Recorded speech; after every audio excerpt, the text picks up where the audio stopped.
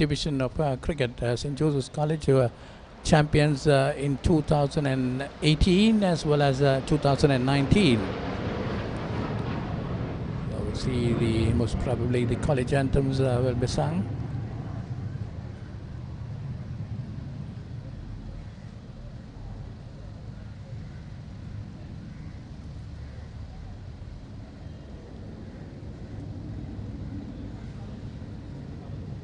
So the umpires for today's game will be Ruan Jaivira and Sumedha Tilakaratna.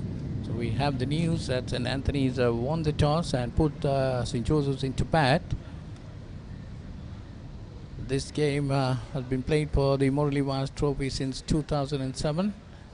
And the last results we had was last year when St. Anthony's under Tikshika Gunasinghe beat St. Joseph's in Kandy. And St. Joseph's last one in 2016 under Sandruan Rodrigo. Yes, Tikshika Gunasinghe's side was tremendous for the Antonians. They've achieved a lot of milestones during their season, winning the Murali Vaas trophy being one of them. Tikshika Gunasinghe, a very good cricketer, and also was a fabulous flyer for the Antonians as well. And most recently managed to get 4As at the A-levels, earning qualification for the university entrance as well. So a complete all-rounder. Gunasinghe, brother of Nimesh Gunasinghe, currently playing for NCC, was a former captain of the Antonian outfit as well, and both of them happen to be nephews of Ruan Kalpage, another celebrated Antonian cricketer who was fabulous for Sri Lanka as well. Yes, that's what I heard. Nephews of Ruan Kalpage. There you see the two umpires, Ruan Jaivira and Sumedha Tilakaratna, walking into the middle.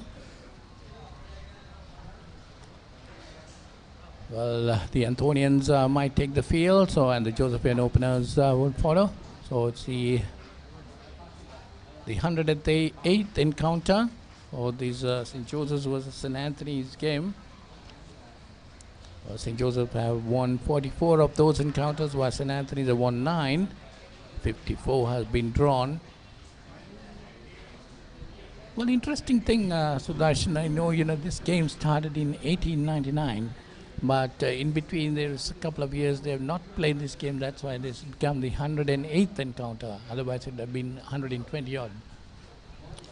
Great history between these two Catholic schools playing against each other, and it's also special, isn't it? Every time, apart from unlike the tournament matches, which hold a lot of importance, when it's a traditional encounter, there is this extra oomph that both these teams will want to put out. So I'm sure both these teams will give it their all, especially some of these players having an eye on that spot, that all important spot in the big match as well. Josephians gearing up for their battle of the Saints against St. Peter's. On the other hand, Antonians will look to try and win back the all-important trophy against Trinity College. They haven't been able to hold it until since Niroshan Dikwal took it to Trinity College. So they will be wanting to make sure that they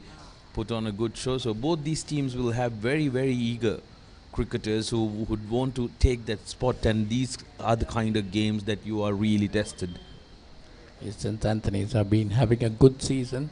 They're not to be outdone by the Josephians. Josephians, of course, lost on first innings to St. Thomas's College, and also they lost to Royal College a couple of weeks ago. So they might be definitely wanting to make amends on those. But they will want to put up, as you heard Johan De Silva, the Josephian skipper, saying they want to put up a score of 300 plus. So the first over definitely is going to be very vital.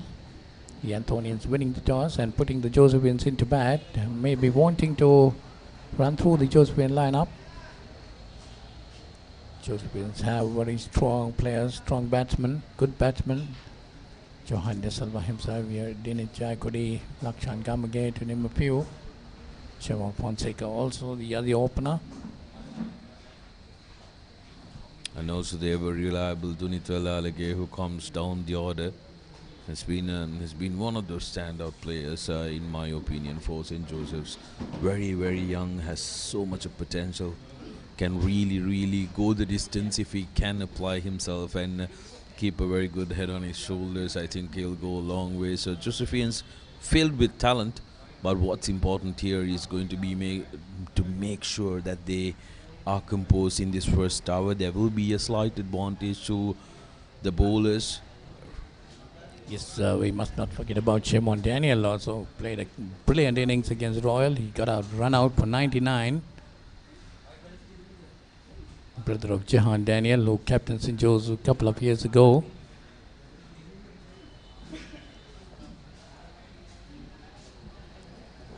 There you see the Antonian fielders and the Josephian batsmen taking the field. Warm welcome to all of you joining us on ThePapare.com and also on thebatsman.com. Brilliant day here in Colombo. And here we are coming to you live, bringing you action of the Murali Vaas trophy. Played between St. Joseph's College Marathon and St. Anthony's Katugasthota. It's one of those games that both these teams will make sure that they give it their all. And we are all set to begin with the Antonians winning the toss and opting to bowl first, putting the Josephians in what looks like a very green wicket. Not something that we are used to in this part of the world, isn't it, Paul? Is looking at very green wickets, but looking at how dry it is, it's expected that this wicket will turn out to be batting friendly, and maybe this grass is left to make sure that it holds well. It's definitely a lot of grass there on the wicket, but definitely, as you said, it's going to be a batting friendly wicket. First tower with the moisture and a little bit of wetness in it. Once that gets dried up, definitely the batsman will have a free day, definitely. So the Josephians will be looking for the first half an hour or so. They'll be playing in for the first half an hour. And then they have some very attacking batsmen, and they'll be looking for that score which their captain wanted to make. See, on the other hand, the Antonians will want to get much as possible number of wickets in the first tower or so. If they can get a couple of wickets, say like 4 to 5 wickets in the first tower, they'll be very happy with their decision of putting the Josephians into bat. Oh, absolutely. De Silva, the skipper, coming out to bat as one of the opening batsmen, Sharan Fonseca. The other man, the left-hander. Johan De Silva will want to make his intention clear. It's one of those things when you're an opening batsman and also the skipper on the side. When you go into bat, you can lead from the front. Literally, you can set the tone of your team. He'd want his team to be very cautious in this opening couple of hours. So it's Sasit Thirudika going to start from the swimming pool end of St. Joseph's College grounds. And he'll be bowling to the Josephian skipper, Johan De Silva. Sharan Fonseca is the non-striker.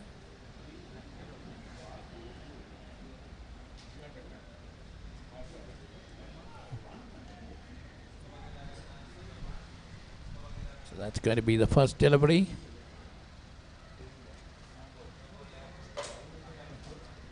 That's not the first legal delivery because a no ball has been called. That's right, Sasit not getting his footing right, overstepping the mark. Umpire clearly showing him where he landed. So not the ideal start for the Antonians. Sasit, a very tall and lanky lad, will want to make sure that he gets his footing right. So De Silva with a run to himself opens up scoring for St. Joseph's College. Gets off the mark immediately.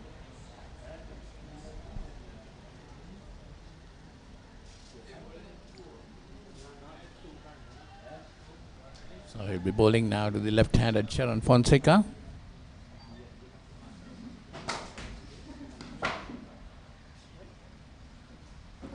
Sharon Fonseca has been among the runs this season, has an average of 40 odd, been batting well. As out of the two openers for the Josephians, Sharon Fonseca has been the most consistent one, if I may say that, because he's been the one who's made sure that one end is kept secured. Fonseca will want his form to continue till the end of the season, leading up to the all-important big match. Definitely, all these players might be wanting to show their capabilities before the Josephian Pete, right? Which is to be played in the second week of March. Not the no ball, so not a single legal delivery ball yet. So that's going to really trouble Sasit. What's going to happen now is he's going to be in two minds when he delivers the next couple of balls. First two deliveries called as no balls. He's not going to be able to. Concentrate on where he lands, but where he keeps his foot. So that's going to be a problem that he's going to contend with. It's definitely Sharon Fonseca.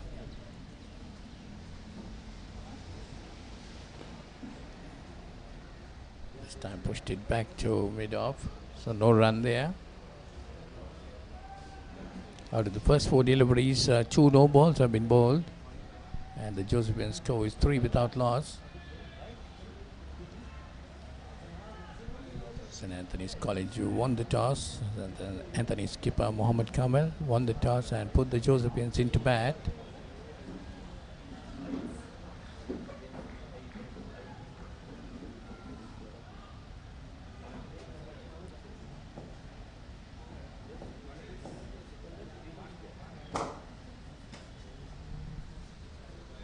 Little bit of a short delivery, a little wayward third, not challenging the batsman at all. Well, Sasit looks like he's definitely having some problem with his run-up. Not happy with that delivery too, discussing with the umpire.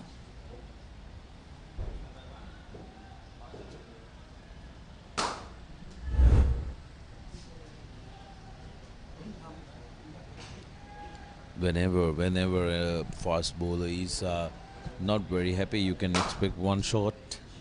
That's how they relieve their frustration, they say. Here's Sasit coming in for the fourth delivery. That's a better delivery, but very well negotiated by Sharon. Really shows the confidence that he has. Saw the ball very well and nudged it onto the leg side. Gets a single, and that is off the mark. The Josephians go 4 without loss.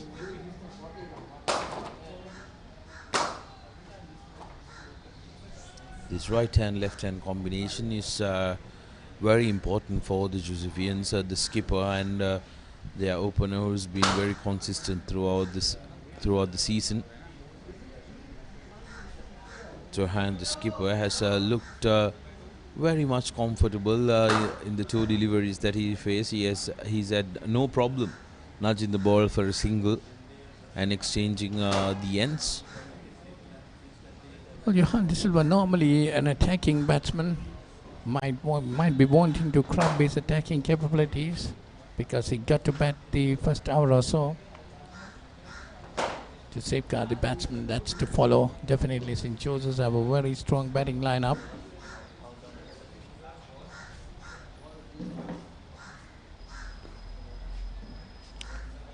There you go. That's the end of the first over, which did seem to go on for a while.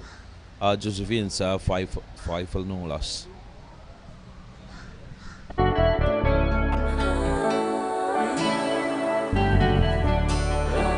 සතුට බෙදන නම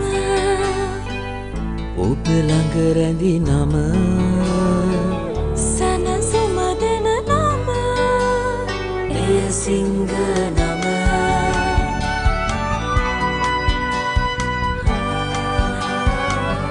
මිහිර මවන නම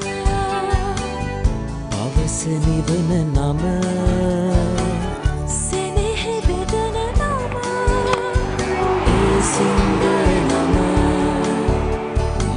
තුළට සතුට සදන සිඟ අද විශිෂ්ට විශ්වාසය. So 5 runs came of the first over, which included 2 no balls. Johan De Silva, the captain, is on 2 and Sharon Fonseca is on 1.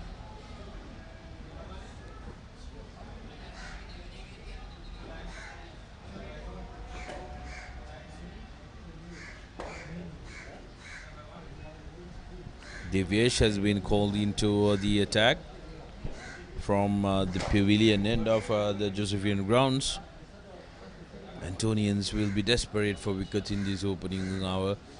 Divyesh Ramaya, left arm fast bowler from St. Anthony's. After 7 matches and 9 innings, he managed 7 wickets. So he'll want to improve that wickets column if he can. Definitely, this is the opportunity for him to do so. Left arm pace, it looks like. Paul, as you've been part of this institution for a long time, and what memories does it bring back being here at college? I know definitely the skyline has changed drastically. It wasn't this when you were here back then. But yeah, I'm sure it must be bringing back really good memories when you come back to your old alma mater. Definitely, of course, it's been really, you get a, you cannot say that, you get a real feeling when you come to St. Joseph's College. Of course, the difference we had, even this pavilion, when we were playing, this pavilion was not there. It was a smaller pavilion. Of course, we have a better pavilion now. And the college itself looks very good.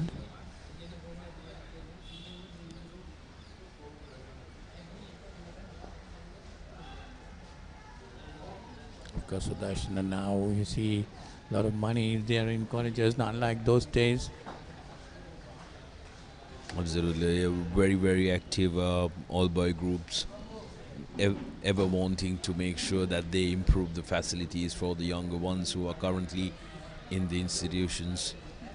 One big addition to the grounds has been the electronic scoreboard that you see, which was erected here, I think, in 2017, about 3 years ago, 2 years ago. There you go. It's been a real value addition, donated by the St. Joseph's College All Boys of Jal and Wattala. It's been a real addition. Wayward delivery, and Paulinus did mention the skipper of the Josephians is of the attacking breed.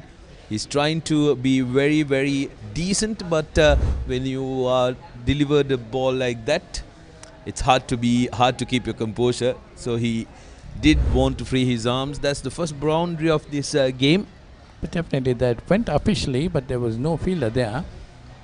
Straight away down to the third man boundary. Well, it's very difficult to keep him quiet. That's the way he plays.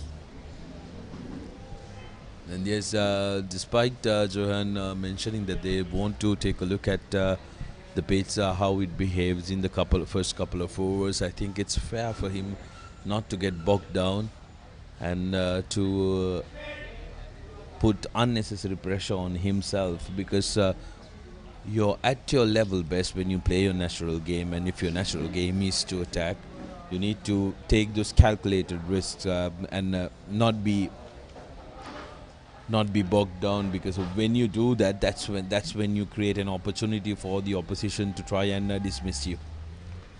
Well, it's almost nearing the completion of the second over, Sudarshan. We have not seen anything extraordinary happening from this wicket.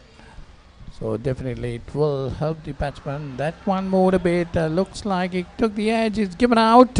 So that's the first wicket to go. That's Johan De Silva being caught behind. He's out for 6.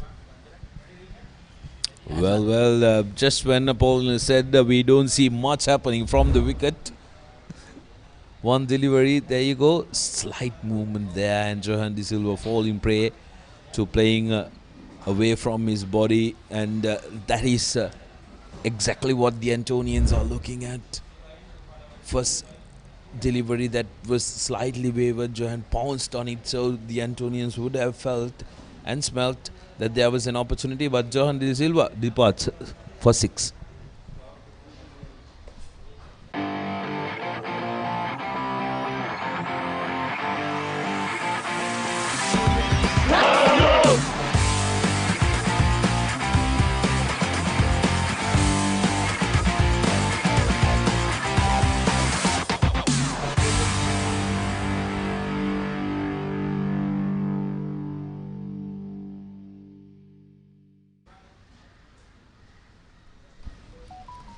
Well, that was the end of the Josephian skipper, Johan De Silva. He was out caught behind. But I thought, Sudarshan, that ball was going away from him, and Johan De Silva just went for it. You see the replay of that. Yeah, just pushing it away from the body. It was a loud and confident appeal by the Antonian wicket keeper. So now we have Shimon Daniel in a batsman to watch. 10 matches, 14 innings, 256. That 99 is high score. That was a brilliant innings. I was watching that game. He batted so brilliantly. And he got that 99 against Royal in some 90 deliveries, if I remember right.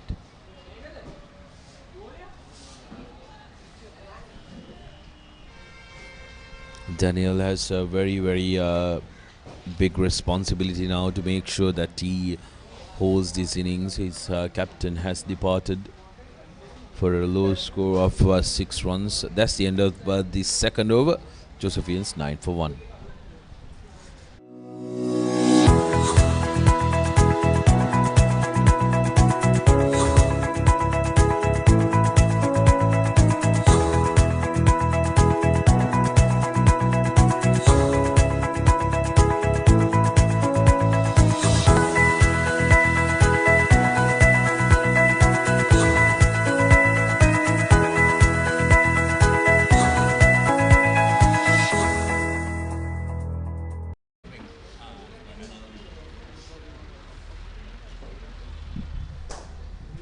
So it's 9 for 1 after 2 overs in Josephs, after be put into bat. Sasset to continue.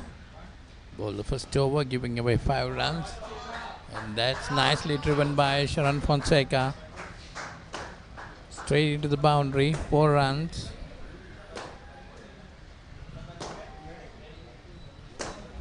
Sharan and Siobhan now partnering up in the middle. And Sharan, beautiful shot that would have really raised his confidence. Managing to get to the pitch at the ball and deliver that stroke eloquently. Photographer, a little busy with her social media work, I see. Sasset did have some trouble in the opening over of the game. Didn't get his footing right, didn't get the measurements right, and have suffered a boundary at the start of the second.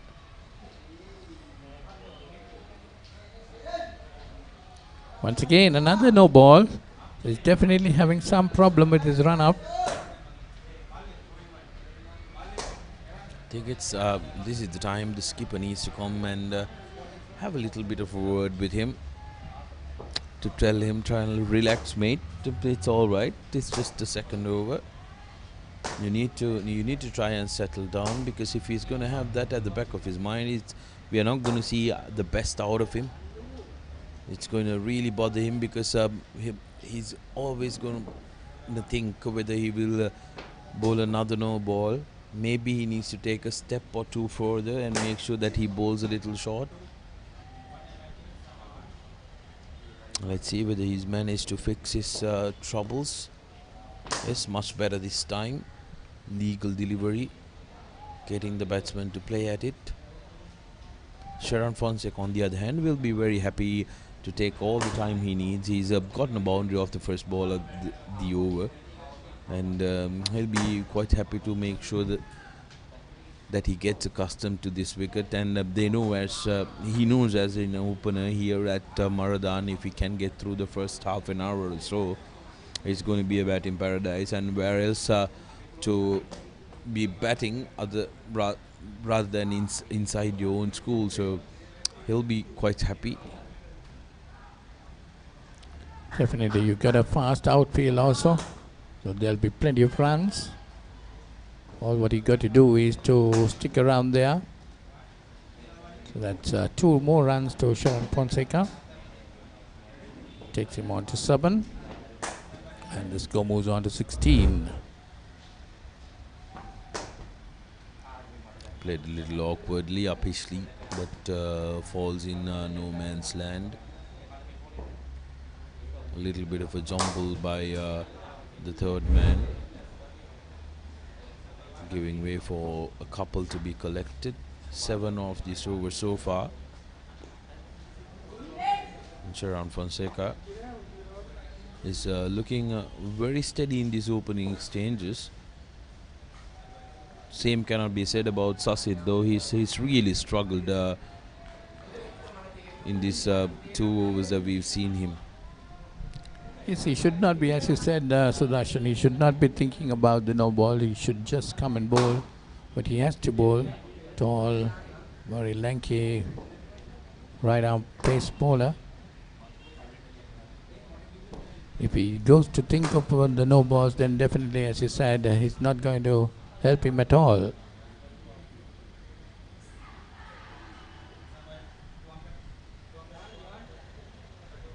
Well, the half-hearted appeal, and the umpire would not have anything to do with it.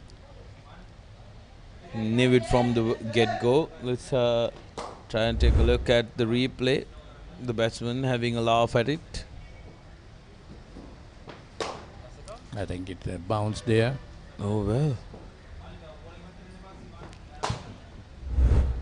But if we can look at the front angle, but unfortunately we cannot. But I thought it was off the bounce.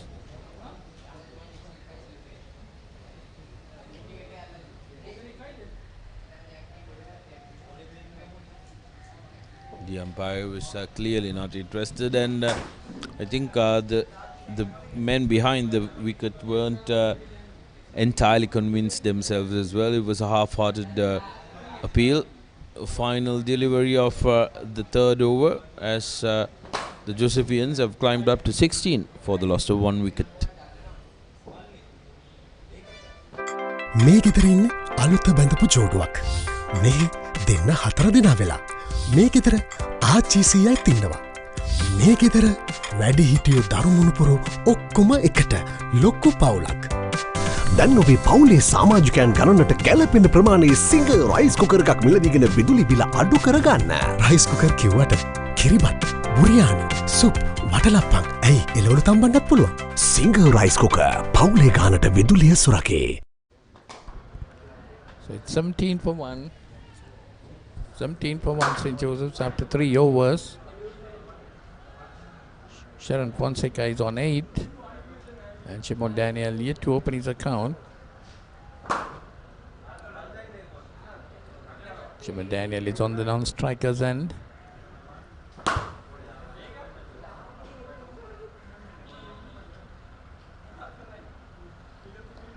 So it's Divesh to continue. That one pushed towards the cover area and gets a single. Divesh has been the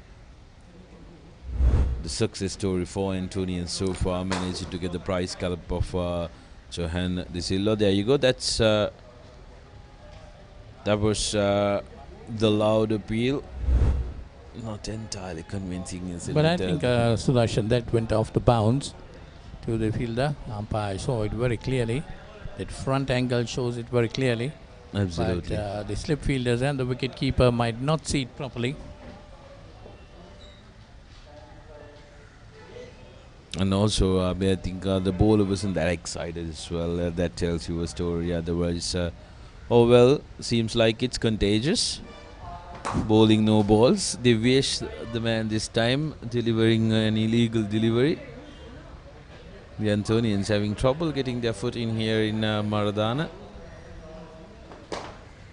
And yes, when you talk about being contagious, I hope everyone's keeping safe, making sure that all the good basic habits are being adhered. That's the advice given by all the health authorities. You need to go back to the basics. Make sure that you keep your hands clean, and there is nothing you need to panic about. That one again down the leg side. Well, these two bowlers should be trying to attack. There you see the replay of that. Trying to make the batsman play at each and every delivery. They must remember they won the toss and put the Josephians into bat. Looking for wickets. If you don't make the batsman play, you'll not be able to get the wickets. Absolutely, and also I think the two bowlers haven't been able to get any purchase of the track as well, despite it being a very, very green track. So what they're going to do, what they will have to do is to make sure that they try and assess the conditions quickly. Oh, that one went through. That one went through the gate. Siobhan Daniel not being able to read that delivery properly. Well, I thought, Sudarshan, the wicket they got also, it was not good bowling, but it was definitely bad batting. You see the last delivery. That one definitely moved a bit, and Siobhan Daniel just flying. He was uncertain with that. Yes, especially with that heavy cover of grass. You can accept some zip to the deliveries which can zip through. Can be uneven paced. That's what caught Siobhan napping that time, but now gets off the mark with a single. Sharon, on the other hand, has looked very solid from the get-go. The strokes that he has employed to make sure that he gets off the mark was terrific. Like you mentioned, Sharon has been one of those players who delivered for the Josephians throughout this season. Yet again with a job at hand. Oh, threatening delivery, good delivery, making the batsman hobble a little. There you see the umpire signalling. It's one shot for the over. That's a good delivery. Making the batsman think, making the batsman want to play, making the batsman a little furious at the fact that he was challenged. Definitely, yes, to put him back. That's a good delivery to push him back a bit. Sharon Fonseca.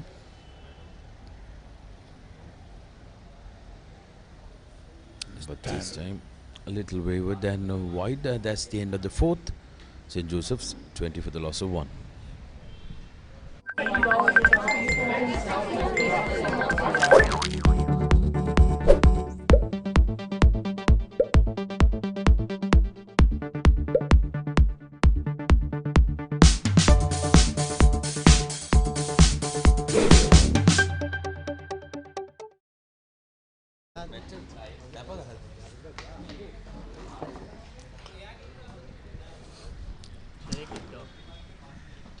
Four was completed. St. Anthony's College, after winning the toss and opting to field first in this 106th Antonian Josephian cricket encounter, which is played in the single under 19 Division 1 tournament. Here's Sasit to continue from the swimming pool end. Loud appeal given. That's the second wicket for St. Anthony's College. Siobhan Daniel, he departs for 1. As I welcome Fasal Majid to the commentary box. Fasal, you seem to be a lucky charm for St. Anthony's College. Ahmed, good morning to you. Nice to catch up with you. Yeah, Sasit very much on target there. The left-hander, plumb in front of the wicket. So, gone LBW. So, Antonians winning the toss this morning, sending the opponents into field, paying dividends. Siobhan Daniel, he departs for just 1. St. Joseph's College 20 for 2.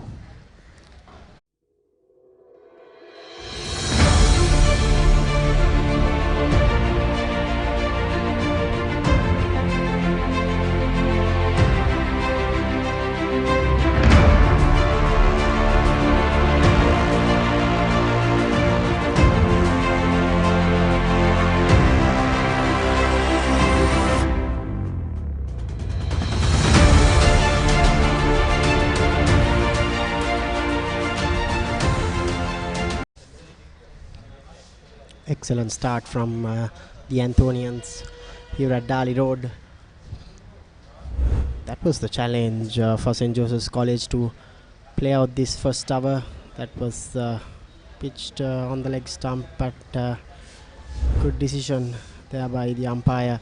The new batsman is Dinesh Jayakodi, one of the key players for St. Joseph's College. Experienced campaigner Jayakodi. So very much an easy decision for the umpire there. Jayakodi played 12 matches, 475 odd runs. Not the runs expected of him. Two of the most run scorers for St. Joseph's College now at the centre. Good start from the Antonians, isn't it? Yeah, absolutely, absolutely. Very much on target, the opening bowlers. They're not wasted the new ball. It's a green top, but not much movement. But they're bowled within their limits, kept the ball up, and 2 wickets in the bag. So Dinesh Jayakodi has a high score. He's got 100 behind him. So the Josephians will be looking forward that he comes good here. Lovely conditions here, Damit. Dali Road, always a beautiful place to play cricket. Indeed, brilliant venue. St. Joseph's College hosting this game. See the nets, they are just to secure the shops outside the Dali Road. If the Josephian batsman can get in and you sort of spend some time, it's a beautiful wicket to bat, even though it's a green top. What you got to understand is the sun coming down very hard, so whatever moisture there on the wicket is going to dry out, so it's going to be fairly easy paced. I had a look at the pitch early on, and what I suggested was that the first over it will be a little bit slower. There won't be much sea movement, but it won't come as much as you expect on from the surface. But as the game progresses, it will be a belter of a surface for batting. Won't have much assistance for the spinners either, with a lot of grass on the surface. Damit, you've been a Josephian. I think you got it right, because from looking from far, I thought this wicket is going to seam. There's going to be a bit of sideways movement, because it's plenty of grass on the wicket. But there's hardly any movement. There's hardly any sideways movement. There's hardly any swing or seam. I just can't understand. Definitely because of the humidity here in Colombo, you won't see much of lateral movement of the surface early on, but yes, these two bowlers have done well so far. Got 2 wickets.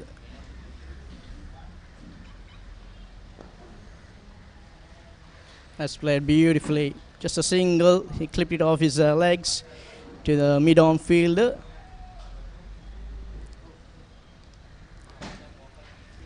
So I'm sure you've played here about 3 decades ago. 4 decades. Exact. That was in 1980. I remember playing. Nothing much has changed as far as St. Joseph's and the grounds, except for the electronic scoreboard. It's always a beautiful place to play cricket. The location is nice and lovely settings.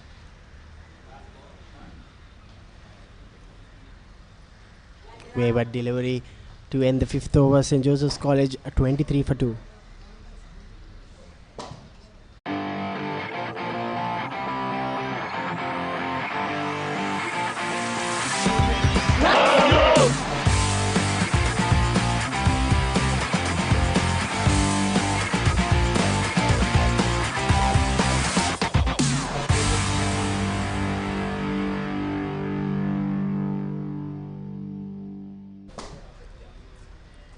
Divyesh will continue from the pavilion, and yes, you were talking about how cricket was played 4 decades ago. St. Joseph's and Anthony's College, they have played consecutively for 106 years so far, which is a brilliant rivalry between these two schools, Katugasthota and St. Joseph's College. It's always a good travel for either of the teams. Some years you travel to Katugasthota, sometimes the team from Kandy have to travel to Colombo. Yeah. Probably for teams like St. Joseph's, St. Peter's, one of these games against St. Anthony's and Trinity, it's a travel. So it's always a good rivalry, these traditional games. Absolutely, because you enjoy those outings, especially to Colombo, playing these big games against St. Joseph's, St. Peter's. And likewise, I think Josephians enjoy traveling up to Kandy and enjoying the Kandy hospitality, I'm sure. And it has been going on for 106 years, and very happy that we are very lucky that Murali and Vaas have come forward. It's a trophy in the Murali Vaas trophy, sponsored by the Fernando family. I think headed by Pradeep Fernando, the left-arm spinner who played along with me. He was my vice captain way back in 1981. Indeed, it's a pleasure having the 1981 Antonian captain here at the com box as well, as we bring you these live pictures from Dali Road, St. Joseph's College and St. Anthony's College. These two teams, they have already topped the table so far. St. Joseph's College in Group A, St. Anthony's College in Group B. St. Anthony's College, after spending a couple of years in the Division 2, this year playing in Division 1. They've been playing some good cricket, both teams. I hope it'll be an exciting game, you know. St. Anthony's College fairly on top at the moment, but a lot of cricket to be played in the next couple of days. So the first hour of first 45 minutes going in favour of St. Anthony's. The bowlers have done a tremendous job. I think they bowled within their limits, kept the ball up to the batsman. They're not really wasted the new ball. So they've done some kind of justice to the Antonian cricket captain's decision to bowl first.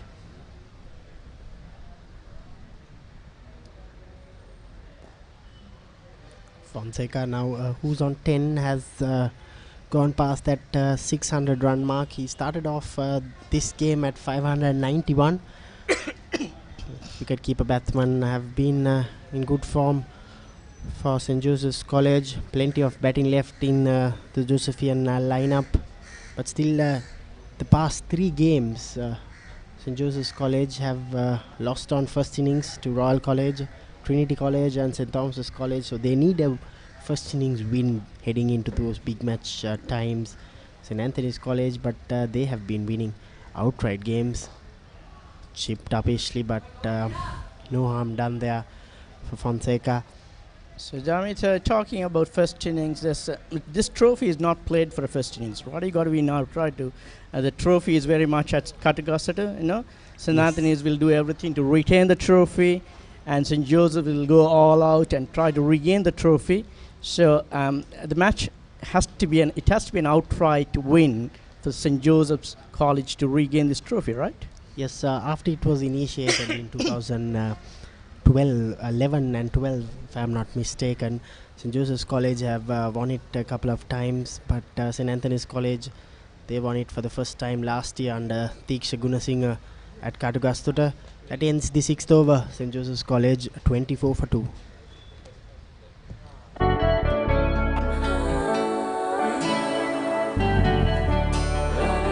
සතුට බෙදන නම ඔබ ළඟ රැඳි නම සැනසුම දෙන නම එය සිංහ නම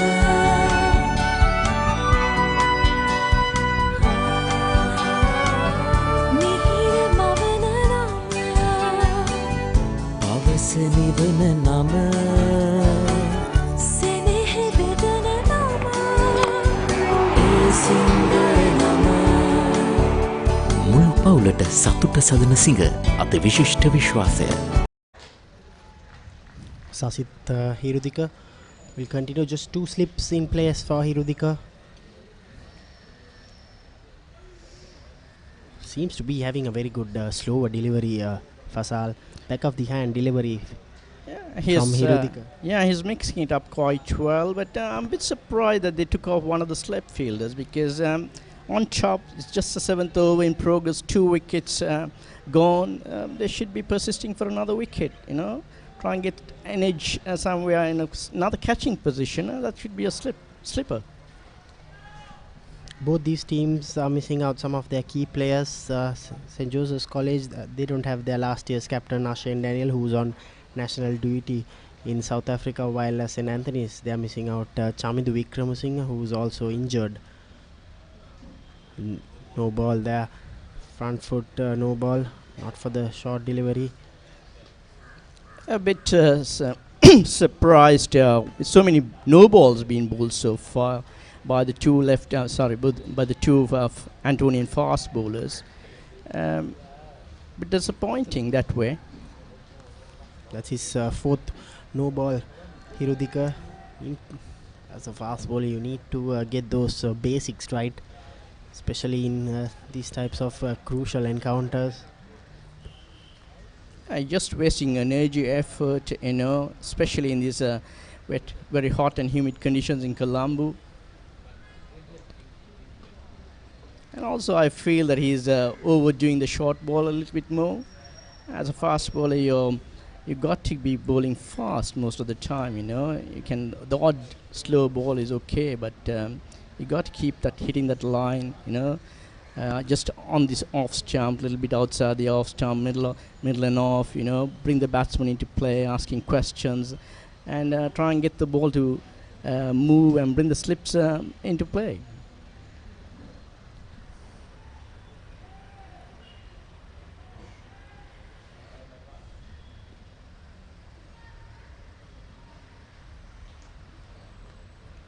This time around he has 3 slips in place, 2 slips and a gully.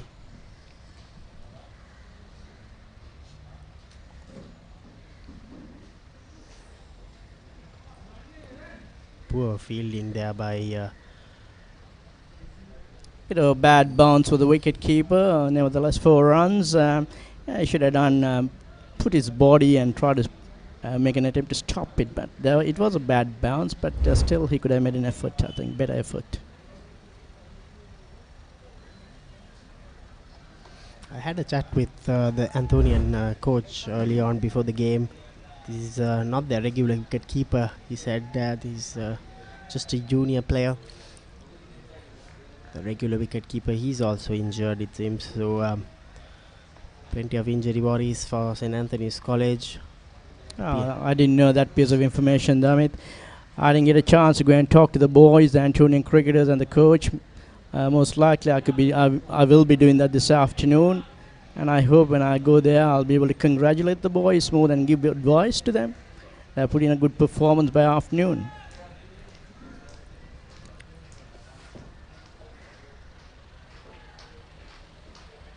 Already 6 runs off this 7th over.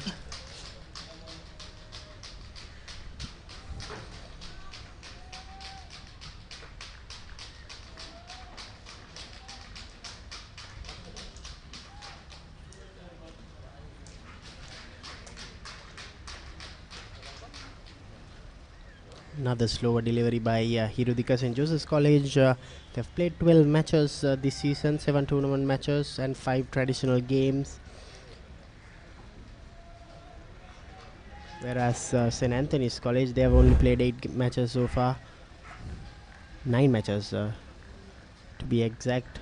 Yeah, 5 tournament and 4 traditional games. I think out of the 9 games, I think they've done fairly well, except for that hiccup against Royal, where they came down to Colombo and lost outright. Very unfortunate. Apart from that, the last couple of encounters against Kingswood and Dharmaraja, they went on to win outright and quite comfortably too. So they must be looking forward to a very good performance here down in Colombo this time around. Another no ball from Hirudika. Needs to adjust his run up here. If not, we don't want to see a dismissal of a no ball from Antonian point of view. So he needs to correct his run up. Sasit Hirudika. If that happens, Jamit, you'll be delighted and I'll be disappointed.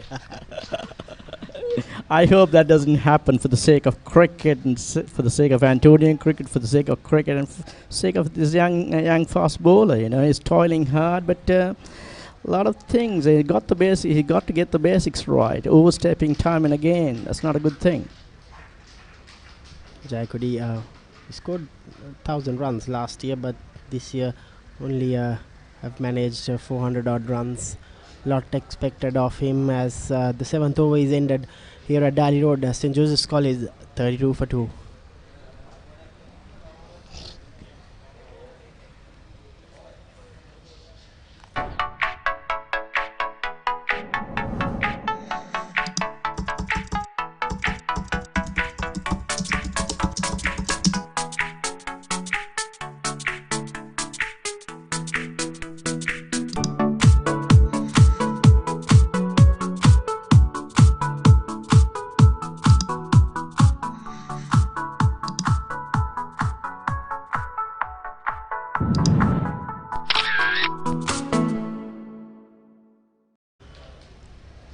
These live pictures are brought to you by ThePapare.com and Batsman.com. This is the Singer Under 19 Division 1 Cricket Tournament 2019-2020. St. Joseph's College hosting St. Anthony's College, which is also being played for the Murali Vaas Challenge Trophy here at Dali Road. A lot of Antonians and Josephians watching this game, as well as Trinitians, I'm sure. With the big And the Pete Wrights too. Pete Wrights, they're playing Royal College at SSC. Loud appeal there. Saw something brushed off, probably the t-shirt, but good decision by umpire Ruan Jayavira. Definitely there was something on it. Don't know what, maybe not the bat. He was quite confident. You got to look at it from a different angle to see what happened there. Big appeal behind the stumps by the wicket keeper and the Antonian slip fielders. But umpire not unmoved on that occasion. The left hand has looked quite comfortable. It looks very confident. The opener still there. Sharon Fonseca, is it? Yes, so signs of a informed player, Fonseca. Chipped doesn't seem to be having the right timing so far.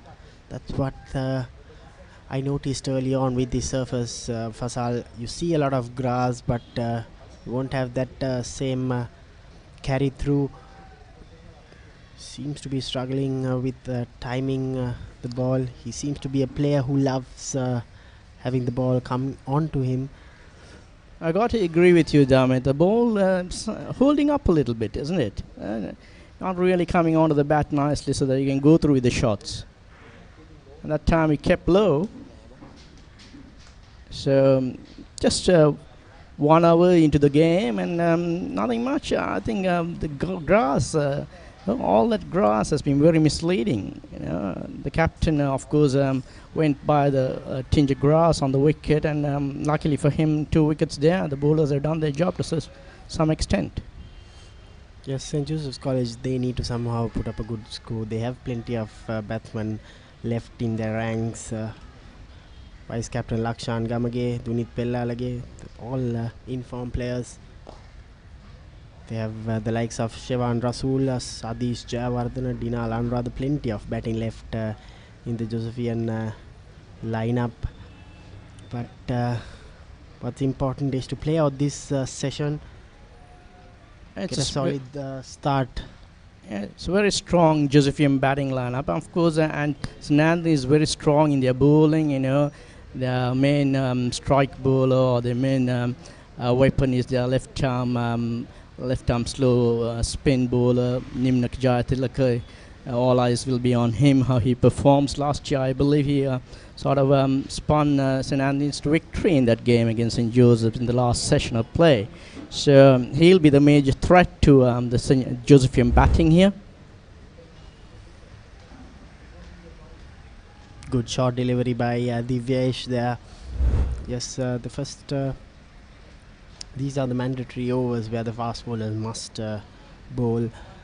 And then definitely the spinners will come into play. Nimnaka Jayatilaka Gihani, but plenty of spin options as well for St. Anthony's College, Katugasthota. In some ways, I think those spin bowlers must have wanted to bowl on the last innings of the game rather than the third innings of the game. That completes the 8th over, a maiden from Divyesh Ramanayaka, St. Joseph's College, 32 for 2.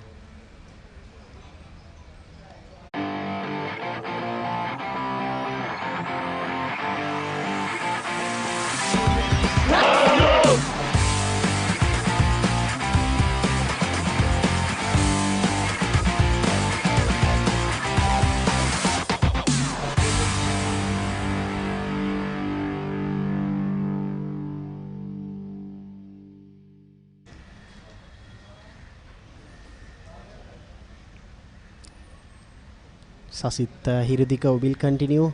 Sasit Hirudika and Divyash Ramaya have been bowling well so far. They have given away runs, 4 runs per over. This is the head-to-head tally. St. Joseph's College, they have won 44 times. St. Anthony's College just 9 times in this head-to-head battle between Josephians and the Antonians. 54 draws. Last win for St. Anthony's College was last year in the captaincy of Teeksha Gunasinghe, while Sandruan Rodrigo, the right-handed batsman, won in under him. St. Joseph's won in 2016. That doesn't look good rating. I mean, is there a 4 missing in front of the 9?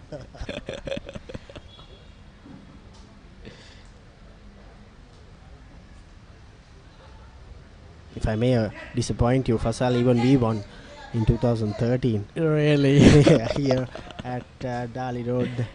I So, think plenty of good memories playing against St. Anthony's College. I think last year St. Anthony's won against St. Joseph's after 29 years or something. You know, there's a long drought, and the boys managed to get that victory, which was good. You know, we all celebrating that in a big way. Even I was living overseas when the victory happened, but we were very happy with what happened that last year.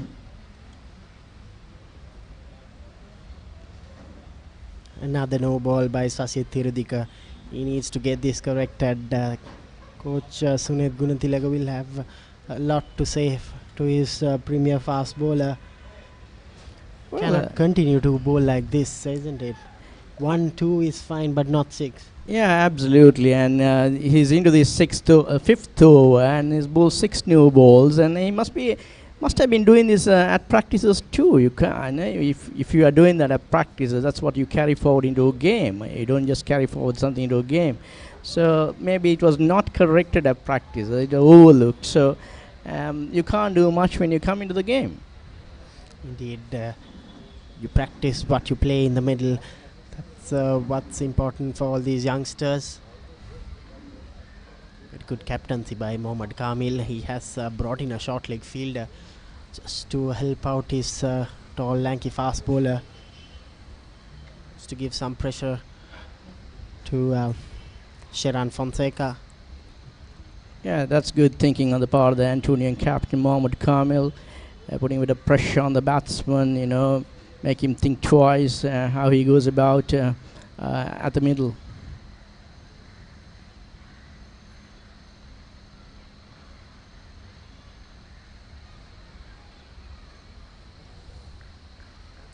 That was a good delivery, leaving the left-hander.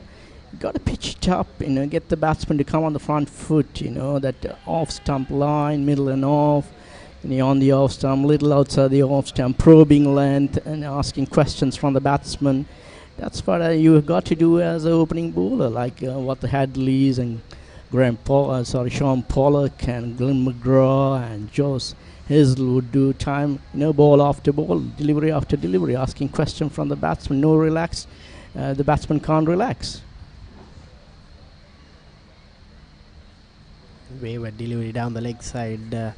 Fasal, if you were the captain at this moment, what would be your message to your fast bowler? Just you have a short leg field as well, but would you have him bowl on that probing length or end line?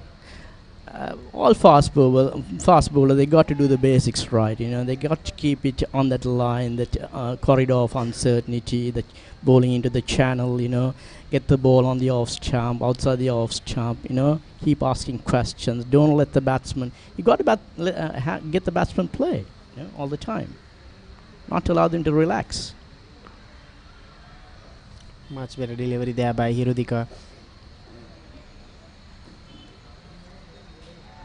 You see, the bounce or the short pitch delivery should be the odd delivery. You know, you can't be bowling on that all the time. You know, your main delivery after delivery should be a good length delivery. If the batsman is good enough to play on the front foot, drive you through the covers, or fine, let him do that. But you, as a bowler, you got to bowl. You got to be on target, and you should be right on the money.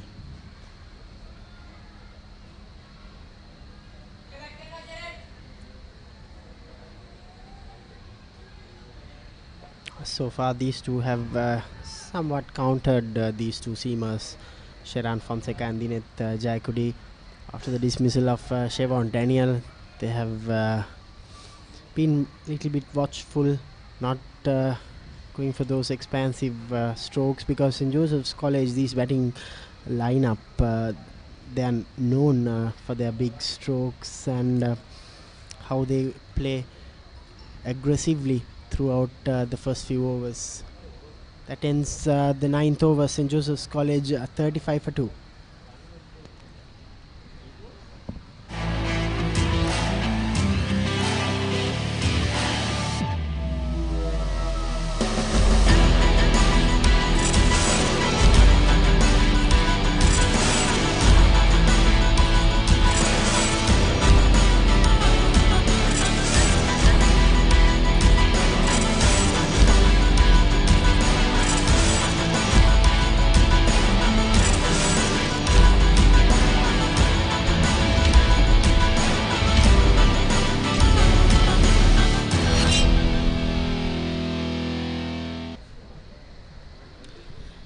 So coming back 9 overs into the game, I think St. Joseph's College are in a bit of trouble here.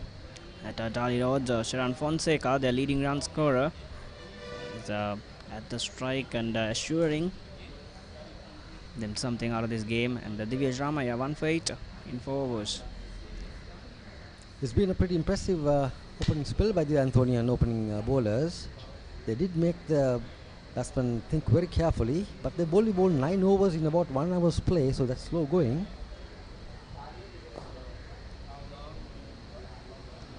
Yes, a pair of fast bowlers in action, and there were a few no balls, and there's the reasons to lengthen the game. But I think they'll slowly get into that over 8 with Nimnaka Jayatilaka coming into the action with Gyani Bhatt. Yes, he has been one of the success stories for St. Anthony's, a young left armer who has been very successful. Right now the Josephians are 35 for 2, Jayakodi on 5 and Fonseca 12. Onto the pads and worked it to mid wicket. Quick single there for Sheran Fonseca. Divyesh Ramaya has not found a extra yard of pace there, but he's been able to keep it in tidy lines. 36 for 2. Fonseca has moved up to 13. He has been one of the successes for St. Joseph this season, and a lot depends on him now because they've lost Johan De Silva and Chevron Daniel quite early in the innings.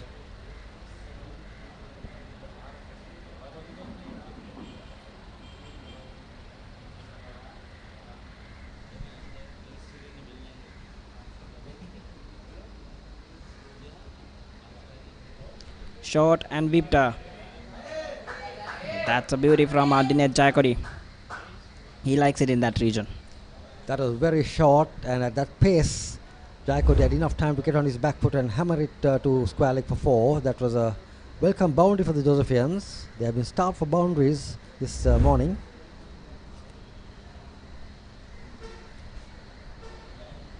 $40 for 2.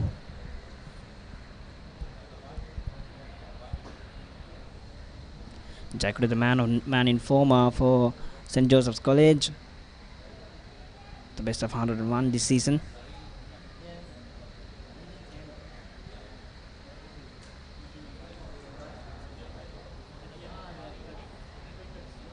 No ball again. It's raining of no ball here at Dali Road. Well, the Antonians have bowled quite a few no balls. Both the opening bowlers have been guilty of that. Maybe just trying a bit too hard. But the umpires have been very alert and calling the no balls quite consistently.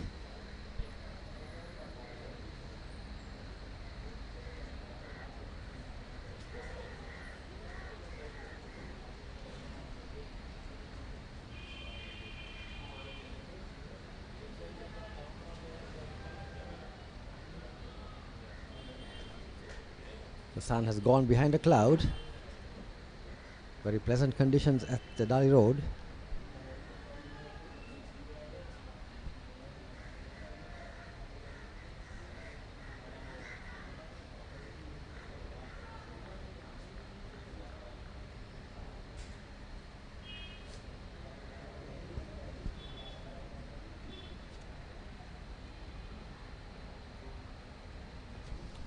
Nice movement there, away from the left-hander, right-hander. I beg your pardon. Coming around the wicket, the left arm seamer, taking it slightly away from Dinesh Jayakodi.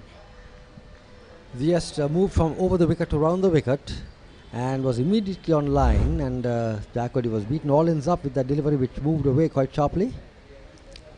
Jayakodi also not really moving to the pitch of the ball, just hang his butt out a bit and very lucky not to get the outside edge.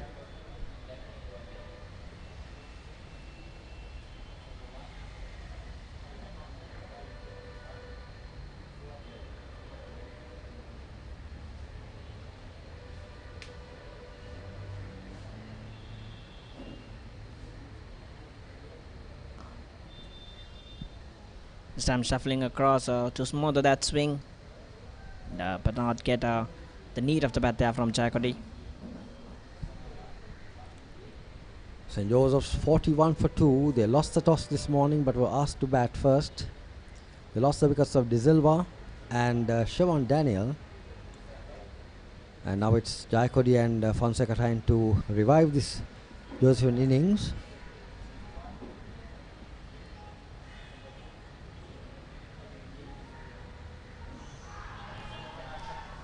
Loud appeal and given Jayakodi has to walk away. He was troubling with that tinge of movement away, but this time finds the nick there. Jayakodi, that ends the end of the 10th over there. There you go, coming over the wicket, trying to smother that swing. Jayakodi walking across, but unfortunately found an outside edge there.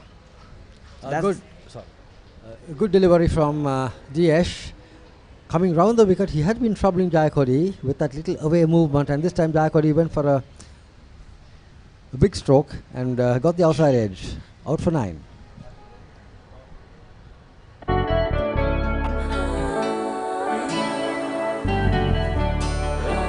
සතුට බෙදන නම ඔබ ළඟ රැඳි නම සැනසුම දෙන නම එය සිංහ නම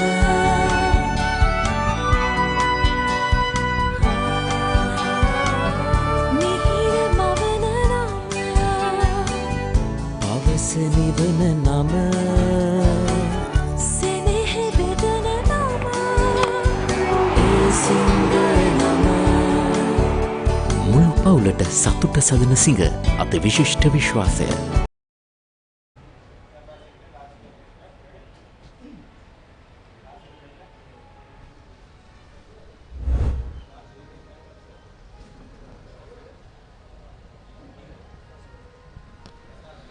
So that's how Dinesh Jayakodi perished, trying to play across the line to get out of that jail there,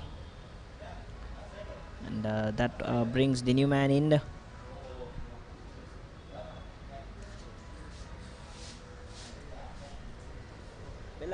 Siobhan Russell is a new man, but he will be at the non-striker's end because that was the end of the over when Jayakodi was caught behind. So I'm afraid will Sharan Fonseca run out of partners.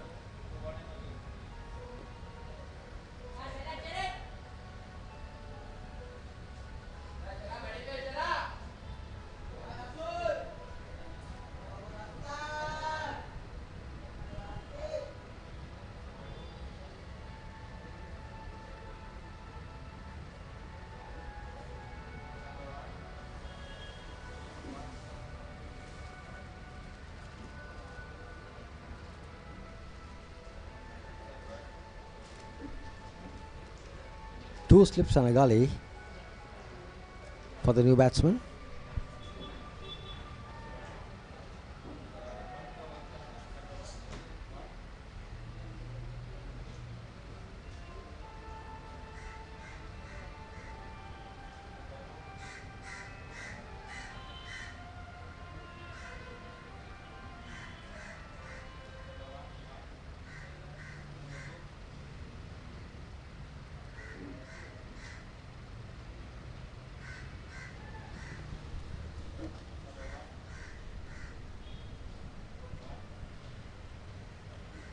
Rash delivery from Sasi Tirudika.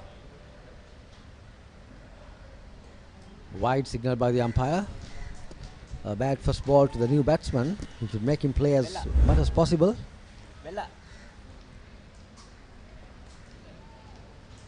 That was way down the leg side, above the head of the batsman, and very correctly called wide by the umpire.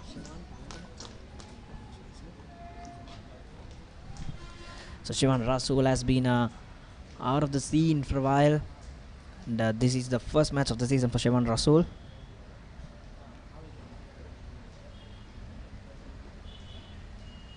And a good start. He's been a consistent performer. He's been a man, a regular man in the team last season, but hasn't been unable to find a spot this year, and this is the first time that he's found one. Yes, he was certainly a very consistent performer last year, but he did suffer, I believe, a small injury which may have curtailed his progress somewhat. Nice to see him back in the side, and he's made his first run, just nudging it to backward point.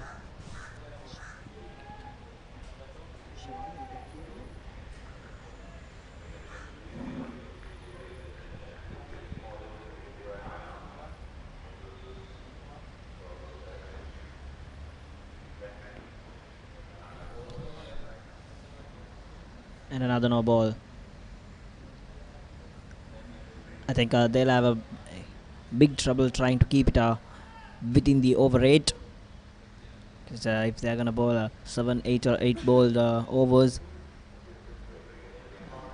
Well, certainly it's going to be a long day because they've only bowled 10 overs in approximately 1 hour and 10 minutes play today.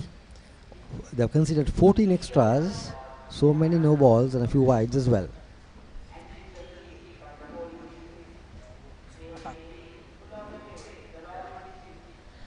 So it's the 8th no ball of the innings.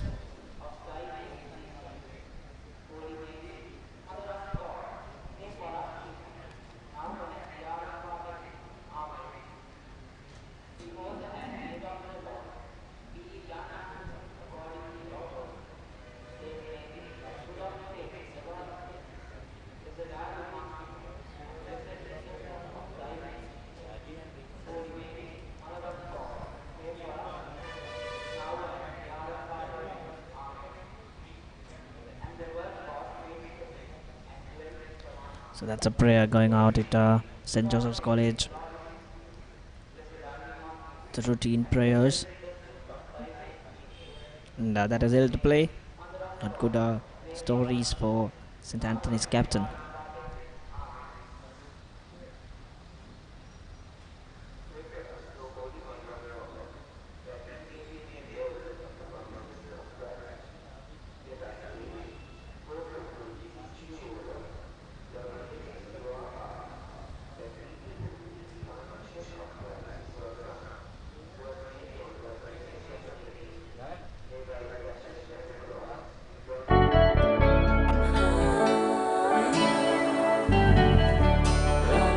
සතුට බෙදන නම ඔබ ළඟ රැඳි නම සැනසුම දෙන නම එය සිංහ නම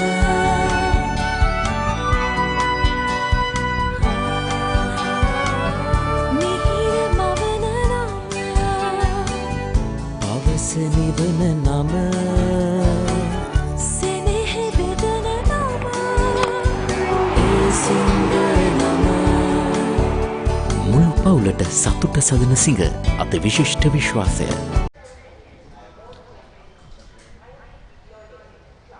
So we come back again. Sasi Tirudika straying down leg stump.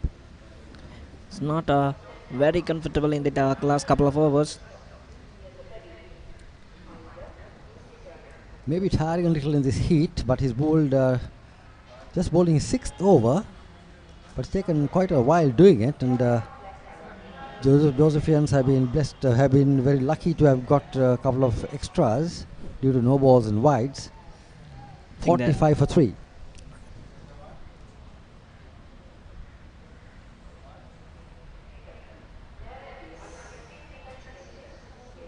Again down leg stump. And something that they missed out on is that first tower. We saw the ball zipping past the batter in that first tower. It troubled Josephian openers, brought in 3 wickets, they have not used it very well, I should say, because these no balls and using up a lot of time. It's about the time when you start a long format game. Yes, certainly the Antonian opening bowlers have wasted quite a few deliveries with bowling well outside the stumps, not making the batsman play.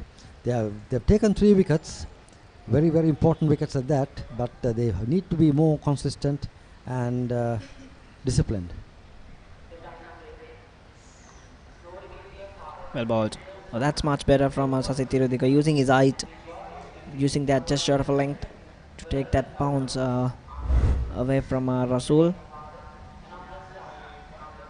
They got tinge of movement and a lot of bounce there. And as we were speaking of that first hour, he's been crucial, and they should not forget that this wicket will settle down very soon. And once it's settled down, it's a belter to bat on. So the game is not over yet for St. Joseph's College. They've got a lot of batting to come.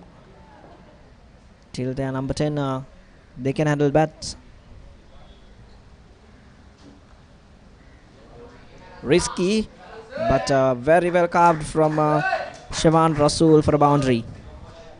Just a slip and a gully, so there were a lot of gaps out there, and Rasool just nudged that ball down to the third man fence for a very useful boundary for St. Joseph's. Very risky, I should say. He was cramping for room, 2 slips in place, but well executed at the end. The Josephian 50 has just come up on board, 51 for 3. Not a very happy scorecard for the Josephian coach there. 6 for the star opener, the skipper, Chandy Silva. Then Siobhan Daniel, the man in form, departed with just 1 run, and Dinesh Jayakodi for 9. 16 extras in 10.5 overs.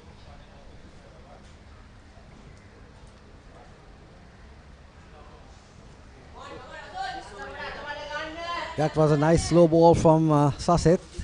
He just held it back, and Rasool was certainly deceived by that change in pace. Reached out for it, but very lucky, didn't get the outside edge. The ball didn't really carry to the wicket keeper either, but that was a good delivery. 51 for 3 after 11.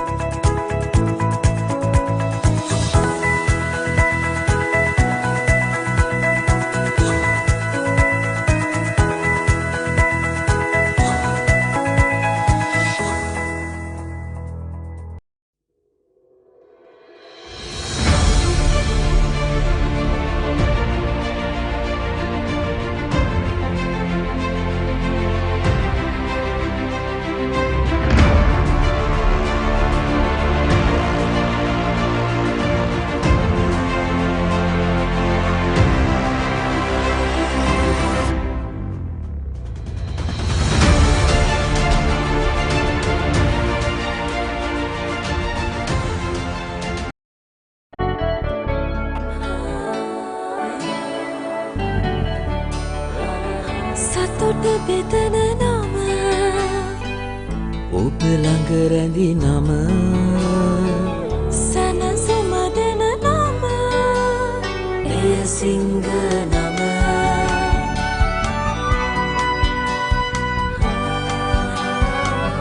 මිහිර මවන නම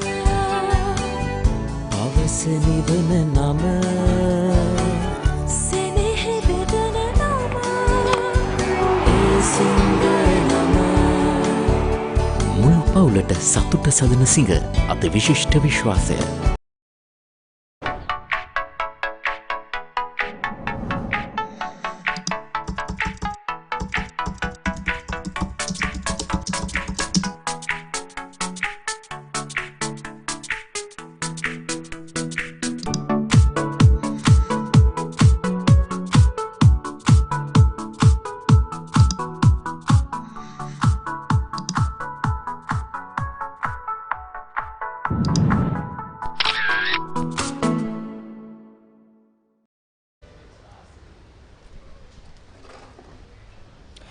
Well, that is the wagon wheel of St. Joseph's College so far, and something surprising about it is that no runs has come straight down the ground. 10.5 overs. It should be 11 overs, just a technical glitch there. Well, the innings has gone on for quite some time, and it's only 11 overs bowled so far, so the run rate quite decent at 4 plus. But helped a lot by the no balls and the wides. 16 extras is a little bit too much in in the 11th over.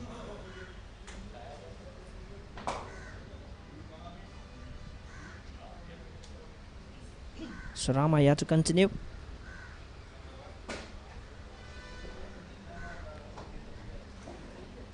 He's been pretty tidy today. The major record for St. Anthony's College.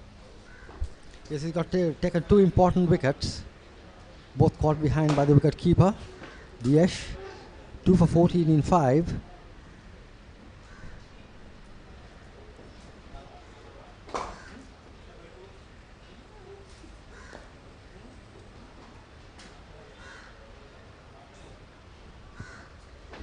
Straight and in line with the stumps there.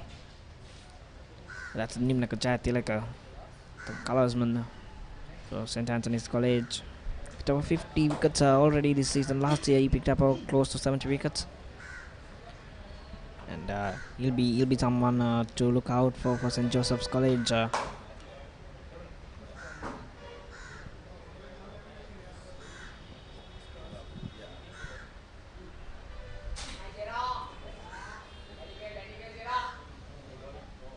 A short delivery swung down to the fine leg towards the fine leg field for a single by Fonseca. He's 15 now.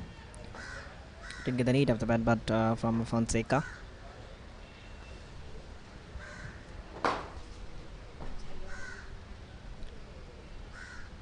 Diyesh is not a particularly pacey bowler, but he does keep a good line and length usually. He has a nice easy run up into the action, into the bowling crease. Iham doesn't wave a lot. There you go. Ryan runs in easy, steady. It's like one of those names the trophy is played for. The Murali Vaas trophy? Exactly, and I just mentioned that he looks a little bit like one of those names. Right, okay. Yes, Tommy the Vaas was also a very, very good left-arm fast bowler for both St. Joseph's and Sri Lanka, of course. The best in the business. Absolutely. And Murali was by far the best in the business with his off-spin. So I think the two schools can be very proud. Yeah, the best in the business all around the world, Murali. 800 wickets will never be touched.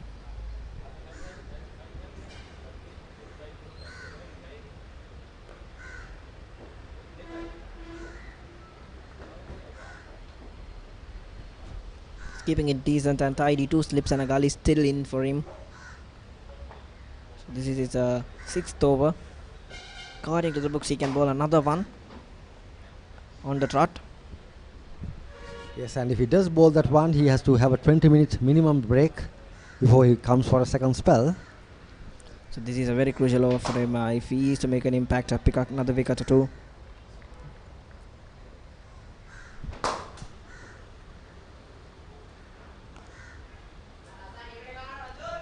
The wicket is quite grassy, bit of green on it certainly, but the ball has not been zipping off as much as I thought it would. Yeah, the ground beneath is very, very slow. So just to cover it up, that grass is left on top, but I think it'll get better and better for batting.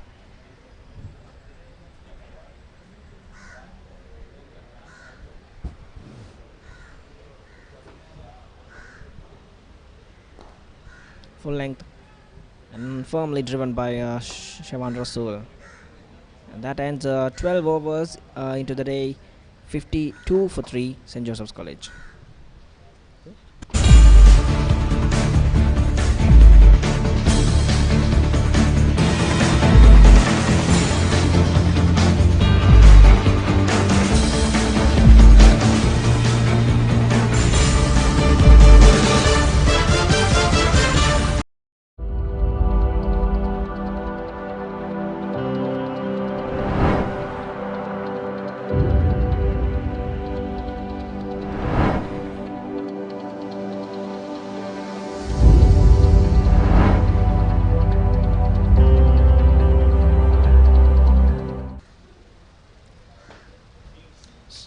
we had 80 minutes of play and just 12 overs bowled. St. Joseph 62 on the board for 3 wickets. This partnership just building up. Good morning, Sudarshan. Very good morning to you, Faisal, and very good morning to all our viewers joining us on thebatman.com and ThePapare.com for this tremendous traditional encounter, Murali Vaas Trophy. Both these schools having produced definitely Sri Lanka's best bowling pair we've ever come to witness. Chaminda Vaas and Murali. Spot on there, Sudarshan, absolutely. So first change of the morning coming, change in the bowling. There is Tharindu will be bowling from the swimming pool end to the left-handed Fonseca. Very interesting by the Antonian skipper, bringing on the spinner as soon as he's able to, he's permitted to rather. Starting to coming in, the two fast bowlers, despite managing to get 3 wickets, have really struggled for form, especially with their footing, to be very nice about it. Yeah, really, absolutely. I mean, overstepping time and again, that's not the done thing for a fast bowler to do, and especially in conditions that's suiting a fast bowler. And first session of the play and first session of the game. Very disappointing, the Antonian fast bowlers in that manner, but they managed to get 3 wickets, which is very good. Josephians, on the other hand, on a rebuilding mission. Sharan Fonseca, the opener, who's been there for 48 deliveries. He's been one of the. He's going to be the key for this innings for the Josephians. St. Joseph's have a very good batting lineup, and Sharan Fonseca has been leading from the front, averaging over 40 this season.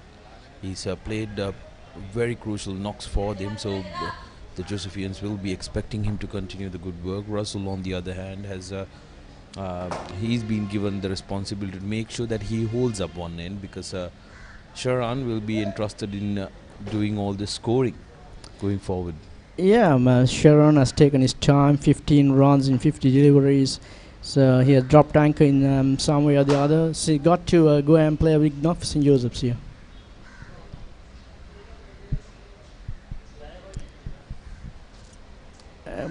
Bit disappointing, right, Sudarshan, with the over rate. You know, just 12, 13 overs, almost 90 minutes of play gone.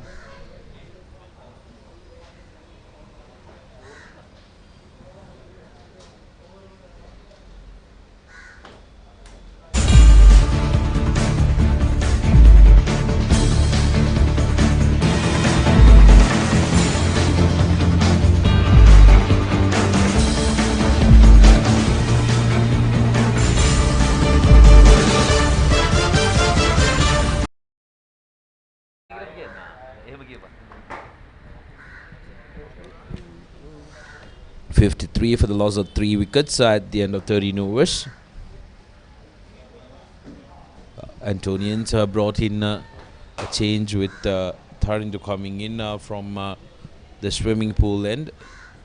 Divyesh to continue from the pavilion end. He's gotten 2 wickets. Has been the most successful of the bowlers for St. Joseph's. So the left-arm fast bowler continuing from the pavilion end has claimed 2 wickets.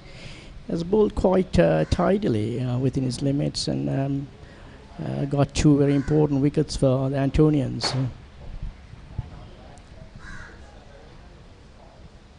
Antonians would be quite happy at the returns they've gotten, putting the Josephians into bed, because you know this Josephian lineup is a very, very solid batting lineup. They managed to get in, getting 3 wickets, but they can't rest though. They need to make sure that they can get as many wickets as they can before they go into the lunch break, because these Josephian batting lineup, they bat deep, they bat very deep, and they can very quickly shift gears. That's the most devastating part about this Josephian batting lineup. They can switch gears and really screw aggressively, and I'm sure they will be determined to go to that 300 mark. Well, the Antonians can be very happy with their performance this morning. 54 runs on the board, 3 wickets gone. They've been doing their job quite well, and left to be seen. Beautifully bowled that time. Leaving the right-hander. No ball call once again. Very disappointing. Front foot no ball yet again. It's been a problem for both Divyesh and Sasit. Struggling with the front foot. See, I don't know what kind of strategy St. Joseph's have got, because if they want to retain the Murali Vaas trophy, they got to win outright, and that means they got to put at least 300 runs on the board by tea time, or at least 45 minutes after tea, and send the Antonians into bat and sort of make some inroads into their batting the last hour of claim over 4 to 5 wickets. That should be the strategy if they want to win this game, at least win the trophy back. That's right. That's going to be that will have to be the blueprint for the Josephians. By the looks of it, Antonians are not going to let them walk to it, despite being away from home. They currently hold the Murali Vaas trophy, and I'm sure they put a big price on that trophy, wanting to make sure that it travels back to the cool climes of Kandy. Absolutely, Sudarshan. They brought it to Colombo this morning, I'm sure. Last evening or this morning they brought it. But they will want to take it back, and they'll do everything within them, within their limits to try and make sure that it stays in Kandy. They will make the Josephians to work hard to win the trophy back. And so far, Antonians can be very happy with their performance. 56 runs on the board, 3 wickets gone. I know a couple of people who won't be very delighted with how well these Antonians are performing. I myself one, given the fact that next month Trinity will be playing against them at the big match. And last season really did see Antonians really putting their hand up under the leadership of Diksha Gunasinghe. But that's a terrific stroke by Sharan. He's really coming on to his own. Took all the time he need playing that shot. He's been there for 54 deliveries, and he's clearly showing the confidence and how accustomed he is to this surface. Yeah, just played beautifully. It was on his legs. He opened up beautifully on the onside. Played it between mid wicket and mid on, bisecting two all the way into the fence. A very fast outfield here. So if it beats the field, it's going to race to the boundary. And that was a lovely shot. He did not try to hit it hard. That was the key there. He held his shape and played a good shot for 4 runs.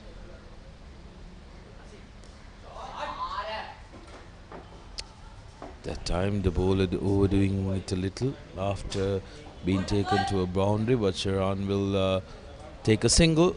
That's the end of the 14th over. Josephians 61 for 3.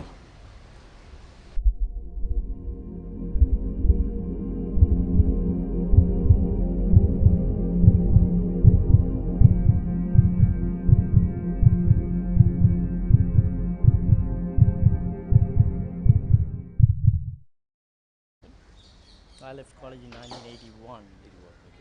My brother is an Antonian. Yeah. My name is Fazal Majid. I captain Antonian cricket team.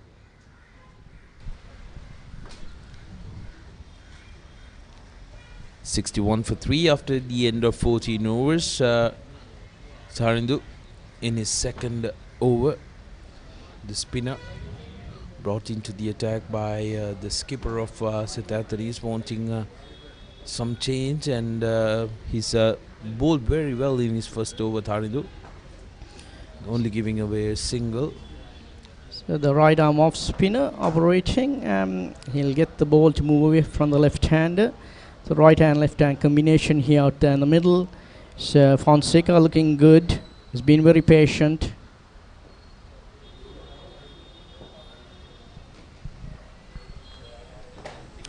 Talking about the Antonian cricket, Fazal, back in the day while I was still in school, Antonians used to be the leaders and also the flag bearers when it comes to cricket in Kandy. but they did experience a little slip. Oh, a chance, an appeal and a chance, but the close-in fielder not being able to collect it. I think there was no bat involved as well. Yeah, possible there was no bat involved. That was in the air, lobbed up, the close-in fielder diving forward but not able to hold on to it. So it's coming back to what I was talking about. Antonians did have a little bit of a slip in the past couple of years, dwelling in the second division. But last season, they really put their hands up, isn't it? Under the captaincy of Katugasthota, who was tremendous in leading that side, managed to get the first innings victory against the Trinidadians after a couple of years in the big match as well, and also leading from the front. So back again. Antonians are in the top flight and looking good. Yeah, it's good to see the college back in first Division 1. Katugasthota, of course, did a superb job with his side last year. He led from the front, scored mountain of runs. We'll come back to that. That's the end of the 15th over, 61 for 3.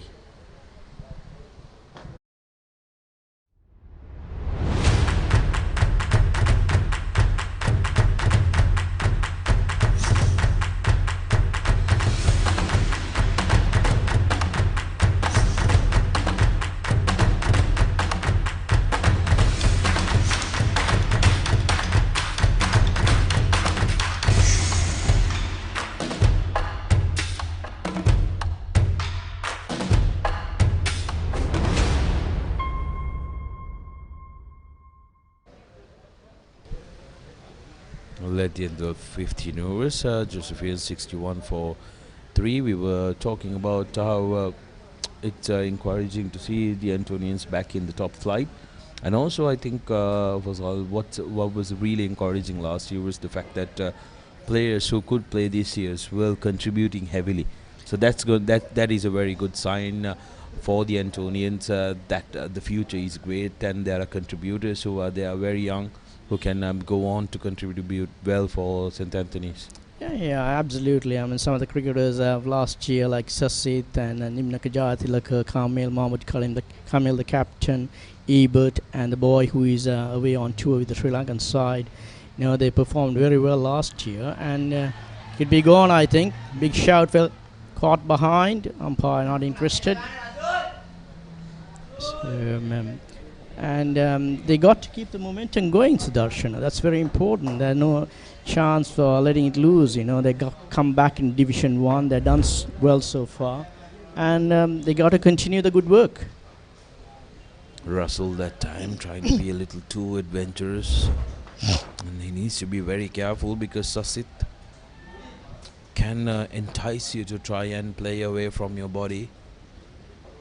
So it looks like Sasit has changed ends. He was operating from the swimming pool end, and now he's come back from the pavilion end. So that's not a bad ploy by the Snandi's captain. Sasit replacing the Vesh from this end. I'm sure the skipper will want to keep hold to Tharindu from the other end because he's doing a very good job at containing. But that's again a beautiful stroke by Russell. Took his time, read the delivery very well and pounced on it.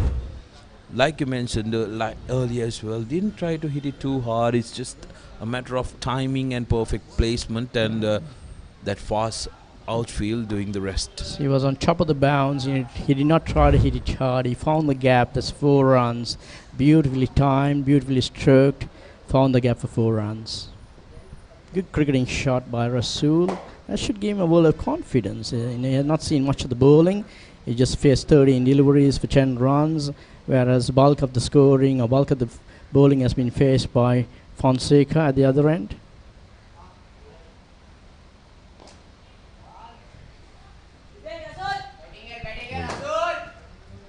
Being encouraged by his teammates who are sharing the pavilion with us, Russell sends 1 for 4, the next one he defends.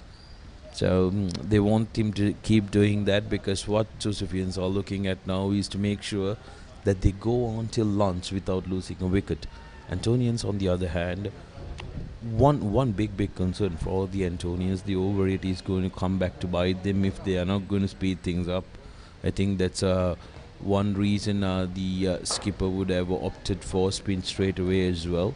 Yeah. Because of the front foot no balls that they had, they've taken a little too longer than they expected, so they will want to speed things up a little.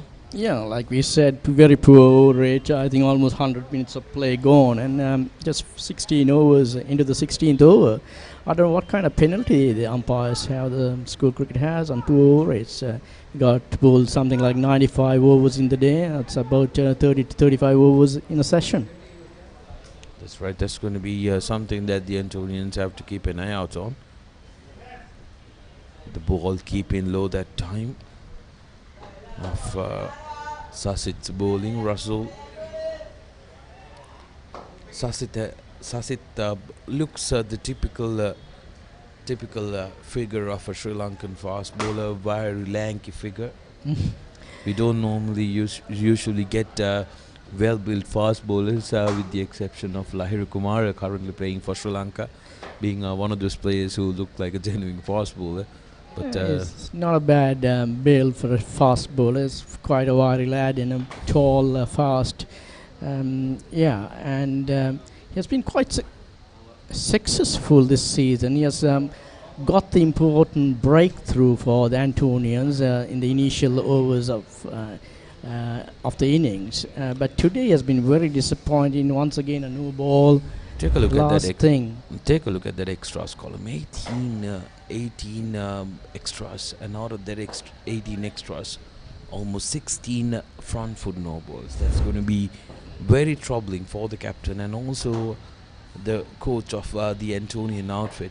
It's not exactly what you want to see your team doing, isn't it? Because 18 extras out of 66 runs that the Josephians have scored, that's a lot of pressure relieved from the Maradana lads. Yes, Darshan, but I think Sasit must have been doing this sort of thing at practices. That's the end of the 16th. St. Joseph 67 for 3.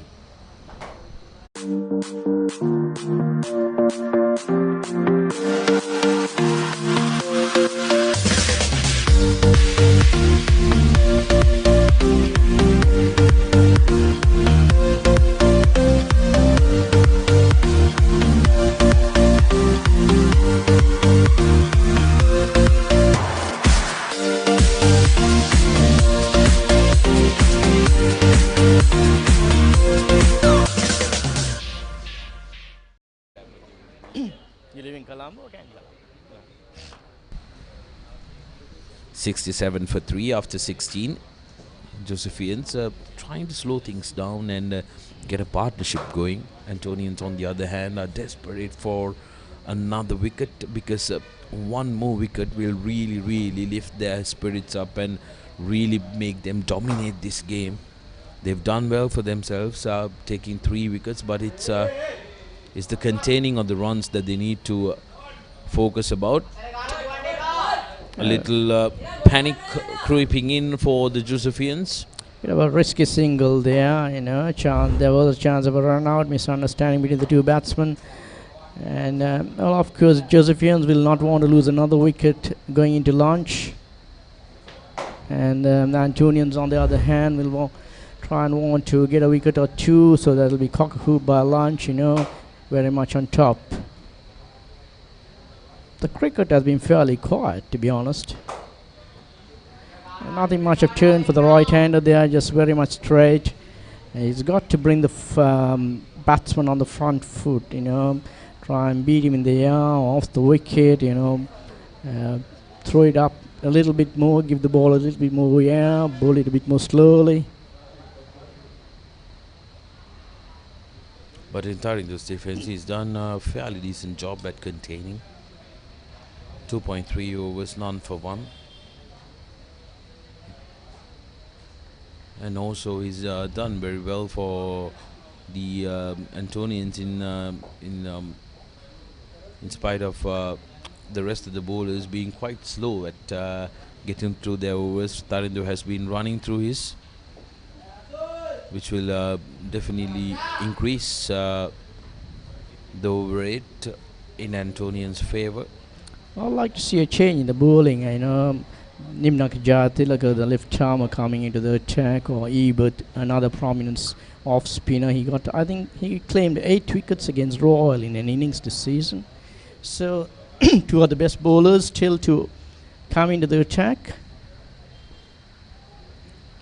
Yes, Nimnika was one of those headaches for many opponents last season and this season as well. One of the players who can really turn the game on its head and is quite decent with his bat as well. So 17 gone, 68 for 3, St. Joseph's.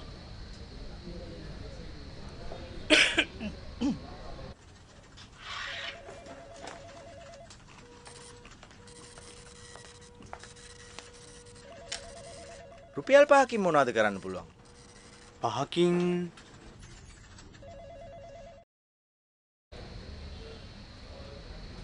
So back to the cricket, St. Joseph 68 for 3, and just another half an hour of play left for lunch.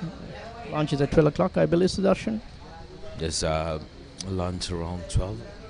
And Nimna Kajatilaka brought in, seems like our commentary is being heard in the grounds. Yeah, very much, Sudarshan. Happy to see that. Maybe I put the captain's hat on a little bit. And they heard me, and Nimnaka is going to operate. I'm very much looking forward to this boy bowling, and I've seen much. He has been among the wickets last season, more than 100 wickets, I think. Season before that, about 90 wickets. This season, he has been doing a tremendous job, very much in the wickets column. So let's see what does he bowl. How come he's so effective? I hope he'll do a good job this afternoon.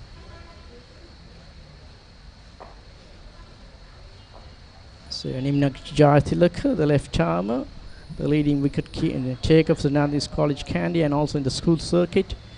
He is going to bowl his first over at Dali Road this morning. Just half an hour to go for lunch. And all eyes on him. Well, it'll be only right if a spinner can win it for the Antonians, this Murali Vaas trophy.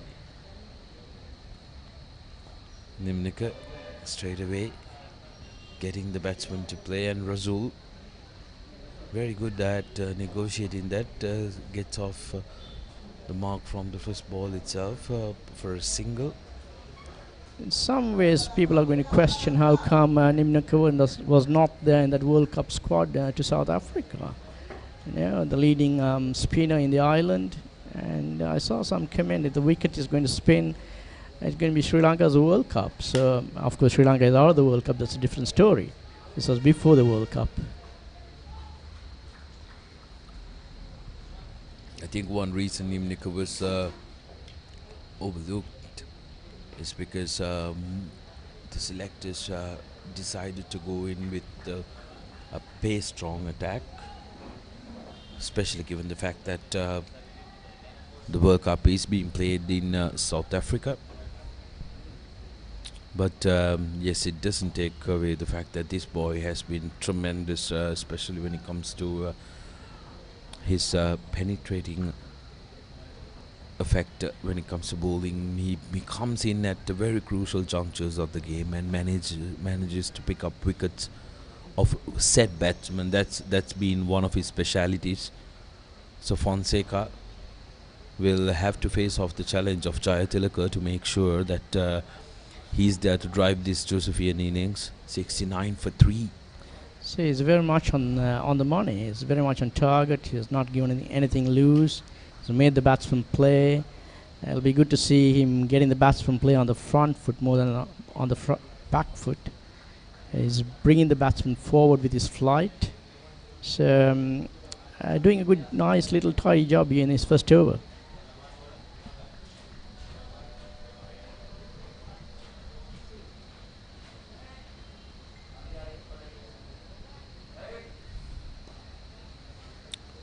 End of Nimnika's first over, which went for 1. Under the 18, St. Joseph 69 for 3. මේ ගෙදර ඉන්න අලුත බැඳපු ජෝඩුවක්. මේ දෙන්න 4 දෙනා වෙලා මේ ගෙදර ආච්චීසීයයි තින්නවා. මේ ගෙදර වැඩි හිටියෝ දරුමුණුපුරු ඔක්කොම එකට ලොක්කු පවුලක්. දැන් ඔබේ පවුලේ සමාජිකයන් ගණනට ගැලපෙන ප්‍රමාණයේ සිංහ රයිස් කුකර් එකක් මිලදීගෙන විදුලි බිල අඩු කරගන්න. රයිස් කුකර් කිව්වට කිරිබත්, බුරියානි, සුප්, වටලප්පන් ඇයි එළවලු තම්බන්නත් පුළුවන්. සිංහ රයිස් කුකර් පවුලේ ගානට විදුලිය සුරකේ. So back to the cricket. St. Joseph 69 for 3, 18 overs gone. Very slow over rate by the Antonians. Sharon Fonseca, the left-hand opener, batting on 21. Has faced something like 68 deliveries. He has been taking most of the strike and keeping in company is Rasul on 13. These two building a small partnership here. Antonians, of course, will be happy with their performance this morning. And Josephians would want to continue until lunch without losing any more wickets. Quiet proceedings here at Darley Road. Not much exciting cricket, quiet, but very intense cricket here by the two sides. I've been quite impressed with how Rasul has played today. He's understood the situation when he went down. Oh! He's gone, stumped there by the wicket keeper, rushing, coming down the wicket, rush of blood. The ball just not turning, going straight with the arm. Wicket keeper taking off the bails in a flash, and umpire had no hesitation in giving. Yeah. Oh well, commentators curse. I really do apologize to Rasul. I just told that I was impressed by how he was playing. To rush down the wicket, very unlikely of him because he played a very contained innings. But he departs for 13. So Antonian.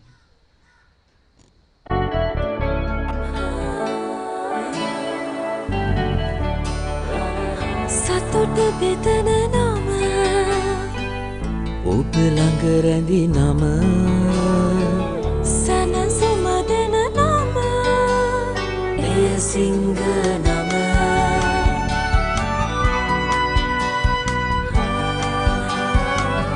මිහිර මවන නම අවස නිවන නම සෙනෙහ බෙදන නම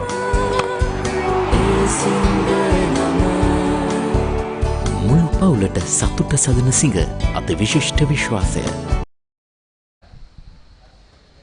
The new man in, Dunit Velalage.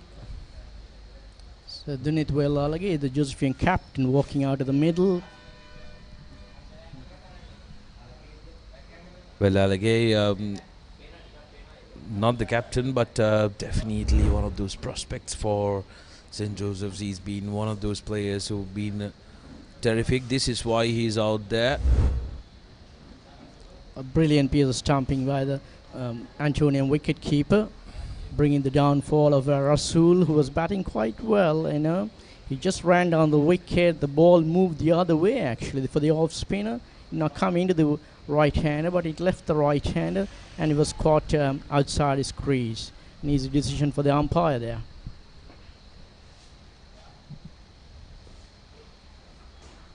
Well, yes, Darshana, he's got a big score to his name, right? 196, all right, somewhere. That's Is that right. correct? That's right. Dunit Velalage has been one of those players who really put his hand up very young. He was part of this first 11 outfit when he was just 15. Has he's already played 3 years in the top flight. Has about 2 more years left as well. So one of those players who will be key to the success of the Josephians. A very, very useful all-rounder, solid with the bat, and a good spinner as well. Again, another player who was very unlucky to miss out on the selection of on the tour of South Africa, the World Cup, as under 19 World Cup. So 2 left-handers at the crease, and off-spin operating. You got to throw it up, get the batsman on the front foot. You know, that's the most important thing. He got a wicket. That's the way he got the wicket. So you got to keep doing that. You know, getting the batsman on the front foot, make him come out of his crease. Well deserved wicket for Tharindu, who've been terrific in my opinion, containing the Josephian batting. It was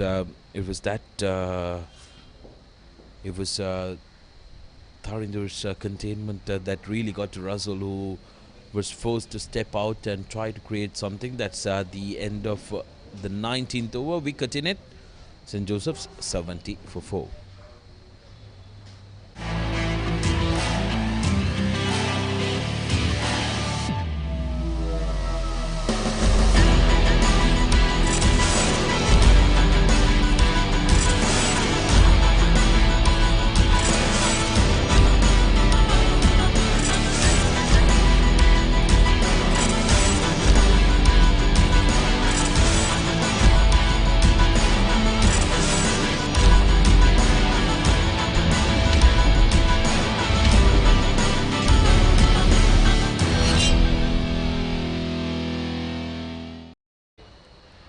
So Jathilaker to continue from the pavilion end here. Will be bowling to two left-handers, and in some ways you as a left-arm bowler would prefer to bowl to a right-hander. The ball spinning away from the right-hander. But in Jathilaker's case, I don't think it doesn't matter who bats, who is at the crease. He's such a marvelous performer with the ball. Flighted delivery, Velalage coming to reading it out very early, coming to the pitch of the ball, making it a full toss, managing to get off the mark straight away. Fonseca has been very subdued on the other end, has faced 71 deliveries for 21. Sharan Fonseca. He has been a bit overcautious, hasn't he? 71 deliveries for 21 runs. But wickets have been falling at the other end, so that way he has held one end up, he's dropped anchor, but he's got to keep the scoreboard ticking. Fonseca has that's been the style for him throughout this season. He's played the anchor role more times than holding up one end, making sure that the Josephian batting is batting around him. It's a good cricket all round there. Ball tossed up, and the left-handed Velalage coming down the track and hitting it down to a long on for a single. Velalage here is a very good player of spin, so we are in for a very good battle with Jayatilaka being a very good spinner himself. Fonseca will be cautious. He'll only look to put away loose delivery, while he'll be very much happy to block out the good ones that are bowled wicket to wicket. And Nimnika, like you mentioned earlier, if he can get him bogged inside his own crease, I think that will be where he'll be very strong. So the Josephian batsmen doing the right thing and using their feet when it's up there in the air, tossed up, and they're prepared to hit the balls down the grounds, play it straight, and rotate the strike. But Jathilaga, I'm a bit surprised going not over the wicket to the left-handers, coming around the wicket. He would be better off coming over the wicket to the left-handers.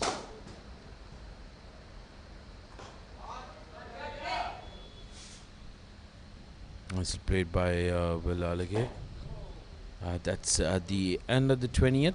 St. Joseph's 75 for 4. මේ ගෙදර ඉන්න අලුත බැඳපු ජෝඩුවක්. මේ දෙන්න 4 දෙනා වෙලා. මේ ගෙදර ආච්චිසියයි තින්නවා. මේ ගෙදර වැඩි හිටියෝ දරුමුණුපුරු ඔක්කොම එකට ලොක්කු පවුලක්. දැන් ඔබේ පවුලේ සමාජිකයන් ගණනට ගැලපෙන ප්‍රමාණයේ සිංහ රයිස් කුකර් එකක් මිලදීගෙන විදුලි බිල අඩු කරගන්න.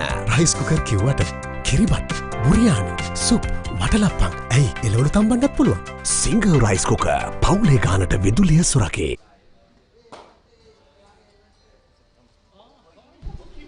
As it comes back to St. Joseph's College grounds here, St. Joseph's 75 for 4 after being put into bat. Tharindo is going to continue bowling, and he'll be bowling to Dinut Velalage. As I say, good afternoon to Rohan G.S. Vijayaratna, former Josephian cricketer. Good afternoon, Polly. Pleasure to be here. The Josephians struggling a little bit on this pitch. 76 for 4 in 20.1 overs.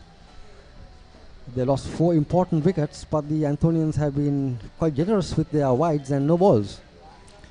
Definitely, but still, I think Rohan, the Antonians might be happy after winning the toss and putting the Josephians into bat, getting 4 wickets for 75 runs. I thought the Josephian batsmen normally they're not in their usual self. Normally they play good attacking cricket, but today they've been gone into a shell, like something might be on their heads to bat the first hour. That was their main reason at the start of the game, and they're continuing with that slow and shaggy style. Yes, I think they were taken aback a little bit by the nature of this pitch, which has been a bit slower than I thought.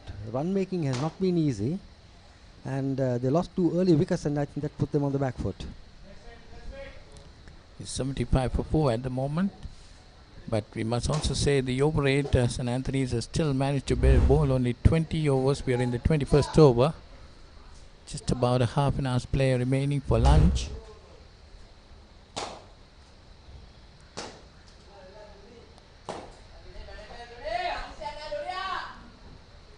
Tharindu has been quite disciplined with his line of attack. He's just given away 3 runs in 4.5 overs and taken a wicket, bowling from the far end. That's nicely played by Balalage, straight down to mid-off, no run. That's Sharan Fonseca, sorry. Fonseca has been unusually quiet today. He's a free-scoring player, 23 of 74 deliveries. Balalage is 4 of 11.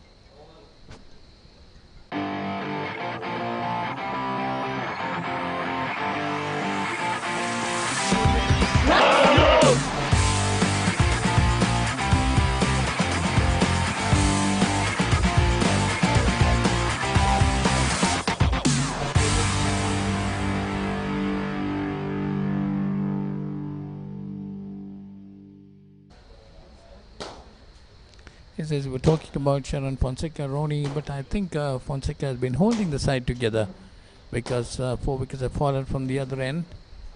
Fonseca has faced 74 deliveries for his 23. It's 75 for 4 in the 22nd over, just being bowled now by Sasit. 1 for 37 of 7. Very bright sunny conditions. Must be tough on the fielders because there's no blowing to be seen at all.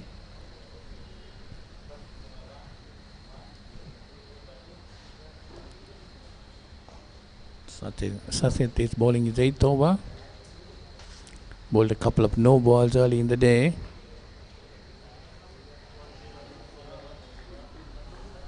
A single to St. Joseph's, 76 for 4. Fonseca moves to 24 now.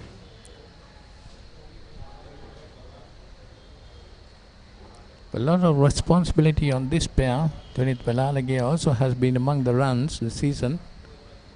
Got 196 a couple of weeks ago against Wesley.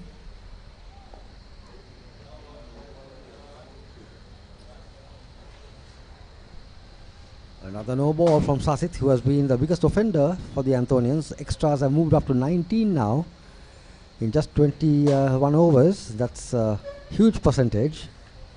And I think the Antonians will be disappointed that they have granted so many runs to the Josephians. Definitely 19 extras from 77.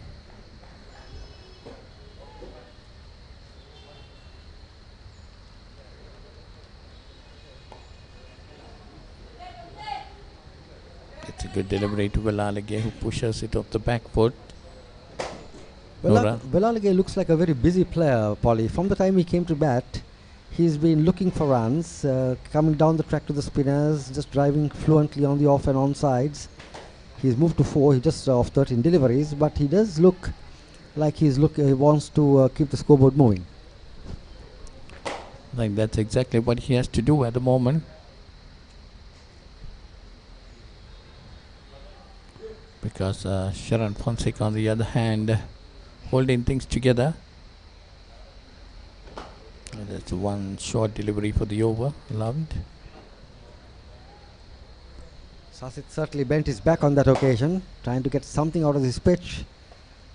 It does look green, but has not been particularly pacey. So I think the batsmen have been deceived to some extent. I think, Rohan, there have been a little bit of uneven bounces on the wicket. Some balls keeping low. Most probably later in the game. We'll have to wait and see. But the Josephians have a very strong spin attack, and I think anything over 200 runs could be a very challenging score.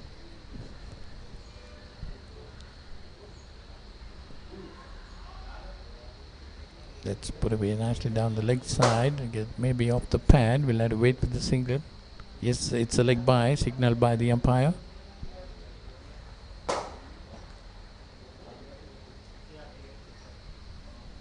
$79 for 4 now.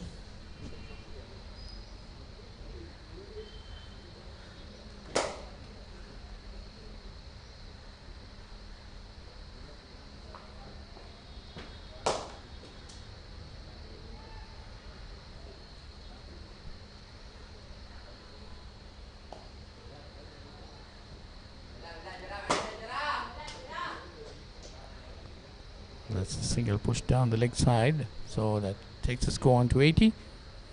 Well, Josephians have been having a fairly decent run rate, I would say. 80 runs coming in 22 overs, Rohan. Yes, you sometimes get a little bit deceived by what's going on out there, because you feel that the Josephians have been batting for a long time, but actually the Antonian bowling rate has been so slow that the Josephian run rate is certainly not too bad.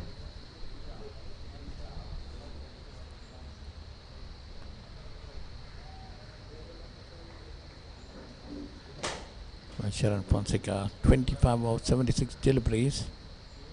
He's holding the things together. Yes, he's certainly showing discipline. He's contained his usual exuberance in the interest of the game and of his team. They have lost 4 wickets so far this morning, and they need to consolidate. They can't afford to lose another wicket before lunch.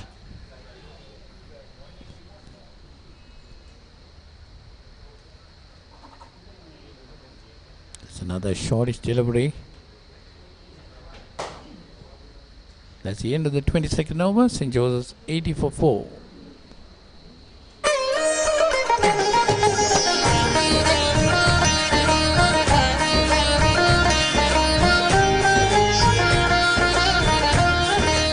உங்கள் கிராமத்தில், உங்கள் நகரில், உங்கள் பிரதேசத்தில் உள்ள வீரர்கள் திறமையானவர்களா?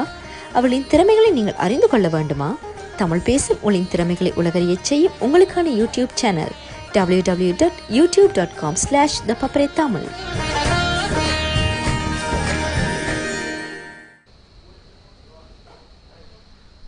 So St. Joseph's College 80 for 4 after 22 overs. It's starting to continue. He's bowled 5 overs, given away 3 runs for 1 wicket. And he'll be bowling to Fonseca, who's on 25.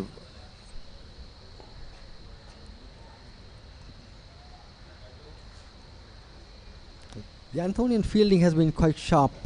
That's one thing that stood out to me. The keeper has been quite outstanding, taken 2 catches and a stumping so far. And they have been throwing themselves at the ball quite successfully.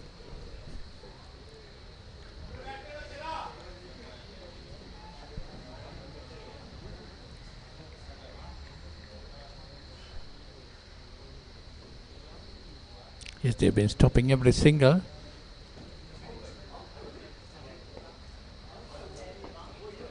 That's again another good bit of fielding.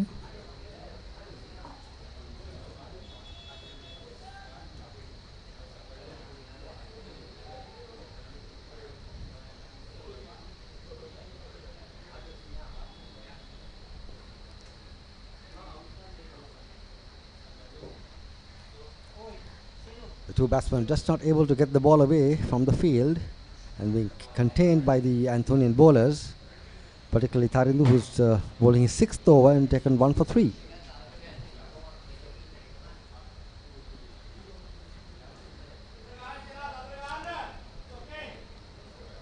So really bowling to his field, I would say. Getting the batsman to push it on the offside, back to offside field.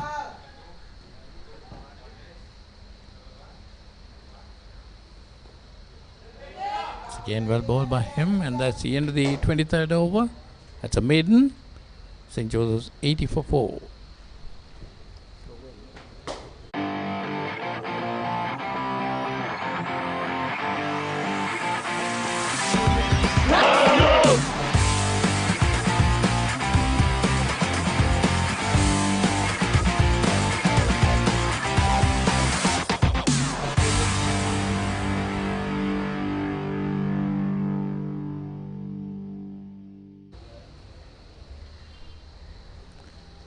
So it's Sasit to continue. He's bowling his 9th over. He started out from the swimming pool end, now bowling from the pavilion end. He's bowled 8 overs, given away 41 runs.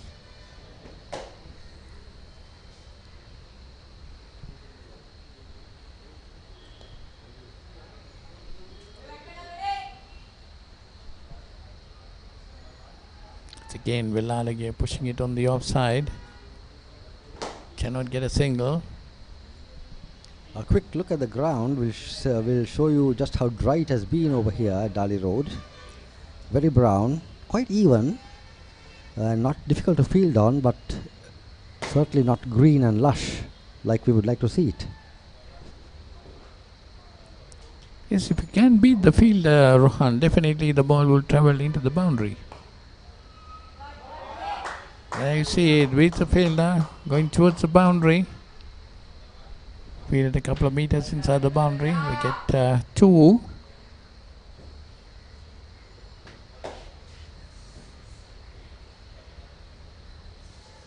Villalage moves on to 6 and the score to 82. But despite the fact that the ground is so fast, we haven't seen too many boundaries in this innings. So the Antonians have been quite disciplined to that extent.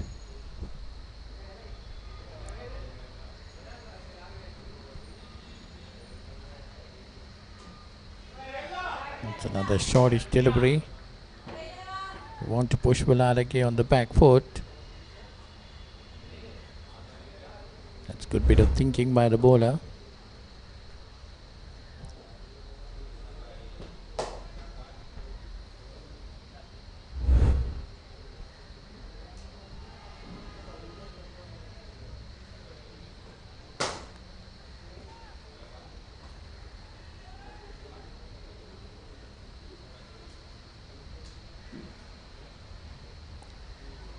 This time played uppishly towards fine leg. Oh, it's dropped him there.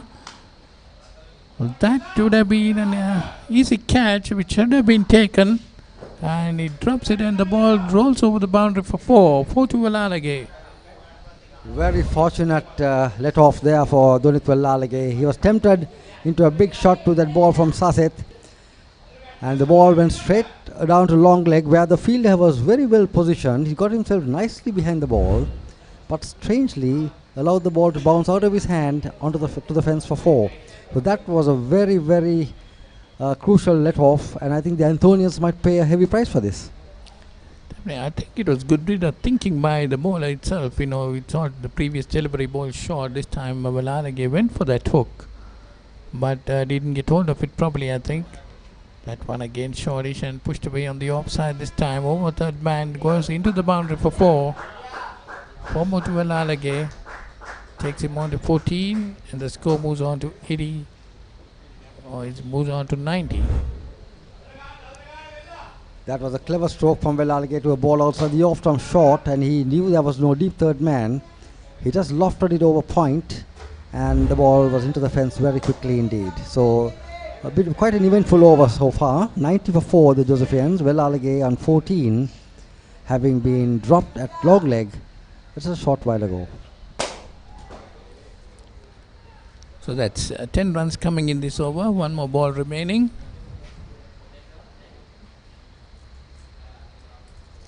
And another short delivery. So that's that's a no ball call. So Satit had been bowling so many no balls, I think, or maybe we lost count of that. But definitely he has bowled a couple of no balls. He's got a very long delivery stride, but he's got to really work on this one because it's a lot of wasted effort to run up so far in this extreme heat and then find that it's a no ball and come back and bowl it again.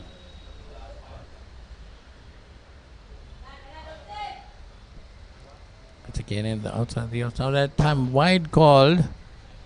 I Again. think he is tiring. I think he's a bit frustrated. He had this catch dropped off his bowling. It's a very, very hot afternoon here. And I think the Antonian captain may have to look at a change because Sasit does look a little tired. Definitely, he had bowled a long spell in the first spell also from the pavilion, from the swimming pool end, and then come back from the pavilion end. So that's the last delivery of that over. Pushed away towards fine leg. To get 2. So that's the end of that over. After 24 overs, St. Joseph's College 92 for 4.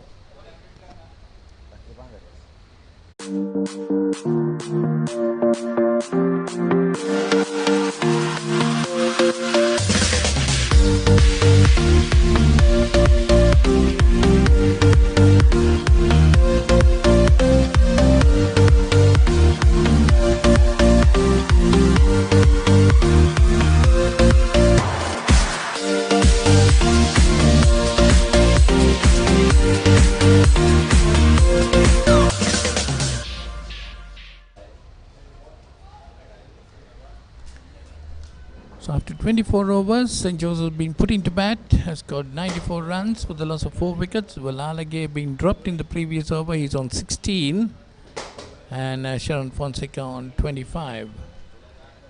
Sasit has bowled 9 overs for 54 runs, so he's been quite expensive, taken 1 wicket.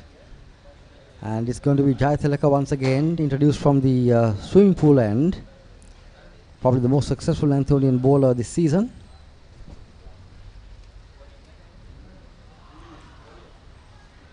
That was a good delivery. He bowled him. Bowled him.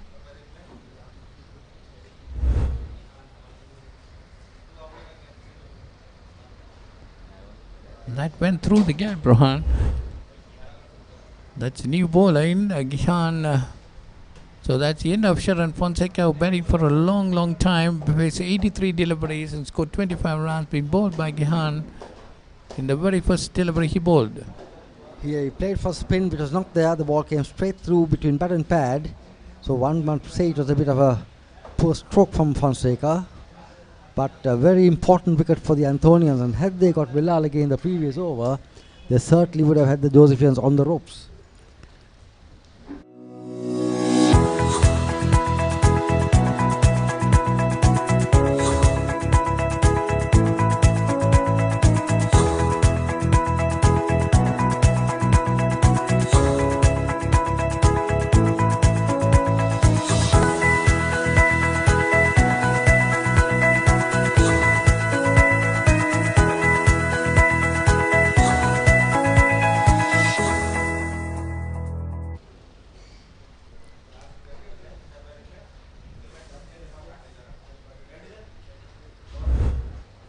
So there we see the last wicket, replay of that one. That one went through between bat and pad. Yes, as Rohan said, Sharon Fonseca was playing for the turn, which was not there. So Lakshan Gamage is a new batsman. Played 8 matches this season, 183 runs, 20.33 the average. Not good enough by his standards, isn't it, Rohan? Yes, he's certainly been one of the best all-rounders in this Josephian side. Had an outstanding season last year and was in the squad for the Under-19 World Cup, Sri Lanka's Under-19 World Cup squad as well.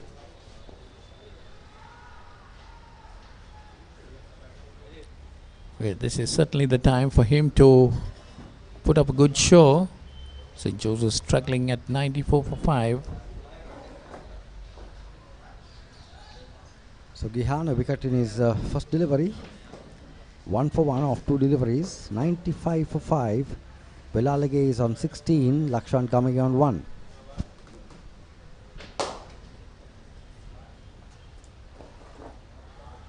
This time Valalage comes down the wicket and drives it straight to deep mid-off. Gets a single.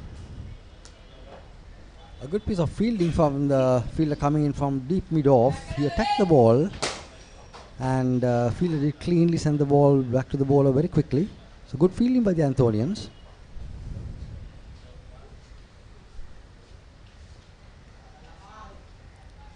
Sharon Fonseca was the last batsman out. He was out for 25. Being bowled by Gihan.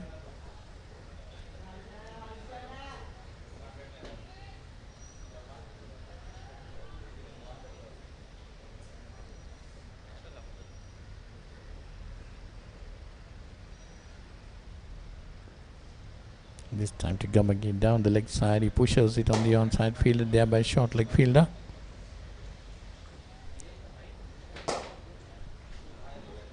Right arm off spinner, Gihan from the swimming pool end. Not a big spinner of the ball, but quite tidy, quite accurate.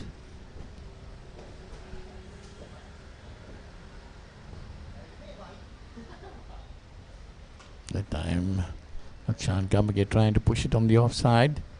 Didn't get hold of it properly. That's the end of the 25th over. St. Joseph's 96 for 5.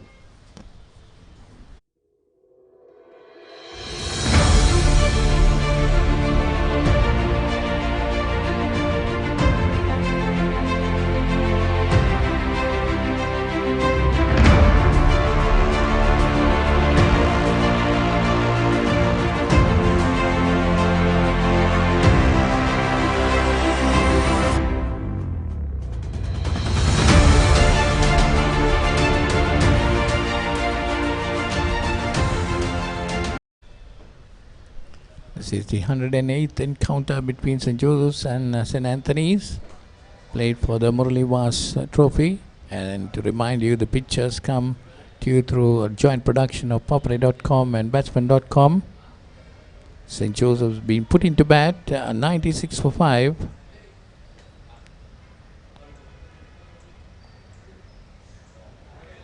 Sasit is going to continue.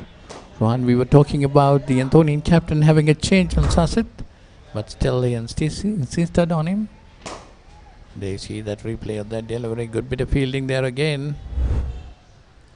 The Antonians have been very impressive on the field. They've not hesitated to dive towards the ball, attack the ball, and quite impressive indeed. Sasit is bowling his 10th over, given away 55 runs for the sole wicket he has taken. And again another no ball from him.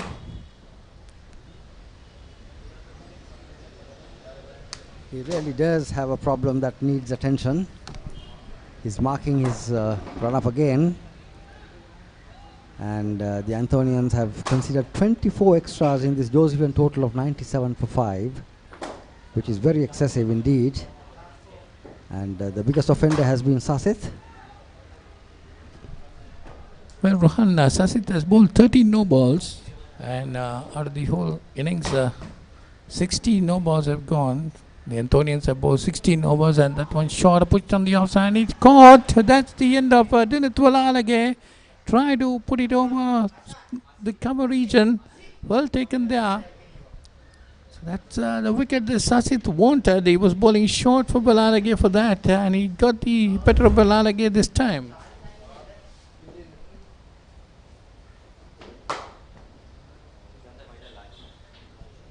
There you see the replay, very nicely taken there at the cover point region. So that's the 6th Josephian wicket to fall. Balalage out for 17. So St. Joseph's 91 for 6.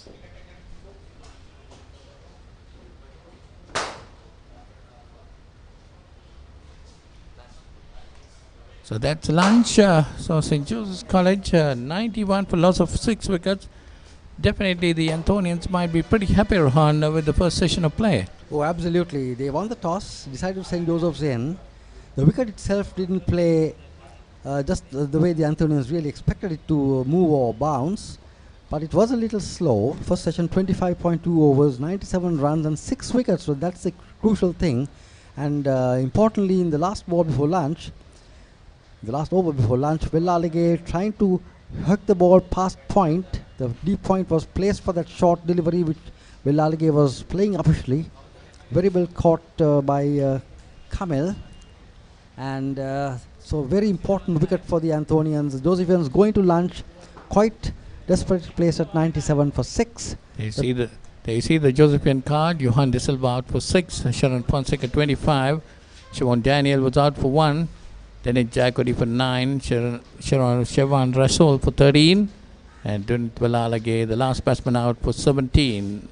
Lakshan Kamage not out at 1. We had 24 extras, out of which 16 no balls. They see the bowling. Sasit has 2 for 56 of 9.2 overs. Dinesh of 2 for 23 of 7 overs. And Tarindu 1 for 3 and Gihan 1 for 2 of 1 over. So at lunch, St. Joseph's 97 for 6 of all of wickets. They see the highlights of this session. That's Johan De Silva putting it down towards the third man boundary for 4th. And here the wicket of Johan De Silva, the Josephian captain, being caught behind. And it's another nice shot by Sharon Fonseca this time. And that's the end of Siobhan Daniel LPW. Trying to push it down the leg side. And it's nicely put away onto the square leg boundary. And that's Denny Jacody being caught behind. That's Sharon Fonseca again stroking it very nicely towards the mid-wicket boundary. And that's Siobhan Russell being stumped. Oh, good bit of wicket keeping there again. And here's Dennis Velalage hooking it, but a straightforward chance dropped in the fine leg boundary. But again, Velalage this time he puts it over third man, into the third man boundary. But again, he tried to do the same. But this is the wicket of Sharon Fonseca being bowled. And here's Velalage trying to do the same thing. This time didn't get all of it, caught at cover point. So that was lunch. St. Joseph's 91 for 6 at lunch after being put into bat. We'll be back after some time. This the wagon wheel of the Josephian innings. 4 boundaries in this inning so far.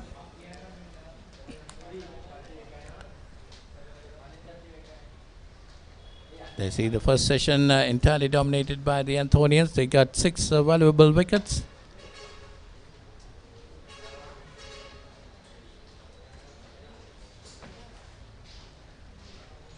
So it's lunch day 1, St. Joseph's College 97 for 6 in this first day's play of the Murali Vaas trophy.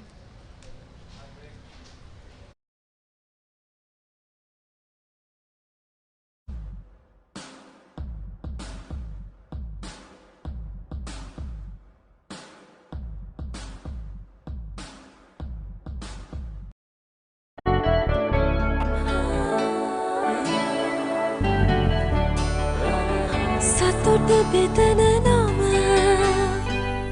ඔබ ළඟ රැඳි නම සැනසුම දෙන නම එය සිංහ නම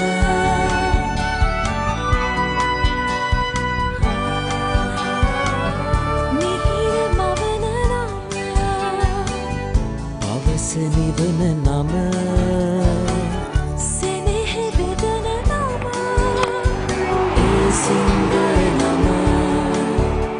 මුළු පවුලට සතුට සදන සිඟ අද විශිෂ්ට විශ්වාසය.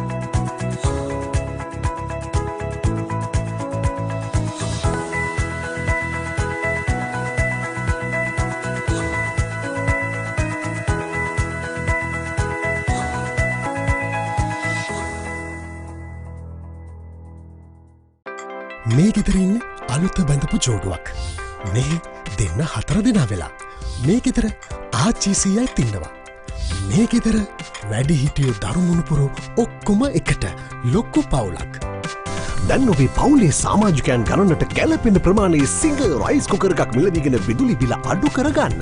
රයිස් කුකර් කිව්වට කිරිබත්, බුරියානි, සුප්, වටලප්පන් ඇයි එළවලු තම්බන්නත් පුළුවන්. සිංග රයිස් කුකර් පවුලේ ගානට විදුලිය සුරකේ.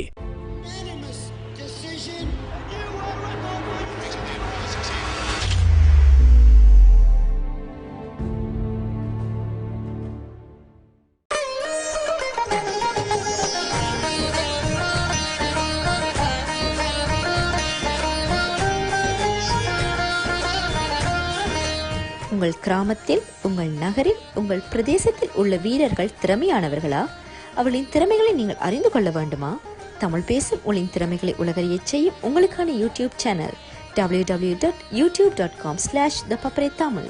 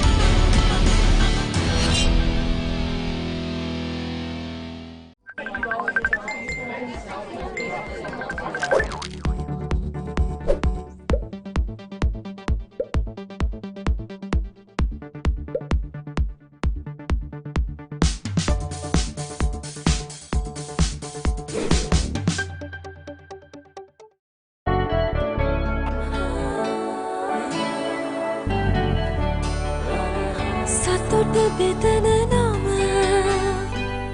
ඔබ ළඟ රැඳි නම සනසුම දෙන නම එය සිංහ නම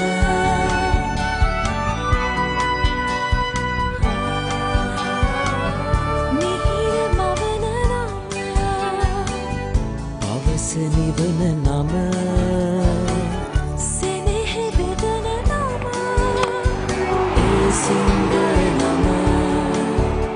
මුළු පවුලට සතුට සදන සිංහ අති විශිෂ්ට විශ්වාසය.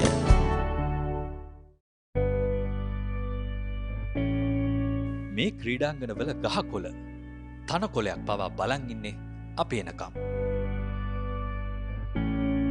පිටියේ සිදුවෙන පුංචිම පුංචි තොරතුරේ ඉඳන් පිටියෙන් පිටත සිදුවෙන දේ දක්වාම රටට පෙන්වන්න අපි කැපවෙන නිසා. මේක ක්‍රීඩාව ගැන ගැඹුරින්ම තියෙන ආදරයක්. එක වෙලාවකට පිස්සුවක්.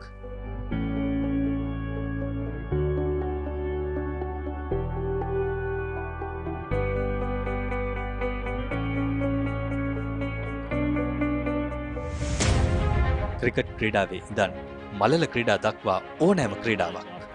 පාසල් මට්ටමේ ඉඳන් ජාත්‍යන්තරය දක්වා ඕනෑම මට්ටමක් අපි තරණය කරන්නේ හදවතින්.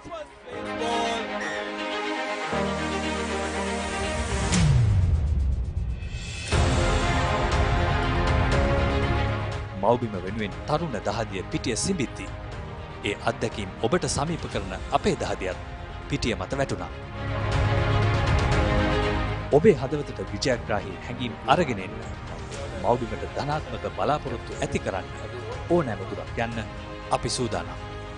උස්මිතිකම්, භාෂාමය බාධා බිඳ දමලා ඕනෑම සමාජ මාධ්‍යයක් හරහා ක්‍රීඩාව රසවිඳින ක්‍රීඩාලෝලී හමුදාවක් අපි හැදුවේ ලක්මවගේ අනාගතය වෙනුවෙන්.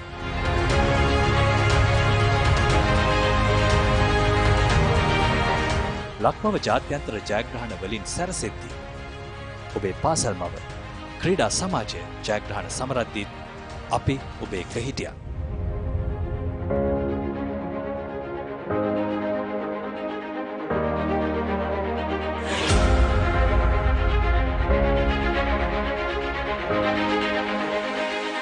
මේ අපේ රටේ ක්‍රීඩාවේ සාඩම්බරය, ක්‍රීඩාවේ පෙරගමන, ඒ ජයග්‍රාහී හැඟීම ඔබේම හැඟීමක් කරන ThePapare.com.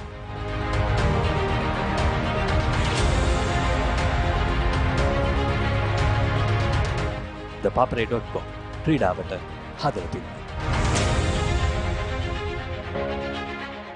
අපි කමිටුවක් පත් කරනවා. ඒ කමිටුවේ ප්‍රතිඵල ඔබතුමාලාට ළඟදිම ලැබෙන්න සලස්වනවා. තා මොනවද ප්‍රශ්න තියෙනවද? රුපියල් 5කින් මොනවද කරන්න පුළුවන්? මේ ගෙදර ඉන්න අලුත බැඳපු ජෝඩුවක්. මේ දෙන්න 4 දෙනා වෙලා. මේ ගෙදර ආච්චිසියයි ඉන්නවා. මේ ගෙදර වැඩි හිටියෝ දරුමුණුපුරු ඔක්කොම එකට ලොක්කු පවුලක්. දැන් ඔබේ පවුලේ සමාජිකයන් ගණනට ගැලපෙන ප්‍රමාණයේ සිංහ රයිස් කුකර් එකක් මිලදීගෙන විදුලි බිල අඩු කරගන්න. රයිස් කුකර් කිව්වට කිරිබත්, බුරියානි, සුප්, වටලප්පන් ඇයි එළවලු තම්බන්නත් පුළුවන්. සිංහ රයිස් කුකර් පවුලේ ගානට විදුලිය සුරකේ.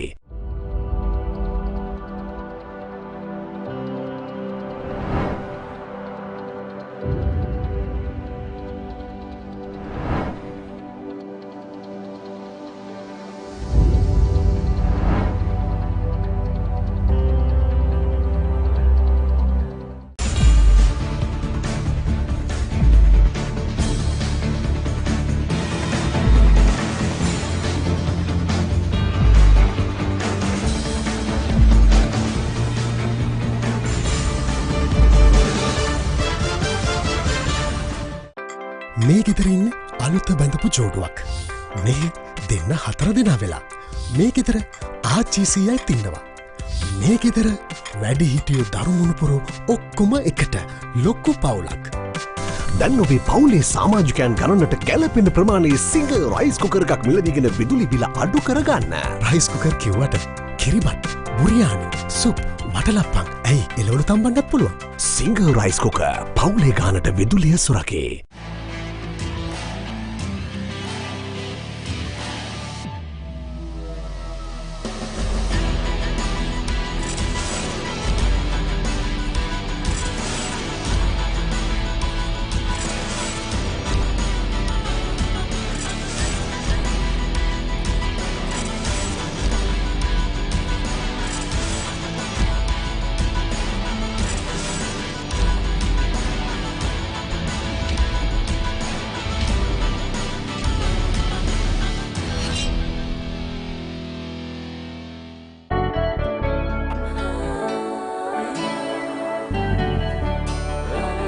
සතුට බෙදන නම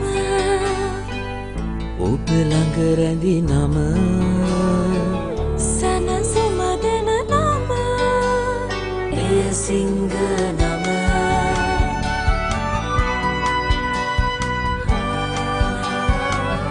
මිහිර මවන නම පවස නිවන නම සෙනෙහ බෙදන නම එය සිංහ නම මුල් පවුලට සතුට සදන සිංහ අත විශිෂ්ට විශ්වාසය.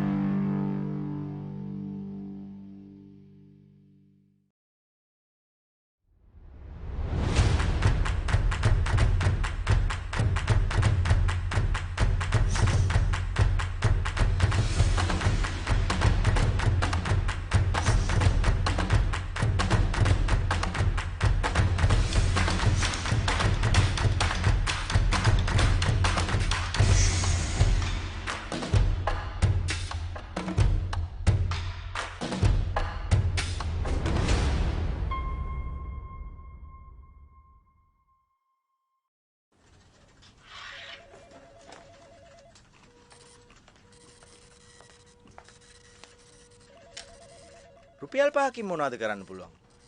5කින්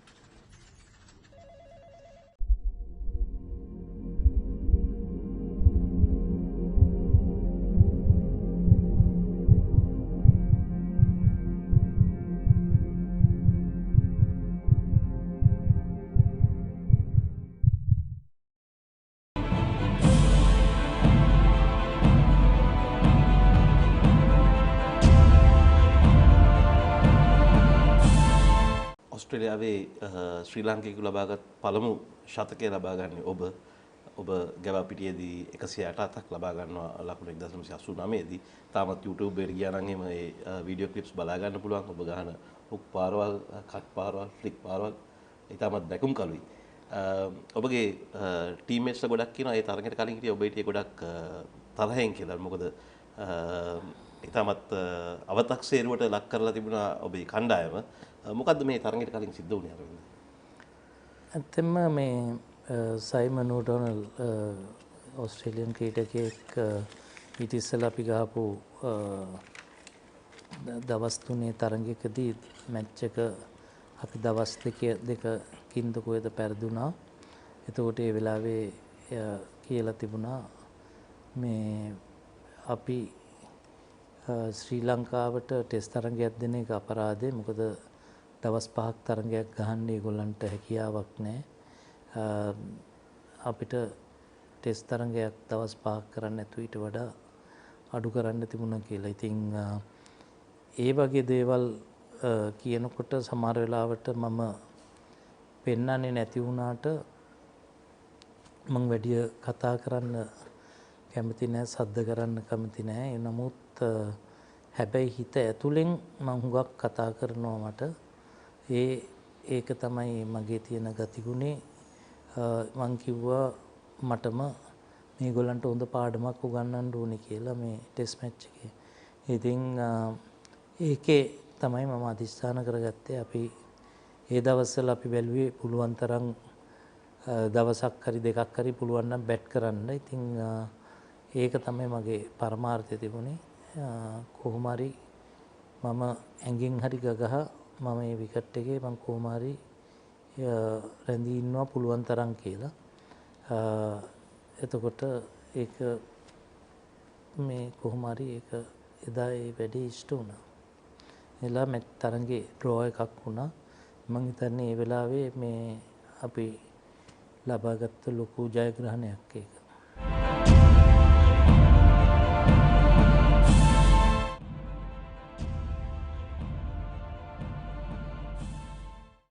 සමහර දේවල් අපේ ජීවිතයට රසවත් ආරම්භයක් ලබා දෙයි. හිත මිතුරෙකුසේ ළඟ රැඳේ. දියුණුවේ කොටස්කරුවෙකු වෙයි. මහපාරෙත් සිත පිනයි. මහමුහුදෙත් තනි රකී. ලෙඩකදී දුකකදී ආදරයෙන් රැකබලා ගනී. ජීවිත කාලය පුරාම අපිත් එක්ක රැඳී සිටිමින් සැබෑ සෙනෙහස කිසිතා වෙනස් නොවන බව හැමෝටම කියා දෙයි. Munchee super cream cracker. Super කියන්නේ නිකන් නෙවෙයි.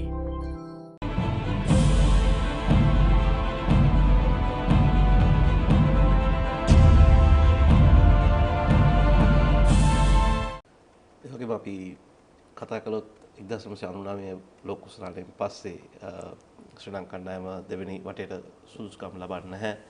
ඔබ අවුරුදු 3ක් වැනි කාලයක් කණ්ඩායම එළිය සිටිනවා. ඒ දෙයින් මම හිතන්නේ ඔබට ගොඩක් දේවල් අයිමි වුණා. සමහර කලට ඔබට අවස්ථා තිබුණා ලෝකේ එක්දින තරඟවලදී ලකුණු 1000ක් ලබාගත්තු පළවෙනි පිතිකරුවා වෙන්න.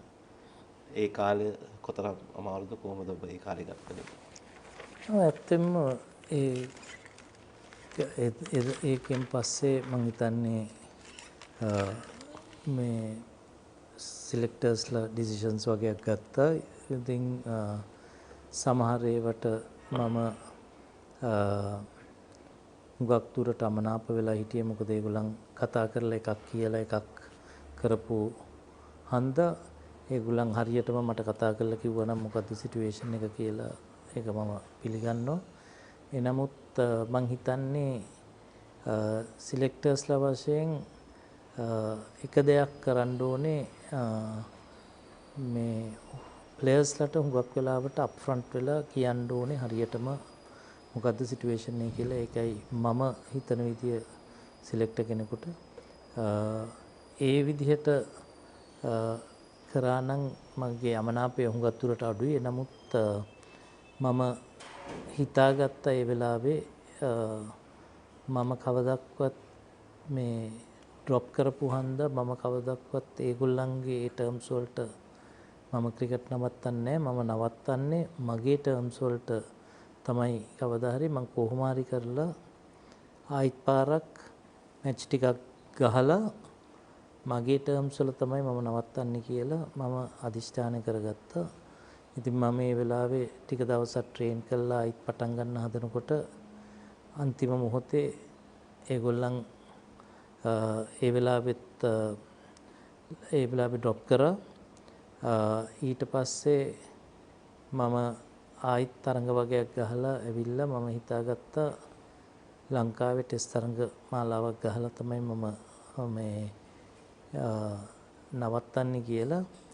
ඒකට ඉස්සෙල්ලා මගේ හොඳ වෙලාවට මිස්ටර් මයිකල් තිසේරා මට කතා කරලා දවසක් කිව්වා මීටිමකට එන්න කියලා. ඊට පස්සේ එයාව සිලෙක්ට් වුණාම ඒ කියන්නේ වර්ණ සිලෙක්ටර්ස්ලා මාරු වෙලා එයාව පොයින්ට් වෙච්ච ගමන්ම මට එන්න කියලා කතා කරලා මට කිව්වා මේ අපිට World 2003 World Cup එකට ඔයාව අවශ්‍යයි. ඒකට මේ අපිට මොකද මම මේ වෙලාවේ ටෙස්ට් ක්‍රිකට් උත්ජගා හිටියේ අවශ්‍යයි. ඒක හන්දා මේ අපිට මේ සිම්බාබ්වේ වලට ටුවර් එකක් තියෙනවා. අපි ඒකට පික් කරන්න බලාපොරොත්තු වෙනවා කියලා. ඉතින් මම ඒ වෙලාවෙම කිව්වා ඒ වෙලාව වෙනකොට මම කිලෝ 10ක් විතර ඇඟත් දාලා. ඉතින් මම ඒ වෙලාවේ එතුමාට කිව්වා මේ සිම්බාබ්වේ වගේ රටකට මං ගිහිල්ලා තේරුමක් නැහැ. මේ ඉන්න විදියට මට හරි විදියට ක්‍රීඩාව කරන්නත් බැරි වෙයි. ඉතින් ඒක හන්දා මට මාස එකමාරක් දීලා පාකිස්තාන් යනකොට ඊළඟට තිබුණේ පාකිස්තාන් ටුවර් එක. මම ඒ වෙලාව වෙනකොට අමාරු ටුවර් එක ගන්න මේකට යන් එක්කෙනෙක් යවන්න කියලා කිව්වම එතුමා මට කෙලින්ම කිව්වා හරි ඒකට අපි එකඟයි කියලා. එතකොට මේ මාසය ඇතුළත මම මගේ ට්‍රේනින් ප්‍රෝග්‍රෑම් එක දෙගුණයක් තුන්ගුණයක් සමහර දවස්වලට කරලා කිලෝ 13ක් ඒ මාස ඇතුළත අඩු කරලා ඒ වෙලාවේ මම පාකිස්තාන් ටුවර් එක යන්න ඇස් වෙලා අපි පාකිස්තාන් ටුවර් එකට මම අර කිවරලා ඒගොල්ලන් පාකිස්තාන් වලදී මම ගියා පාකිස්තාන් වලට අර්ජුනත් එක්ක. ඒක ඊටමත් සාර්ථක ටුවර් එකක් වෙලා ඒ පළවෙනි තරඟෙම ලකුණු 100ක් ලබා ගන්න ලැබුණා. ඒත් එක්කම අර්ජුනට අමතක වෙන්නේ අත කඩාගෙන විනිං රන් එක ගහනකම් අපි දෙන්න එකට බැට් කර හිටියේ. එතකොට අපි මැද ඉඳෙද්දිත් අපි දෙන්න කීකීටියේ කොහොම හරි මේකේ සිලෙක්ටර්ස්ලටයි පරණ සිලෙක්ටර්ස්ලටයි පාඩමක් උගන්වන්න ඕනේ. අපි දෙන්න කොහොම හරි ඉඳලා මේක මේ මැච් එක දිනකම් ඉන්න ඕනේ කියලා. ඉතින් ඒක ඉවර කරලා ඊට පස්සේ ආවම අපිට ටුවර් එකක් තිබුණා ලංකාවේ. මම කිව්වා එතකොට අනවුන්ස් කරා ටෙස්ට් ක්‍රිකට් නවත්තනවා කියලා.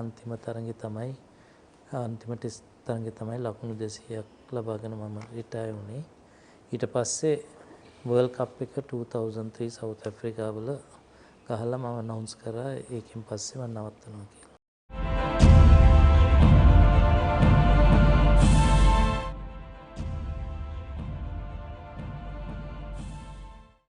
සමහර දේවල් අපේ ජීවිතයට රසවත් ආරම්භයක් ලබා දෙයි. හිත මිතුරෙකුසේ ළඟ රැඳෙයි. දියුණුවේ කොටස්කරුවෙකු වෙයි. මහපාරෙත් සිත පිනයි. මහමුහුදෙත් තනි රකී.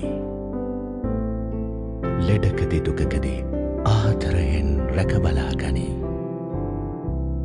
ජීවිත කාලය පුරාම අපිත් එක්ක රැඳී සිටිමින් සැබෑ සෙනෙහස කිසිතා වෙනස් නොවන බව හැමෝටම කියා දෙයි. Munchee super cream cracker. Super කියන්නේ නිකන් නෙවෙයි.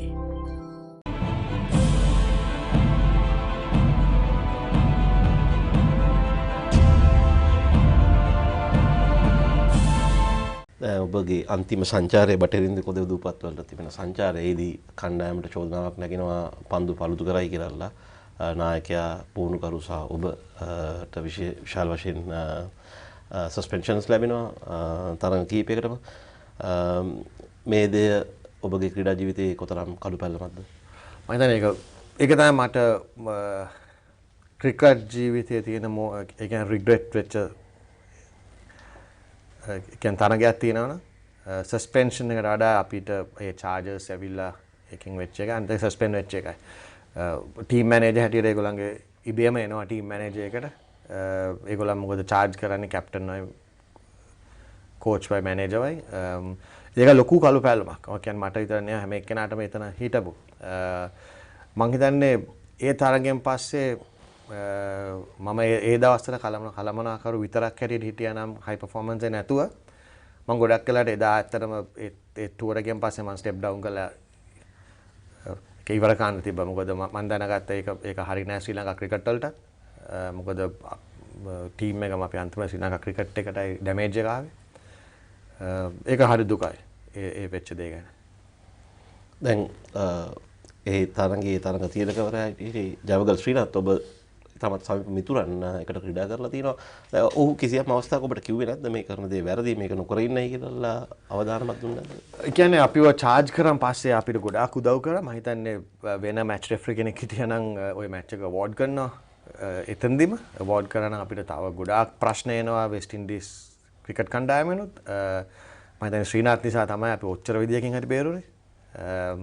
ශ්‍රීනාත් ගොඩක් වෙලාවට අපිට අවිලා මට කතා කරලා කිව්වා එයා ඇඩ්වයිස් කරා දිගටම. ඉතින් අන්තිමට අපි ටීම් ඩිසිෂන්ස් අපි ගත්තේ හැමදේම මේ එයා ඇත්තටම ඉවරුණාන් පස්සේ මේ ළඟදී සවුත් ඇෆ්‍රිකන් සීරීස් එකට ආපිලෙත් මාත් එක වාඩිලා ලොකු කතාවක් කරා. එයාත් එක්ක ඉතින් ඒ යාළුකම තාම තියෙනවා. එයාටත් ඇත්තටම දුකයි අපි ඇයි කියලා ඒ වැඩේට මේ වුනේ. අසල දැන් අපි පන්දු පළුදු කිරීම පැත්තකට තිබ්බොත් එහෙම පිටියට නොයාම දැන් ඔබ ගොඩක් අත්දැකීම් බහුල පුද්ගලයෙක් ඔබට තේරුණේ නැද්ද මේ කරන දේ වැරදි කියලා කිසියම් අවස්ථාවක යන්න ඕනේ කියලා ආයෙ නැවත පිටියට? මට මුලින් නම් මේකත් මම කවදාකවත් ජීවිතේ අපි ක්‍රිකට් ෆීල්ඩ් එකකින් මම යන්න කැමති නෑ. දැන් අර්ජුන පළවෙනි තරඟයේ අර කියන්නේ මුරලිදරන් ඉස්සෙල්ලාම කෝල් කරේ වෙලෙත් අපි ඒ වෙලාවෙත් මේවා කරේ අර්ජුනට තනියම ඇතුළට යන්න. ටීම් එකේ ක්‍රීඩා කරා. අරවින්ද ඇක්ටිං කැප්ටන් කරලා අපි ක්‍රීඩා කරා තරගේ. ඉතින් අපිට පාසලේ උගන්වලා තිබ්බේ අන්තිමට අම්පයර්ස්ලයි කියන දේ හරි ඒකට යන්න. ඉතින් මුලින් ඉඳන්ම මට කිසිම මේකක් තිබ්බේ නෑ මැච් එක ගහන්න ඕනේ නෑ කියලා. මගේ ඇඩ්වයිස් එක තිබ්බේ ප්ලේයර්ස්ලටයි කෝචින් ස්ටාෆ්ටයි මැච් එක ගහන්න ඕනේ කියන එක. මගේ විතරක් නෙවෙයි කොළඹිනුත් ආව ඇඩ්වයිස් එක ඒකයි. ඒ දවස්වල අපේ ස්පෝර්ට්ස් මිනිස්ට්‍රියේ ෆයිස මුස්තෆා මහත්මයා ඒ මහත්මයාත් මට කතා කරා. ඒ මහත්මයාත් කිව්වේ ඒකයි ටීම් එකට කියන්න යන්න.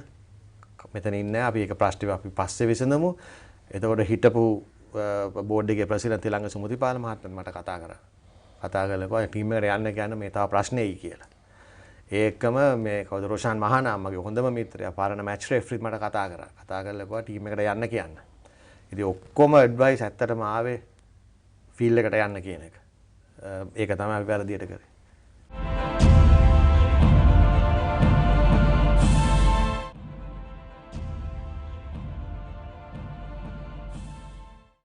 සමහර දේවල් අපේ ජීවිතයට රසවත් ආරම්භයක් ලබා දෙයි. හිත මිතුරෙකුසේ ළඟ රැඳේ. දියුණුවේ කොටස්කරුවෙකු වෙයි. මහපාරෙත් සිත පිනයි. මහමුහුදෙත් තනි රකී. ලෙඩකදී දුකකදී ආදරයෙන් රැකබලා ගනී. ජීවිත කාලය පුරාම අපිත් එක්ක රැඳී සිටිමින් සැබෑ සෙනෙහස කිසිතා වෙනස් නොවන බව හැමෝටම කියා දෙයි. Munchee super cream cracker. Super කියන්නේ නිකන් නෙවෙයි.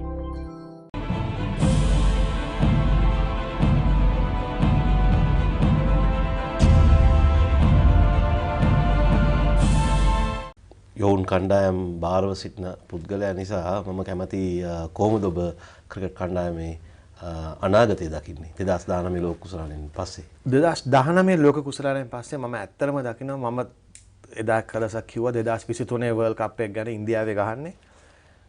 මට පේනවා හොඳ අනාගතයක් අපිට තියෙනවා කියලා. මොකද මට under 19 සයිඩ් එක ගැන ගොඩාක් කොන්ෆිඩන්ස් තියෙනවා දැන් ඉන්න ප්ලේයර්ස් ලගෙන්. ඒගොල්ලන් 17 18 කට්ටිය තව අවුරුදු 4කින් 22ක් විතර වෙනවා. ඒකේ හොඳ කට්ටියක් ඉන්න. ඊට පොඩ්ඩක් උඩිනුත් ඉන්නවා. දැන් කමිදු මෙන්ඩිස් වගේ කට්ටිය ඉන්නවා අවුරුදු 20යි අවුරුදු 4කින් කියන්නේ අවුරුදු 24ක් 25ක් වෙන කට්ටිය. ඒකම ඉන්නවා කුසල් මෙන්ඩිස්ලා අවුරුදු 27ක් 28ක් වෙනවා ඒ කාලේ. මම හිතනවා අපේ 96 කණ්ඩායම් වගේ එක්ස්පීරියන්ස් ටීම් එකක් අපිට ඉඳී කියලා 2023. හැබැයි ප්‍රෝග්‍රෑම්ස් අපි එක එකන ආවහම අලුතෙන් මාරු කරන්න හොඳ නැහැ. මම අද ඉඳලා හෙට ගියාත් අපි මෙතන දාලා තියෙන ප්‍රෝග්‍රෑම්ස් කවුරුද ඇවිල්ලා තව ඉස්සරහට ගෙනියනවා මිසක් මොකද අපි දැන් ફોකස් කරනවා ගොඩාක් යං පැත්ත. මම under 15 අපි දැන් group එකක් ගෙන්නන්න හදනවා. under 17 පොඩි group එකක් පටන් ගන්න හදනවා. අපි pace bowling, spin bowling පැත්ත ફોකස් කරනවා. coaches ලාගෙන්. ඉතින් ඒව ඔක්කොම දාලා තියෙන්නේ 2023 ගෝල් එකට. මොකද high performance center එකෙන් අපේ plan එක යන්නේ 2023 world cup එක දිනන්න. ඒක දිනන්න තමයි අපි එතන ඉඳන් පල්ලෙහාට දැන් plan කරගෙන යන්නේ. මම දන්නවා කවුරු head coach වෙයිද දැන් නැහැ ඒ දවස් වෙනකොට. ඉතින් අපේ plan එක කියන්නේ අපි players ලව ලෑස්ති කරන්න එදාට. ඉතින් මට ඇත්තටම සතුටුයි අනාගතය හොඳ පැත්තකට තියෙන්නේ අපිට.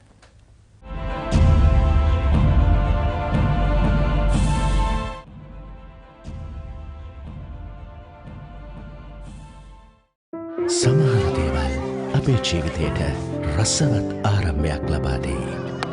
හිත මිතුරෙකුසේ ළඟ රැඳේ. දියුණුවේ කොටස්කරුවෙකු වෙයි. මහපාරෙත් සිත පිනයි. මහමුහුදෙත් තනි රකී. ලෙඩකදී දුකකදී ආදරයෙන් රැකබලා ගනී. ජීවිත කාලය පුරාම අපිත් එක්ක රැඳී සිටිමින් සැබෑ සෙනෙහස කිසිතා වෙනස් නොවන බව හැමෝටම කියා දෙයි. Munchee super cream cracker. Super කියන්නේ නිකන් නෙවෙයි.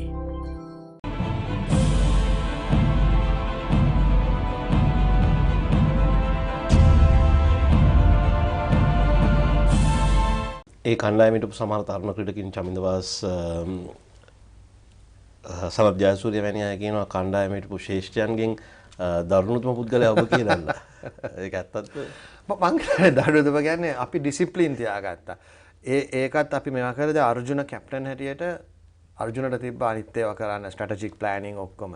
අපි සීනියර් 4 දෙනා බලාගත්ත එක දේවල්. අපි කියන්නේ මම ගොඩක් ඩිසිප්ලින් පැත්ත යං ප්ලේයර්ස්ලත් එක්ක බලාගත්තා. හෂාන් උත් ගොඩක් හෙල්ප් කරා ඒ පැත්තේ. රොෂානුයි අරවින්දයි අනිත් සමහරක් ඒවා බලාගත්තා. කියන්නේ ඒකෙන් තමයි කැප්ටන්ට ලේසි වුනේ. නැත්තම් කැප්ටන්ට හැමදේම කරන්න උනොත් අමාරුයි.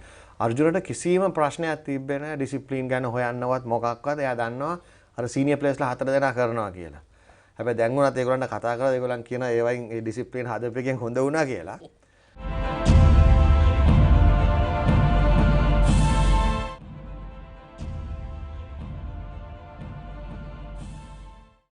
සමහර දේවල් අපේ ජීවිතයට රසවත් ආරම්භයක් ලබා දෙයි. හිත මිතුරෙකුසේ ළඟ රැඳේ. දියුණුවේ කොටස්කරුවෙකු වෙයි. මහපාරෙත් සිත පිනයි. මහමුහුදෙත් තනි රකී. ලෙඩකදී දුකකදී ආදරයෙන් රැකබලා ගනී. ජීවිත කාලය පුරාම අපිත් එක්ක රැඳී සිටිමින් සැබෑ සෙනෙහස කිසිතා වෙනස් නොවන බව හැමෝටම කියා දෙයි. Munchee super cream cracker. Super කියන්නේ නිකන් නෙවෙයි.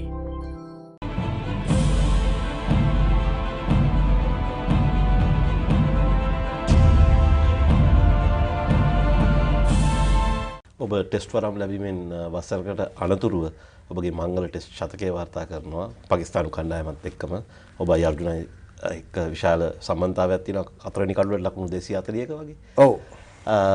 ඒ තරඟේ අපිට දකින්න ලැබෙනවා ඉම්රාන් ખાන් සහ වසීම් අක්‍රම දෙපළම ක්‍රීඩා කරන ඒ තරඟේ ඔබ ක්‍රීඩකෙක් හැටියට මුහුණ දුන්නු ඉතාමත් අසීරුම වේගපන්දු යවන්න කවුද?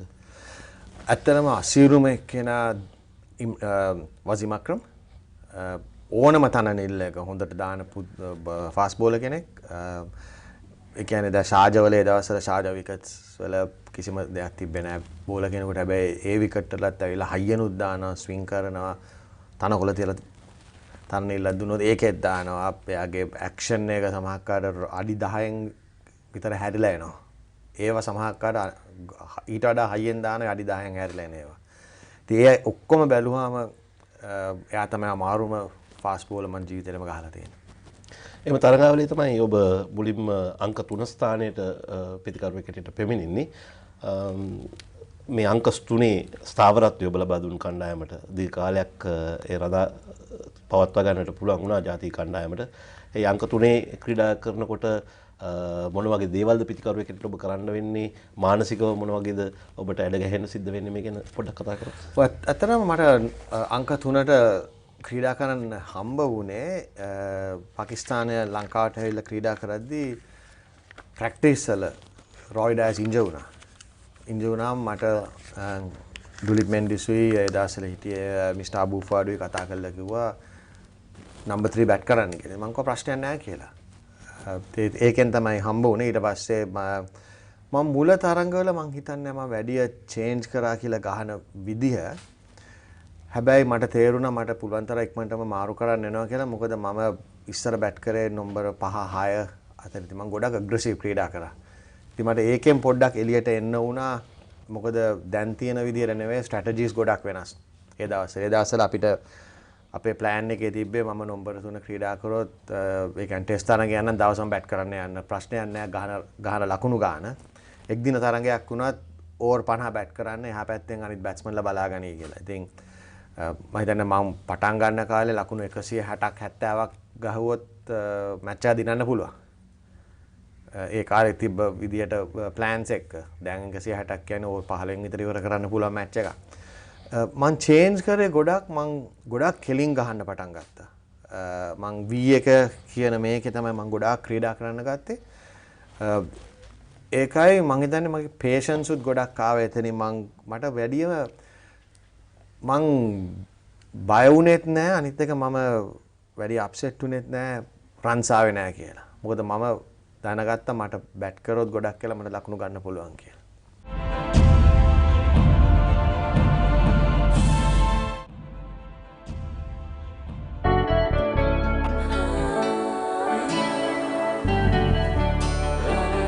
සතුට බෙදන නම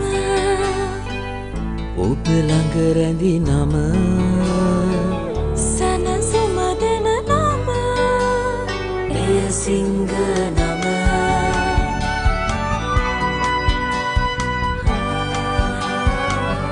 මිහිර මවන නම අවස නිවන නම සෙනෙහ බෙදන නම එය සිංහ නම මුල් පවුලට සතුට සදන සිඟ අද විශිෂ්ට විශ්වාසය.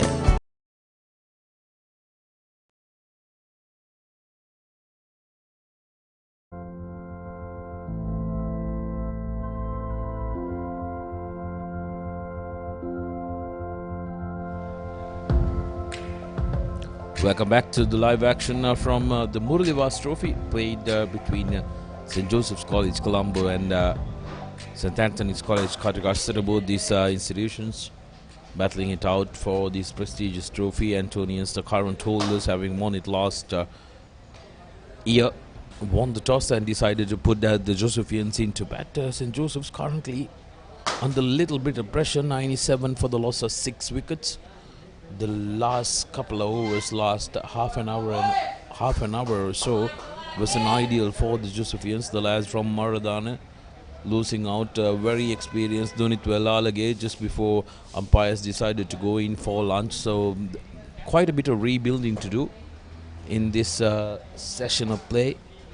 Josephians will want to put in something in the excess of 300 runs if they are to try and go for a result here, because they need to win this one outright to stop Antonians from travelling back to the cool climes of Kandy with the Murali Vaas trophy, which they won last year. But the Antonians looking very, very strong. Welcome, Megan. It's a very hot and humid day for us up here at the Combox. It's even more difficult for the young lads who are in the middle. Exactly, Sudarshana, and welcome everybody to the post-lunch session here at Dali Road.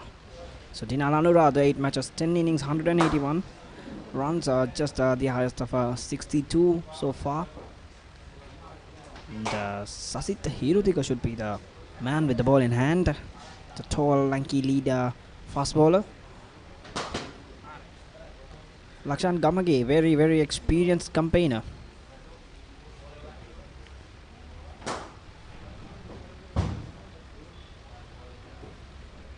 So that's the vice captain of St. Anthony's College, Katugasthota. So far 9.2 overs, 56 runs, 2 wickets. No ball has been a trouble for him.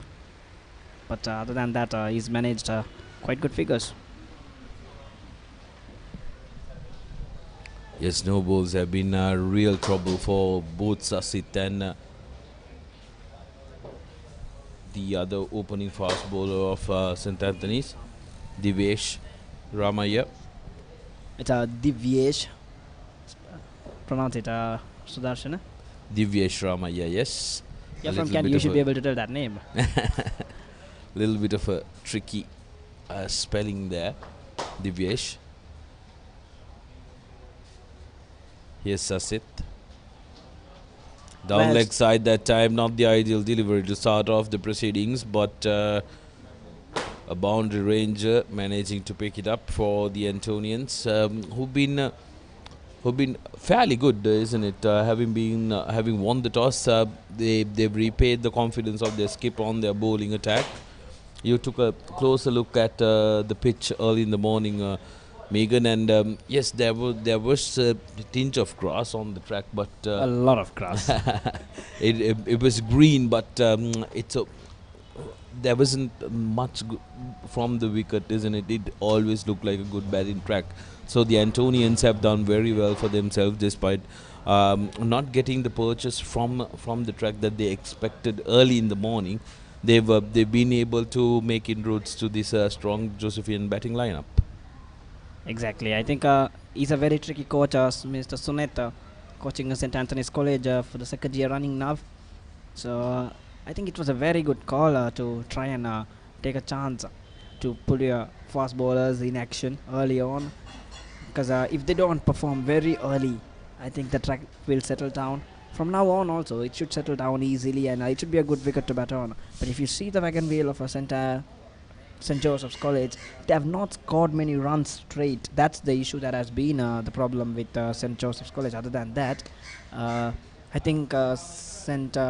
Anthony's College bowlers has done a tremendous job here early in the morning, taking a chance, bowling first, because they can't let any batsman settle down there. Once they get set at that surface, it's something which could offer you a lot of time to bat, because it will get slower and slower.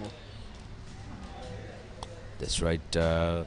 It's not a place where it's difficult for you to bat. Once you settle yourself in, seems like there's been a little bit of a problem with the side screen. Yes, and that meanwhile, that is the wagon wheel that I was talking about. See, nothing straight of the wicket. That's all around the scar of the wicket and behind the crease. So, if they had played straight, this is some surface that you have to play straight, very dead straight, because it will zip through because of that thick layer of grass. So, if they had tried to score in that region, that V in front of the stumps, I think they could have been a little bit more successful. That's right. There you go. Seems like all set to go. A little bit of trouble with the side screen fixed. Josephians, what their main focus is going to be to try and hold on to their wickets.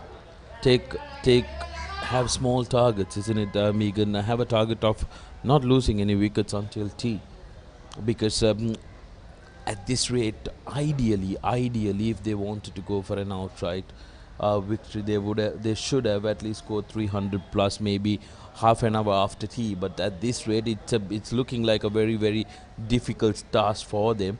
But in favor of St. Joseph, the only thing that comes to my mind is the fact that they are a team who can shift the gears very soon. They can become very aggressive if the need arises. Let's hope that for this game's sake that the Josephians will be able to do that. That's the end of the first over. After lunch, St. Joseph's 99 for 6.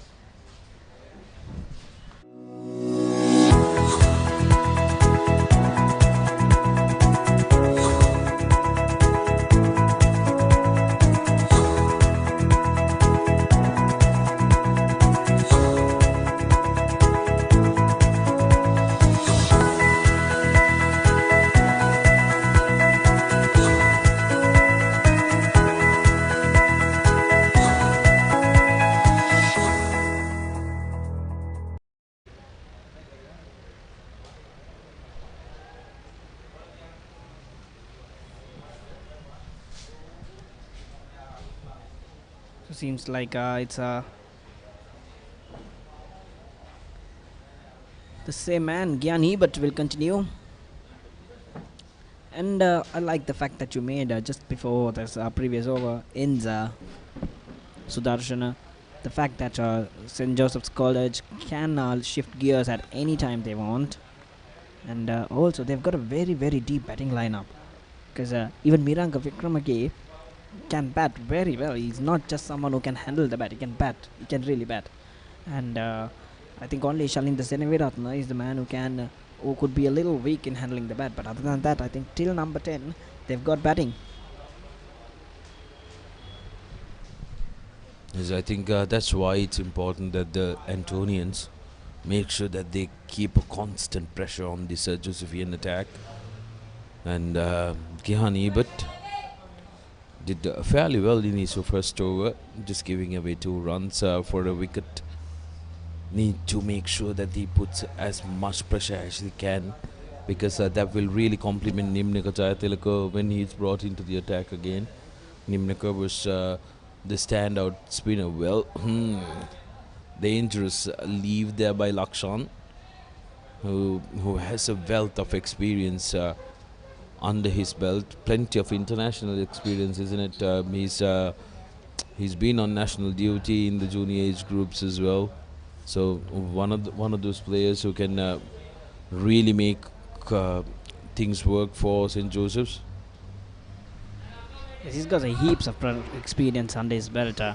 Represented Sri Lanka constantly, and has been a mainstay. But then missed out on the World Cup. But unfortunately, he missed out on the World Cup. But then it should not take a dent in him. He's someone bowled him, just as I was talking about his experience. He played it for the turn, zipped through. Gyani but picks up another wicket in the second over that he comes in. Played for the turn, it did not. That's exactly what the ball did not do. Oh, absolutely. Lakshan Kamage, we just spoke how experienced he is, and such a price scallop for Antonians, Gihani, but continuing his brilliant work from the last over. Last over he got a wicket for himself. Second over, second time he's been called into, he gets the second wicket.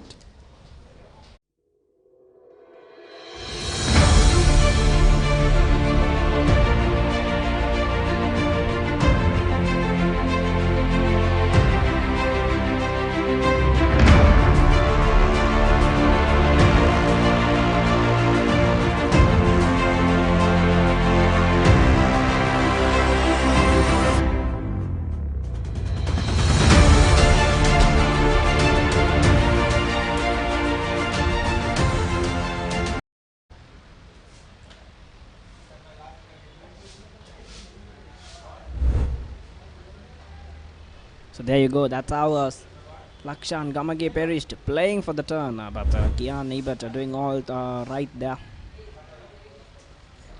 Sadish Javatan, just 16 years of age, graduate from under 15, played 16 innings, and look at that average, 30.60, 153 runs, a highest score of 81, and a man like this coming at number 9 is a very, very big asset for St. Joseph's College. There's plenty of responsibility lying on this young lad. Will want to make sure that his selection to this top 11 is justified. He'll want to make a statement here. Will want to really put his foot down and say, I belong here. But Gehani has been bowling tremendously well. That's the end of the 27th. St. Joseph's 99 for 7.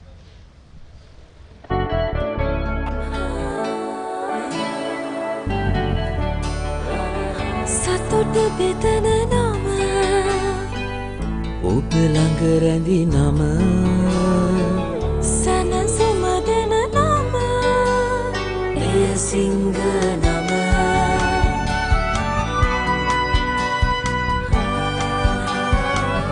මිහිර මවන නම පවස නිවන නම සෙනෙහ බෙදන නම එය සිංහ නම මුළු පවුලට සතුට සදන සිඟ අද විශිෂ්ට විශ්වාසය. So as we come back, Sasit Irudika is getting up to continue into his 11th over. 2 wickets for 58. Has been in the expensive side and mainly because of his extras and a little bit of waiver deliveries. Other than that, he's been a quite nippy customer. Again, as I just mentioned, way down the leg stumper from Sasit Irudika. He's had trouble with his target and also his stepping, isn't it? He's overstepped more times than one.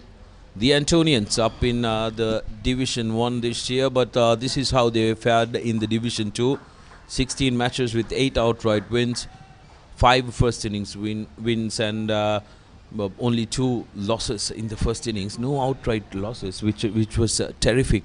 This team was captained by Tiksha Gunasinghe, who was an absolutely terrific player, got more than 1,000 runs to his name. Gunasinghe also was a rugby player as well, played as a fly-half, went on and most recently got 3 years to his name, such an all-rounder, gotten a selection to the university as well. 100 up for St. Joseph's.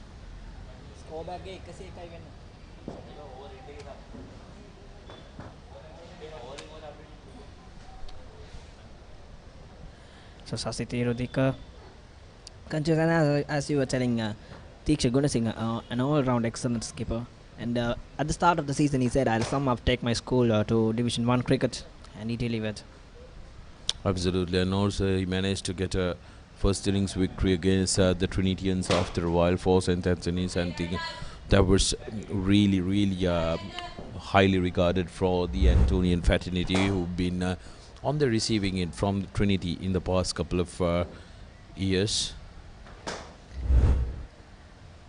That's been the case from St. Anthony's College. Brilliant year last year, 8 outright wins. That's never easy, and staying unbeaten. And I think something similar to that was repeated by St. Trinity College. In fact, over the years back when Rino Shintikwala captained the Trinity College. That was, I think, it wasn't similar. It was much better. Megan, the Trinitian in you. The no, Trinitian in you. I mean, you can't match 11 outrights in top division, winning 8 outrights in the second division, isn't it? And also winning the big match outright, also becoming triple champions. I think that was exceptional. You got to admit that. But coming on this year for the first time after a long while in Division 1 cricket, they're topping their table. St. Anthony's College. I think what's very encouraging about this Antonian team is the fact that even last year, the likes of Nimnika, they were the top performance, and they're the ones who are really putting their hand up now itself. So it's a very encouraging fact for Antonians, because they've been for for a long time they've been the leading cricketing school in Kandy. Yes, they did lose their they looked lackluster for a while, but now they are back on it again, which is a very encouraging fact, because more competition will definitely let them improve. So good signs for the Antonians, and their comeback have been terrific, because even against Royal they looked a solid side. So Antonians are posing a lot of danger to the top nation. So Sasit's delivery was a close escape for Dinal. So the Antonians looking very good. And also Nimna Kachayati picked up close to 70 wickets last year, and coming back, that was in Division 2 cricket, and coming, if someone has an argument about that, he's come here first to the Division 1 cricket and still picked up 57 wickets so far.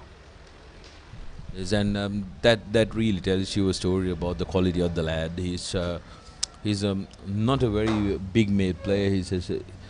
But he's known to come and take the wickets when it really matters for his captain, and I think that's what's really important. Dinal facing the wrath of Sasit, but that's the end of the 28th over, 102 for 7.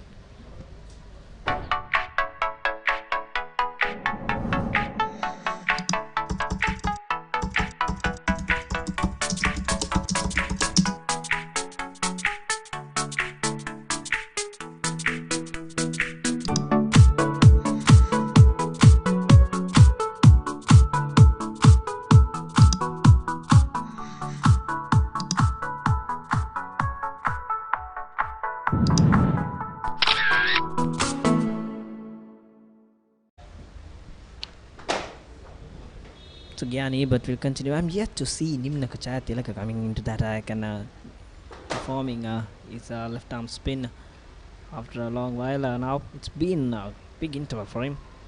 This pocket-sized dynamite. That's right. It's been a while since he bowled. I think the skipper wants to make sure that he tries his options rather than exhaust Nimnak out. But they're looking at is bundling the Josephians out as soon as they can, and then maybe bringing Nimnak on tomorrow when the wicket is a little more used up, rather than making him work and because it's not very easy conditions to bowl at. Megan, you and I sitting in this com box, we are feeling it, so I can only imagine how difficult it must be to be in the middle. Sun blazing out, the temperature almost close to 29 to 30 degrees. It's very humid here in Maradana, and these lads from Kandy might be finding it a tad bit difficult to try and adjust to these conditions.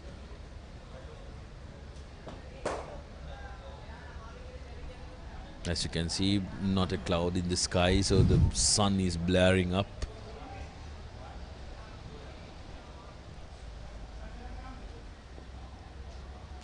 The blown out morning here at Tali Road. Very hot conditions, and Gyani Bird has been a ZP customer for St. Anthony's College. 2 of 2 in into his third over now. He's picked up 2 wickets in his first 2 overs.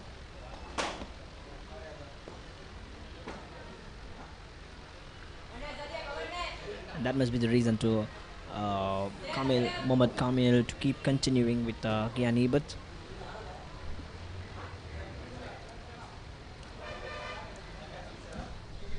Yes, only given away 2 runs in his third over.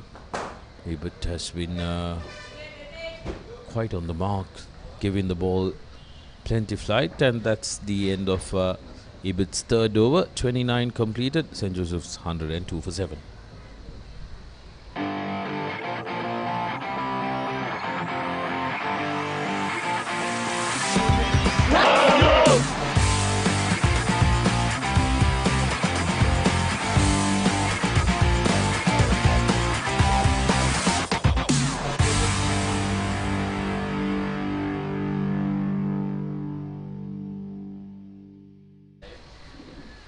Yes, the requests have been heard by Mohammad Kamil. He brings in his ace spinner, Nimna Kachatilaka. Look at the size of him compared to the rest.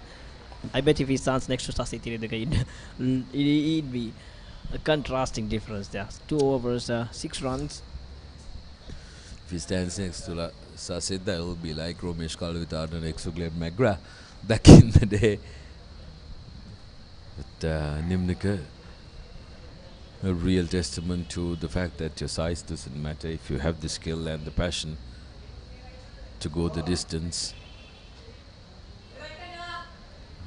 His skipper putting faith in him. Well, who else do you remember being bowling left arm spin and proving the size doesn't matter?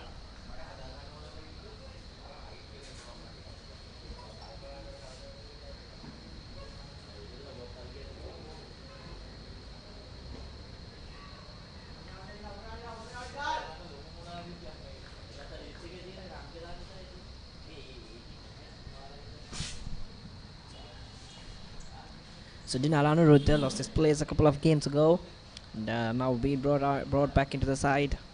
There's a lot of pressure on him,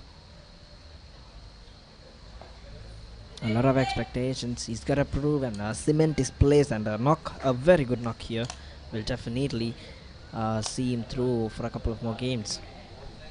Yes, most of the players will definitely have the big match on their mind when they play these games. They'll want to make sure that they get the nod for that all-important encounter. They live and breathe cricket for that all-important game. So this is the last tournament game, if I'm not wrong now. They just got one more game to go in the tournament. Then that this is the 13th match of the season for St. Joseph's College. Risky single, chance of a run out, but the direct throw not going according to plan for the Antonian fielder.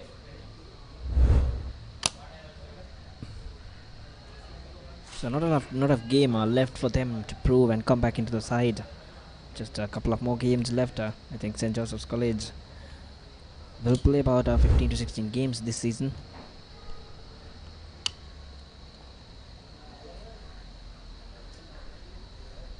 So Nimnika Jatilaka ends the over at the 30th go on 104 for 7. මේ ගෙදරින් අලුත බැඳපු ජෝඩුවක් මේ දෙන්න 4 දෙනා වෙලා මේ ගෙදර ආච්චිසියයි තින්නවා මේ ගෙදර වැඩි හිටියෝ දරුමුණුපුරු ඔක්කොම එකට ලොක්කු පවුලක් දැන් ඔබේ පවුලේ සමාජිකයන් ගණනට ගැලපෙන ප්‍රමාණයේ සිංහ රයිස් කුකර් එකක් මිලදීගෙන විදුලි බිල අඩු කරගන්න රයිස් කුකර් කිව්වට කිරිබත් බුරියානි සුප් වටලප්පන් ඇයි එළවලු තම්බන්නත් පුළුවන් සිංහ රයිස් කුකර් පවුලේ ගානට විදුලිය සුරකේ.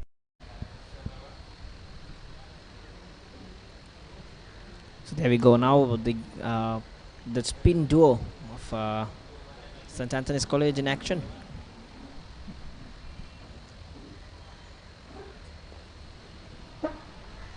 Sharannipi, well done, good bit of work in field.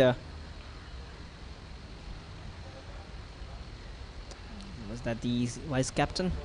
Yes, it is Sasitiru Dekala. A tall, big unit. I think was very well done there from that lanky seamer.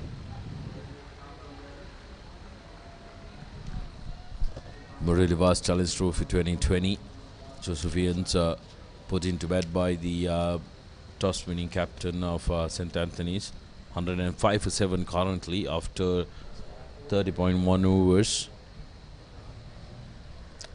Satish and Dinal have a very, very big task in hand to make sure that they hold on to their wickets as long as possible and give some respectability to this Josephian innings, because their top order haven't been able to make any inroads except for Sharan Fonseca, who looked good occupying the crease for as long as he could. Caught and ball opportunity. Gehani, but will be kicking himself. That was a very difficult opportunity, but he got his hand to it. That is commendable. Here's another look at the replay. Oh well, almost caught it. Almost caught it. He'll be very disappointed. Could have been his third wicket.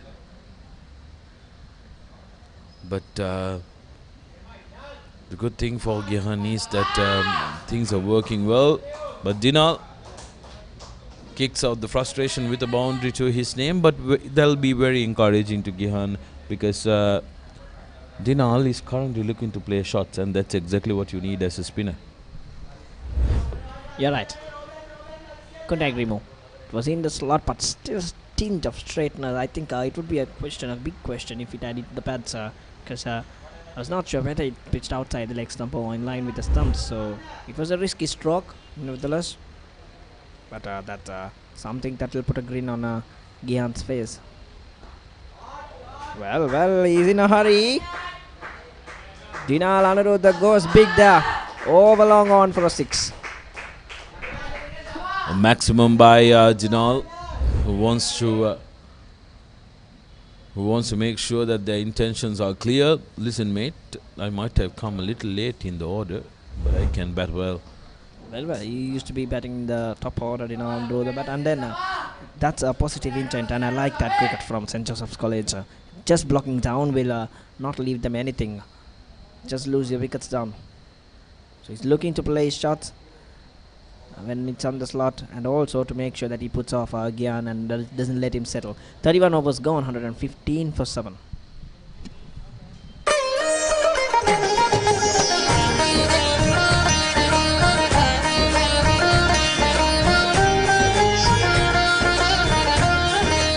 உங்கள் கிராமத்தில், உங்கள் நகரில், உங்கள் பிரதேசத்தில் உள்ள வீரர்கள் திறமையானவர்களா?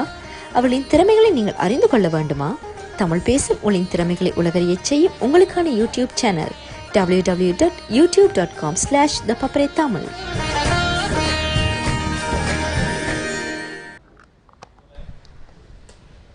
St. Joseph's College 115 for 7 after 31 overs. Nimaka is continuing. Put away nicely by Sajish down the leg side towards the squaring area, gets a single. It's been tough going for the Josephians. They were sent into bat this morning by the Antonians, and they went to lunch at 97 for 6. They've lost another wicket after lunch, but 116 for 7 now. Dinal Anuruddha is on 13 and Sadish on 3.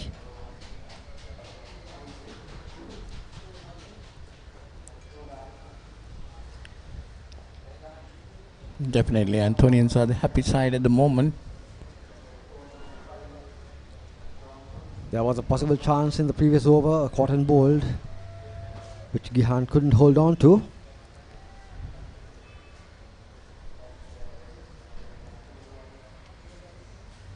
This time flighted outside the off stump.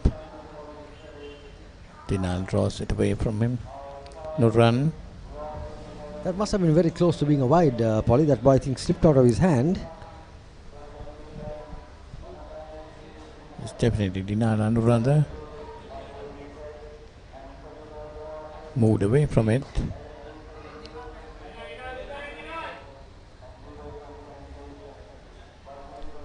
Nimraka Jayatilaka has been one of the key bowlers for the Antonians this season, but he's bowled only this is only his 4th over.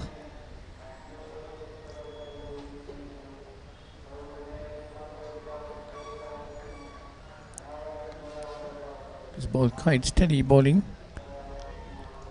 Short in stature, but has a nice looped delivery, flighting the ball, tempting the batsman.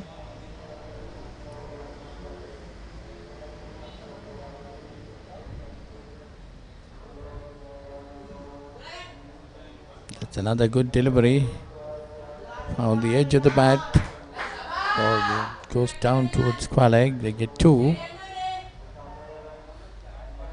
So that's the end of the 32nd over. St. Joseph's 118 for 7.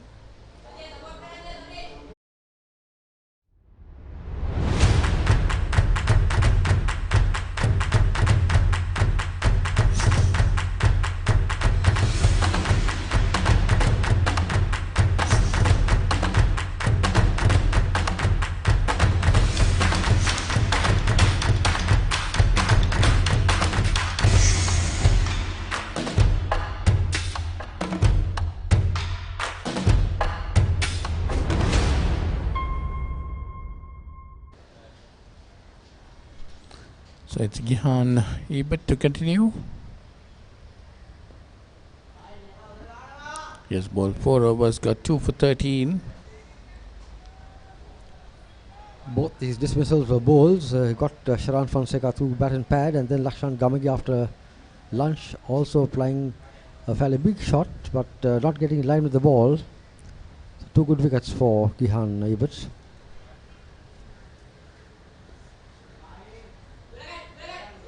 This time it puts away towards the mid wicket. They're going towards the boundary for 4.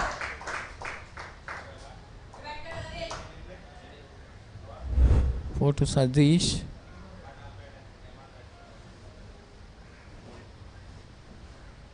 That was a good shot.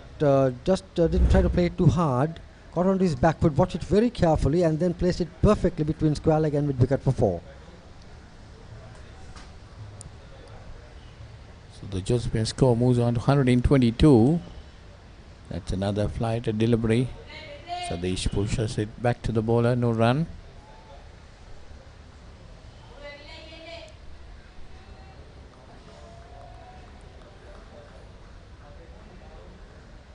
Good bit of tight bowling by the Antonians, isn't it, Rohan? And but better fielding. They've done very well in the field. A couple of drop chances, one cotton ball and then one drop catch in the fine leg. Other than that, the Antonians have been good on the field.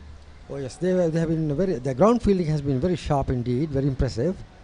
Very unfortunate that they dropped 2 certainly catchable opportunities, and that allowed these Josephians to get a bit out of the hook, really.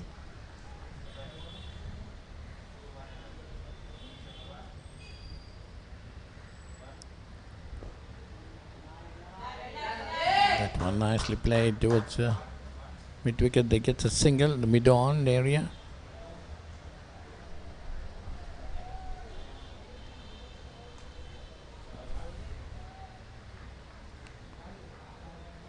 That takes Sadish on to 8, and the Josephines go to 123. 5 runs coming off this over up to now. One more delivery to go.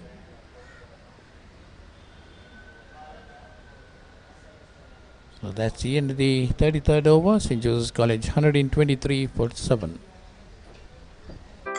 මේ ගෙදරින් අලුත බැඳපු ජෝඩුවක් මේ දෙන්න 4 දෙනා වෙලා මේ ගෙදර ආච්චීසීයයි තින්නවා මේ ගෙදර වැඩි හිටියෝ දරුමුණුපුරු ඔක්කොම එකට ලොක්කු පවුලක් දැන් ඔබේ පවුලේ සමාජිකයන් ගණනට ගැලපෙන ප්‍රමාණයේ සිංගල් රයිස් කුකර් එකක් මිලදීගෙන විදුලි බිල අඩු කරගන්න රයිස් කුකර් කිව්වට කිරිබත් බුරියානි සුප් වටලප්පන් ඇයි එළවලු තම්බන්නත් පුළුවන් සිංගල් රයිස් කුකර් පවුලේ ගානට විදුලිය සුරකේ 123 for 7. St. Joseph's being put into bat.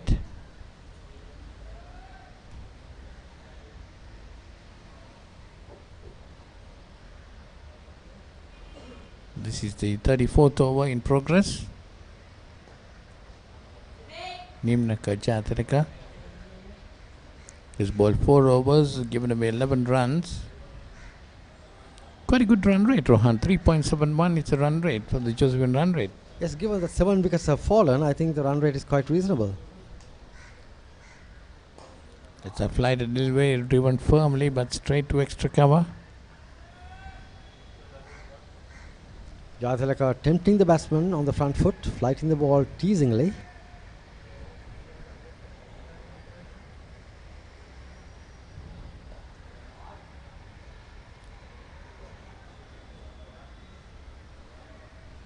The last wicket was Lakshan Kamage, was out for 2, bowled by Gihan Ebert.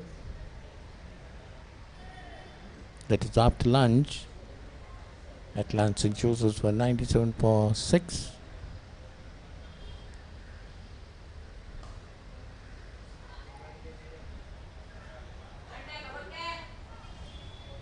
The Josephians unable to pierce his offside field. There have been some short deliveries outside the off stump, but Sadish has not been able to pierce the field.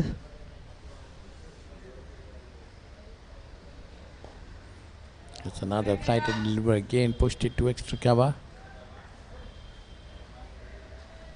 Nimnak is getting through his overs quite quickly. very busy, goes back to his mark very soon, and he's ready for the next delivery.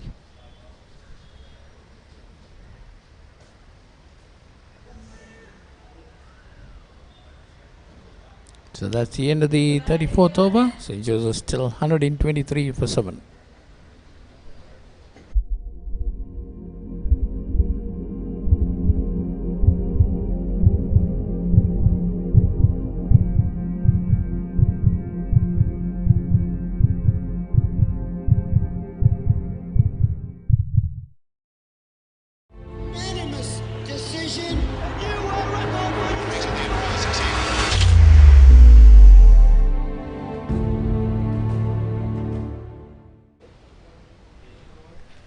Wickets to fall in the morning session was Johan De Silva for 6, Sharon Fonseca for 25, Shimon Daniel for 1, Dennis Jacquetti for 9, Shivan Russell for 13, Dennis Valadage for 17.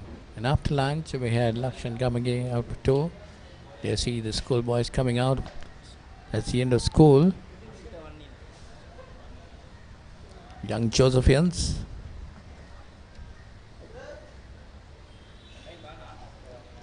So it's a new bowler being introduced in. Asita Waninaika has been called into bowl. He's been bowling from the swimming pool end.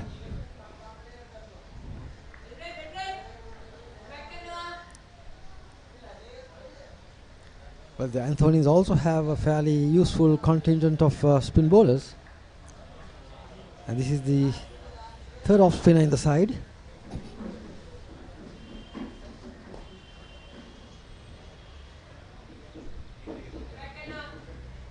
Dina Lanuru that comes down the wicket and drives it.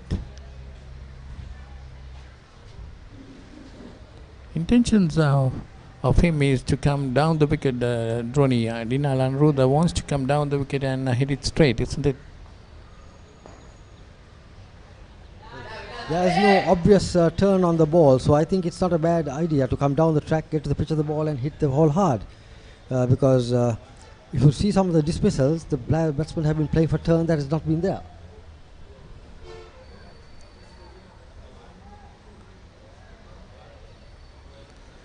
Anuruddha is on 16. And a lucky escape when Gihan and Ebert failed to hold on to a return catch.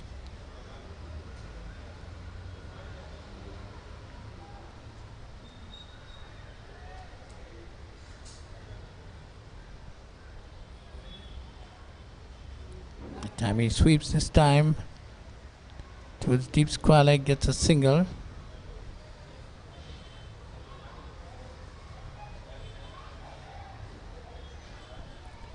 Certainly these two batsmen look confident, rotating the strike, not afraid to come down the track to meet the ball as well.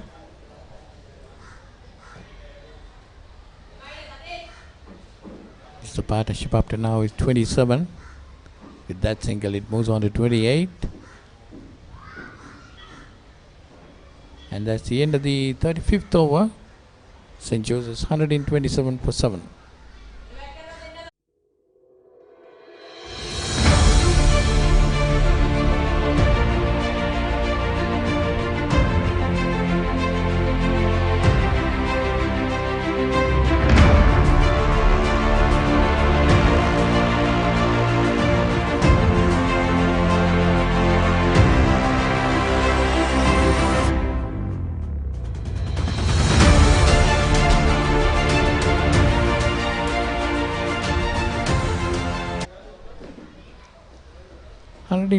For 7 after 35.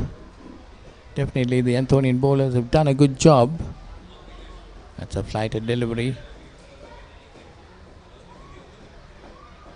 Yumna Kajatarika bowling is 6th over. None for 11 after 5.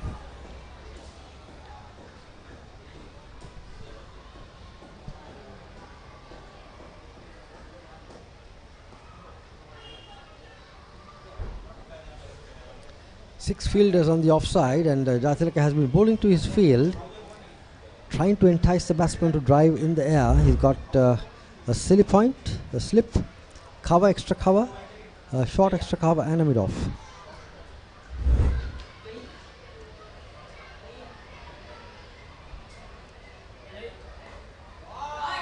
That one nicely played away. This time towards it, between the gap, cover an extra cover into the boundary for 4. So it's Sadish Jayawardena gets 4 more. That was a juicy half volley outside the off stump, and Jayawardena just flared at it, opened his arms, and sent the ball scuttling away towards the fence for 4.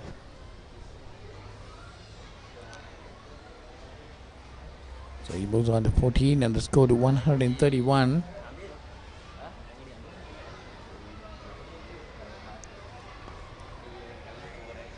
Nimna Kajatarika not frightened of tossing the ball up, making the batsman play at it.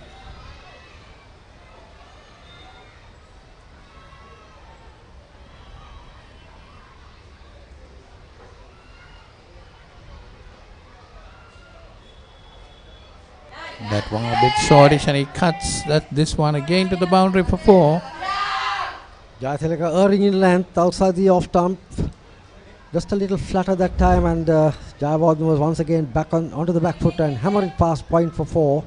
This is enterprising batting by the Josephians. We didn't see them in the top order, who were looking for terrors that were not there, and this is refreshing batting from these two young players. The partnership has gone up to 36. It's an appeal for an LBW, and it's given out. That would have been quite close. We'll have a look at that again.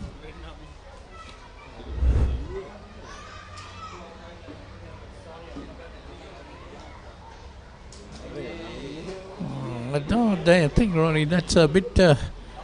I think it would have missed the leg stump, definitely. Well, I think Jayathilaka has to consider him very fortunate, and Jayawardena very, very unlucky. That ball was clearly missing leg stump from what I could see from here. Definitely, I thought as much. That's what I said. It's going to be very close, but it was definitely going to miss the leg stump. Very unfortunate. Jayawardena will have to walk back for 18.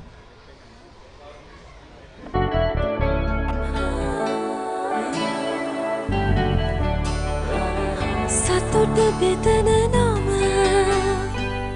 ඔබ ළඟ රැඳි නම සැනසුම දෙන නම එය සිංහ නම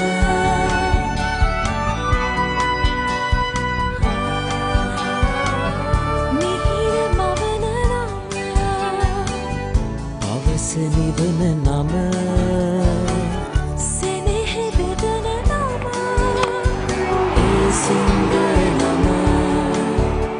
මුළු පවුලට සතුට සදන සිංහ අද විශිෂ්ට විශ්වාසය.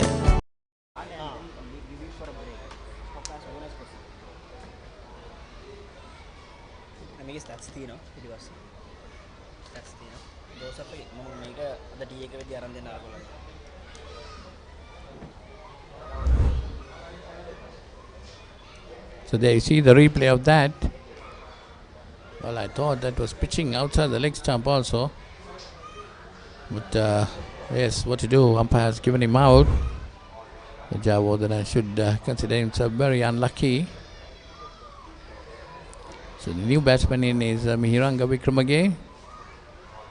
12 matches, 13 innings, 202, an average of 20.20. Quite a capable batsman to come at number 10, Rohan. Yes, certainly. He has been among the runs.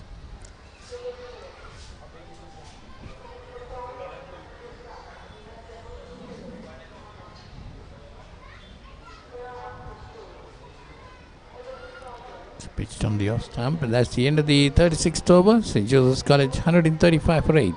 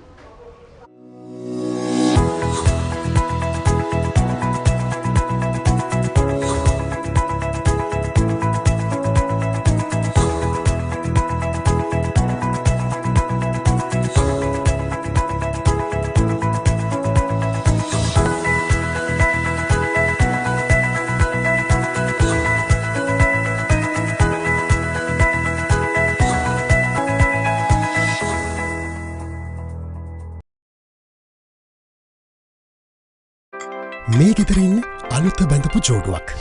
මේ දෙන්න 4 දෙනා වෙලා. මේ ගෙදර ආච්චීසීයයි තින්නවා. මේ ගෙදර වැඩි හිටියෝ දරුමුණුපුරු ඔක්කොම එකට ලොක්කු පවුලක්. දැන් ඔබේ පවුලේ සමාජිකයන් ගණනට ගැලපෙන ප්‍රමාණයේ සිංහ රයිස් කුකර් එකක් මිලදීගෙන විදුලි බිල අඩු කරගන්න. රයිස් කුකර් කිව්වට කිරිබත්, බුරියානි, සුප්, වටලප්පන් ඇයි එළවලු තම්බන්නත් පුළුවන්. So this is the 37th over in progress. Gihani, but they've been called back. Ball five overs.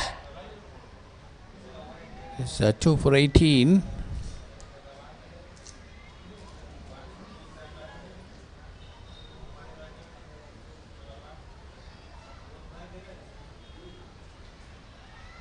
That time he sweeps it well towards the squatting boundary. They're getting 3 in it.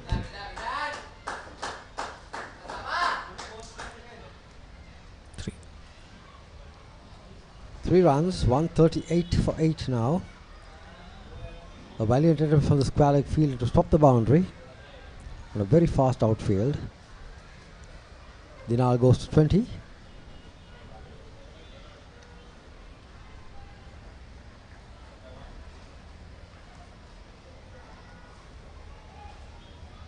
Nanga Vikrama gave one of the top Josephian bowlers. And Sukwali, fairly good batting average too. Coming in at number 10.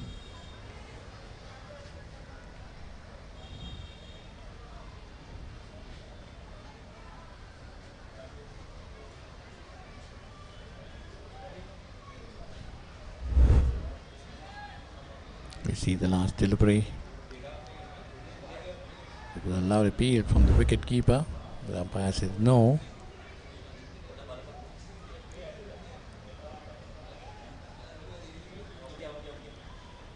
This one pushed away back to the bowler.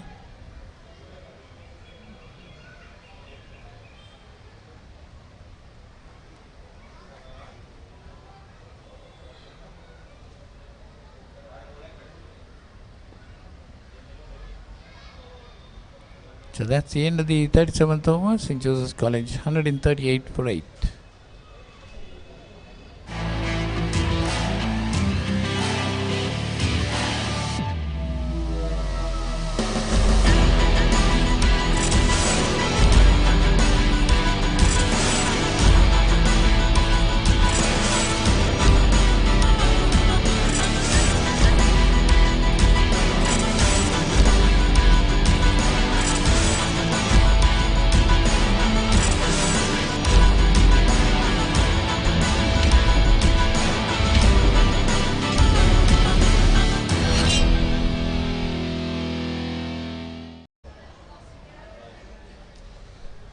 So it's Nimna Kichayatalaka to continue. He's bowled 6 overs up to now, had 1 for a 19.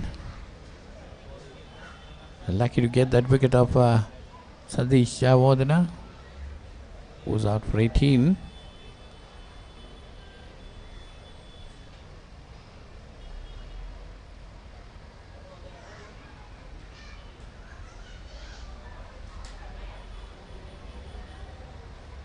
Dinal Anuruddha has played some good shots, Rohan, in his 20. Yes, he's looked very impressive. Had just only 6 in the innings so far.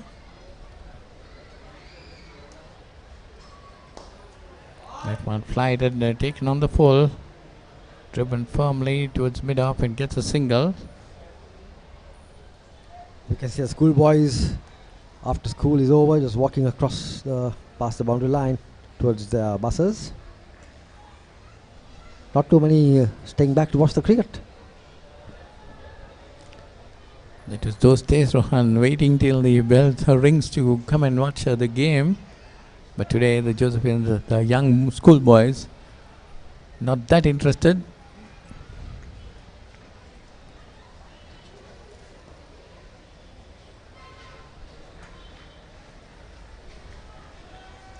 $139 for 8. It's been tough going for the Josephians after they were sent into bat.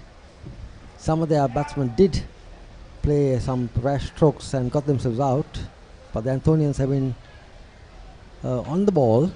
A couple of no balls and wides, their only blemish.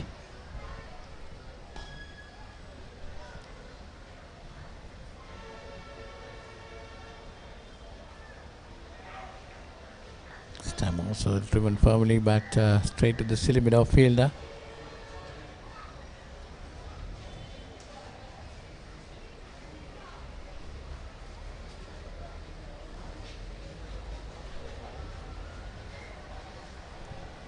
Nimnaka has a strong offside field, and as a result, he's just allowing the ball to drift outside the line of the off stump. He's not making the batsman play enough, I feel, Polly.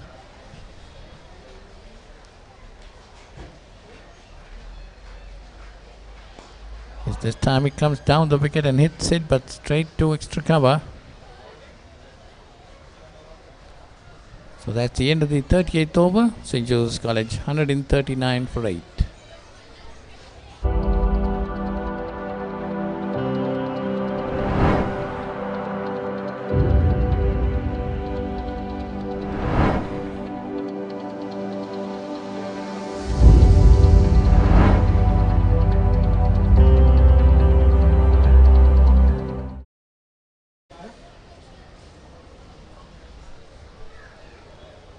So 139 for 8 after 38 overs. St. Joseph's College being put into bat.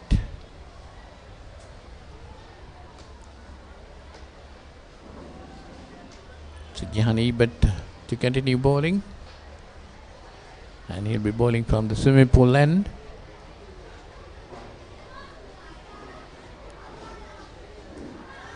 There you see the back of the screen, the young Josephians walking home.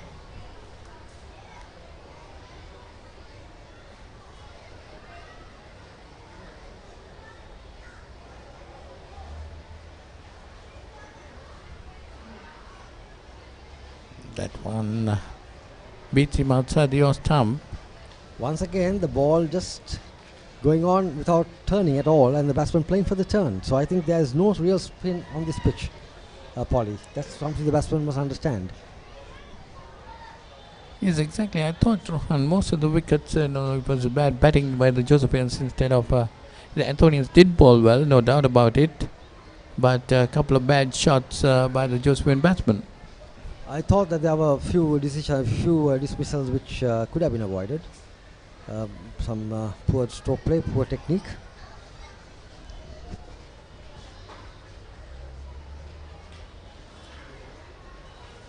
Again, he tries to sweep that one, didn't get hold of it.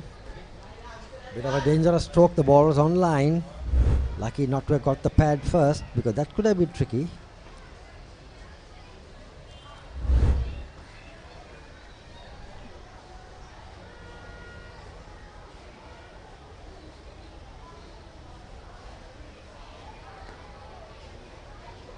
That one, he hits it firmly. Straight over mid on, that's gone into the boundary. For 6, that's over the rope. So that's Dinan Anuruddha getting his second 6. A very clean hit indeed. Lovely stroke from Dinan Anuruddha. Waited for the ball to pitch and then hammered it over long on for 6.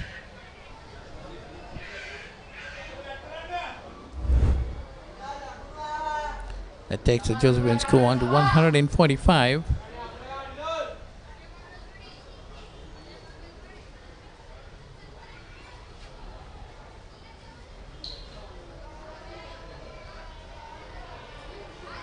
And rather picking the balls that needs to be put away. Played a very good innings of 27.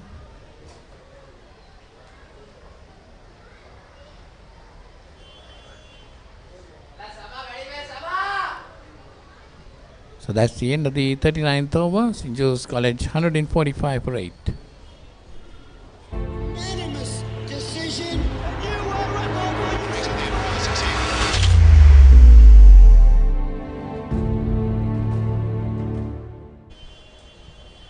There you see the bowling of St. Anthony's College bowlers. Satish got 2 for 60 of 11 overs. Dinesh got 2 for 23 of 7 overs, 1 maiden. Tarindu got 1 for 3. Nimnaka got 1 for 20 of 7. Gihan 2 for 27 of 7. And Asita bowled 1 over without giving away 4 runs without any wicket. The follow wickets were 9, 29, 41, 69, 94, 97, 99 and 135. So St. Joseph's College 145 for 8 after 39 overs. So it's Gihan going to continue. Satish has been brought in. Satish has taken 2 wickets, but he's been proved quite costly. 60 in his 11 overs. He's given away 13 no balls and 3 wides. That really was quite inexcusable. That exactly additional about 3 more overs, Rohan. Yes, the Antonian over it has been quite slow as well. Just 39 overs bowled for the day. One must remember that 95 overs are expected to be bowled during the day's play. So there's a long way to go. Still 39. This is the 40th over. So 56 overs remaining. A lot of cricket left for the day.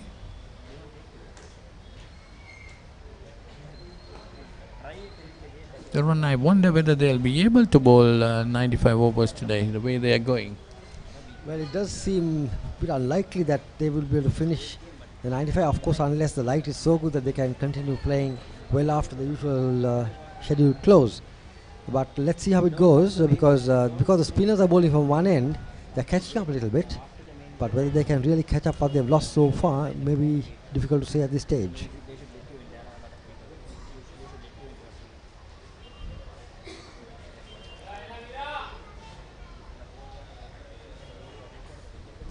Sasith also tends to take a little time to get back to this to the top of his bowling mark.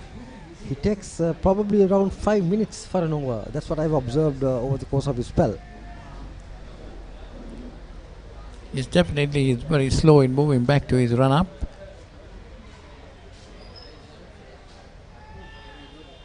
Taking his time.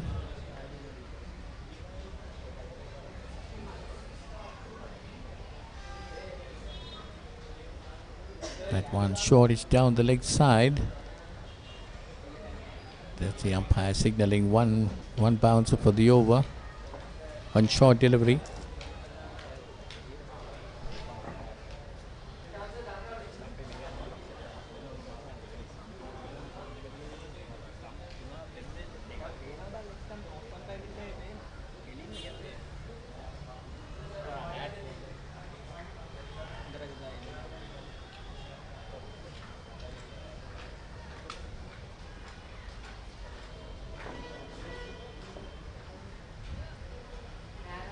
It's again down the leg side.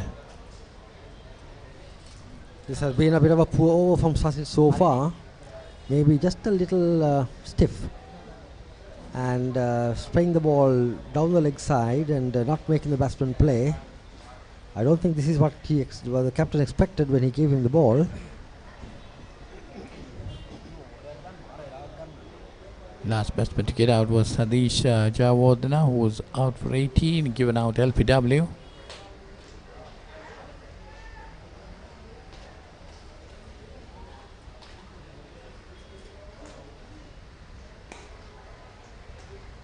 That one put away nicely towards the mid-wicket area.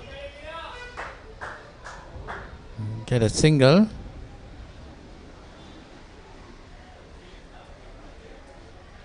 So Miranga is off the mark. He's on 1. And the Josephians go at 146 for 8.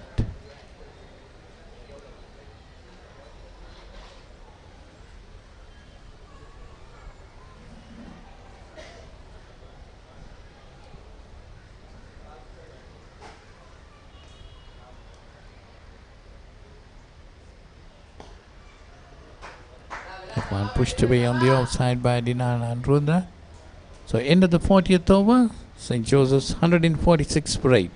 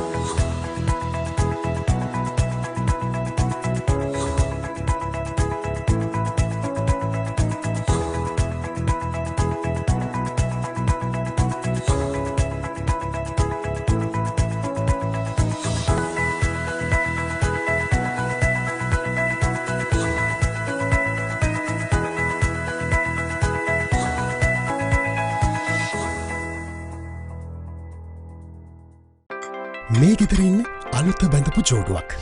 මේ දෙන්න 4 දෙනා වෙලා. මේ ගෙදර ආච්චීසීයයි තින්නවා. මේ ගෙදර වැඩි හිටියෝ දරුමුණුපුරු ඔක්කොම එකට ලොක්කු පවුලක්. දැන් ඔබේ පවුලේ සාමාජිකයන් ගණනට ගැලපෙන ප්‍රමාණයේ සිංහ රයිස් කුකර් එකක් මිලදීගෙන විදුලි බිල අඩු කරගන්න. රයිස් කුකර් කිව්වට කිරිබත්, බුරියානි, සුප්, වටලප්පන් ඇයි එලවලු තම්බන්නත් පුළුවන්. සිංහ රයිස් කුකර් පවුලේ ගානට විදුලිය සුරකේ.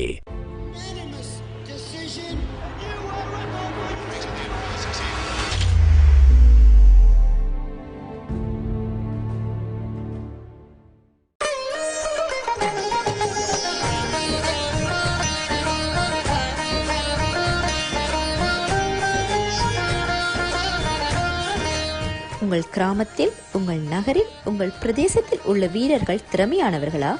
அவளின் திறமைகளை நீங்கள் அறிந்து கொள்ள வேண்டுமா? தமிழ் பேசும் உங்களின் திறமைகளை உலகறியச் செய்யும் உங்களுக்கான YouTube channel www.youtube.com/ThePapare Tamil.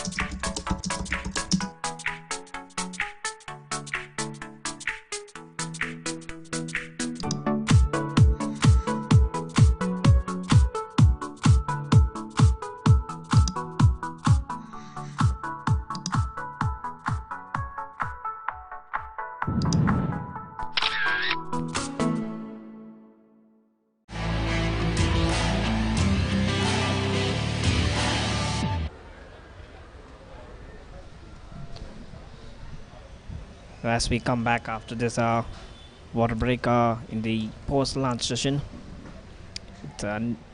Nimnaka Chatilaka, is it? Yes, the left arm spinner is being brought in from the opposite end which was operating.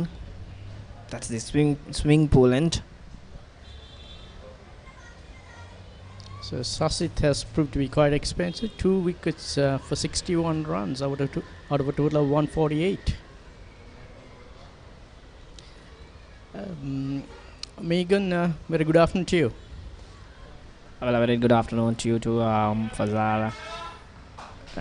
The Josephians will be fairly disappointed with their batting effort, right? 146 runs on the board for 8 wickets. Exactly, they are not known for this. They are a very strong batting unit. Have nicked up some of the very, very excellent innings in the past. In this season, in fact, they've easily cleared the 300-run marker, but here they are, down and under, in their heart of cricket.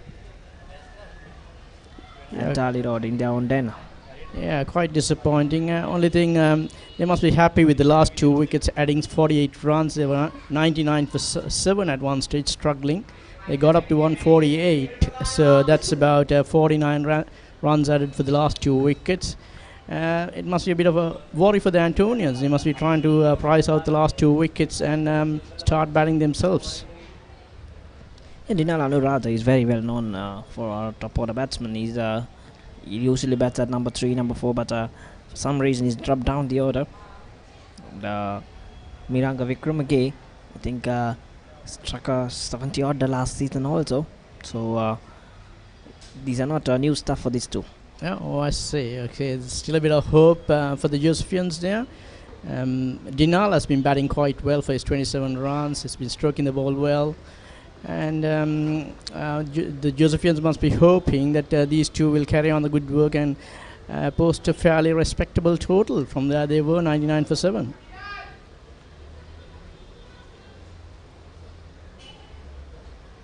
Nimnaka Jatilaga, as you said, is come back from the swimming pool end because there was hardly any turn. He was bowling from the pavilion end where we are seated, and there was hardly any turn for the left arm off spinner. But here he's come from that end. We got to wait and see whether he's got any purchase here.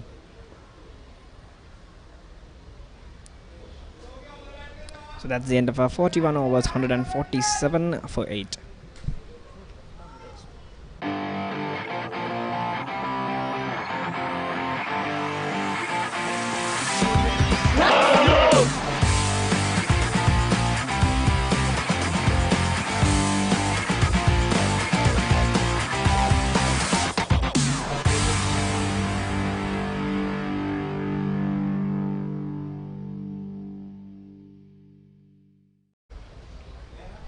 So Sasti Theodika will continue.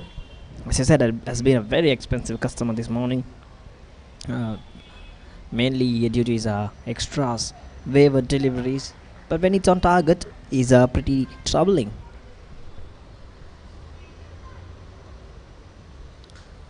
Yeah, he's got a big problem since lunch. Of course, he has sorted that the problem. He was bowling a whole lot of new balls before lunch. He seemed to have rectified the problem. All in all, 61 runs, quite expensive in 12 overs, and the score just 147. So he has given almost a good more than 50% of the runs, is it? Close to 50% of runs, about 40-45% of the runs. So he's toiling hard in this heat.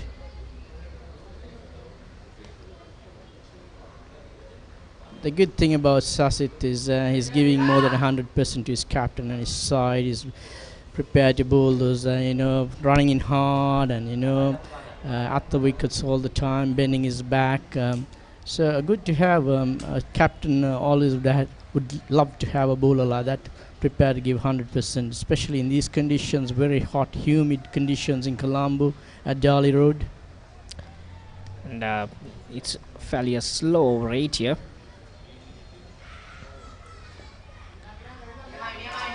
Well done, good single there from Miranga Wickremegay, giving Dinal the most of the strike. And also, these two are not just trying to block down the overs and trying to occupy the crease. They're looking to score. If they can score, they can. They're trying to score as much as they can and just as soon as they can. And that's the plus point about this pair and even the previous pair. Because after 7 down for 99, they've not looked to step back. Yeah, you can say that they've been rotating the strike and very sensible batting. Whenever they got a loose ball, they're prepared to put it away. So the shot making has been fairly good, The shot selection has been very good. And they're doing the right thing. So it must be a bit of a worry for the Antonians because this partnership is building up in some ways. And they're batting fairly sensible cricket, They're not giving it away easily.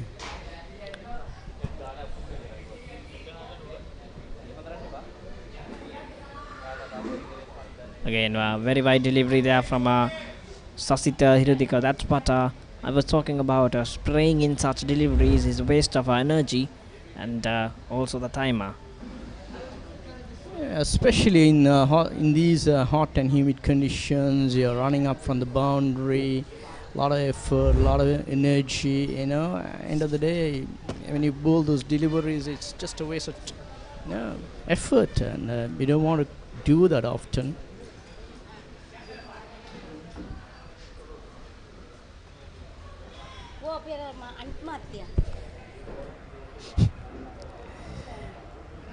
I think he's trying a bit too hard, Sasit here. He's mixing it up. So that's the end of the over. 13 overs gone, 42 for 148.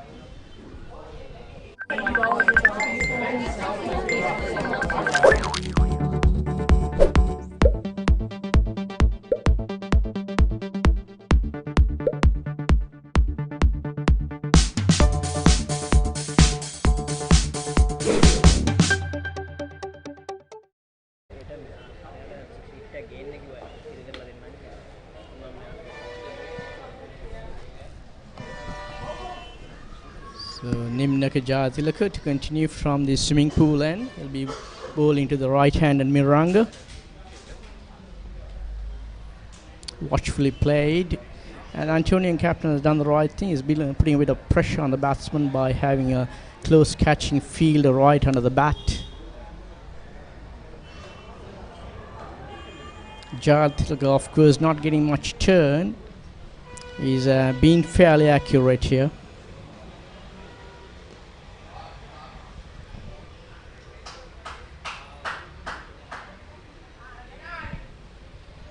So Miranga doing the right thing, giving the striker as soon as possible to Dinal Anuradha. So that's the way to go. Keep rotating the strike. Don't get bogged down. Doing the basics correctly. Keeping the scoreboard ticking. They're not scared to drive on the front foot, are they? They're prepared to go. And if it's tossed up, they're going to go. They're prepared to play their shots on the drive. So doing it quite nicely. That's how it should have been. It should be because then anyways gonna lose those 2 wickets eventually. So might as well score as much as you can before you lose those 2. But I'm very well fielded by the Antonian's captain there.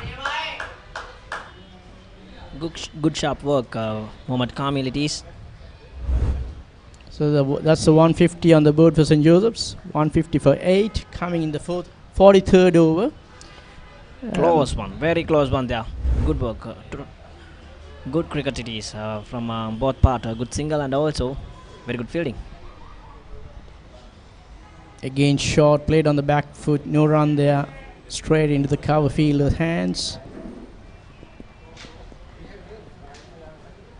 So 150 on the board for St. Joseph's coming in the 43rd over.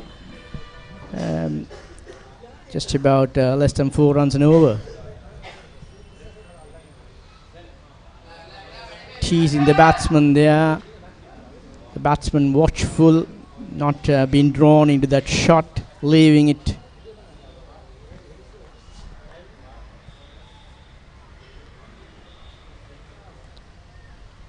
Miranga on strike.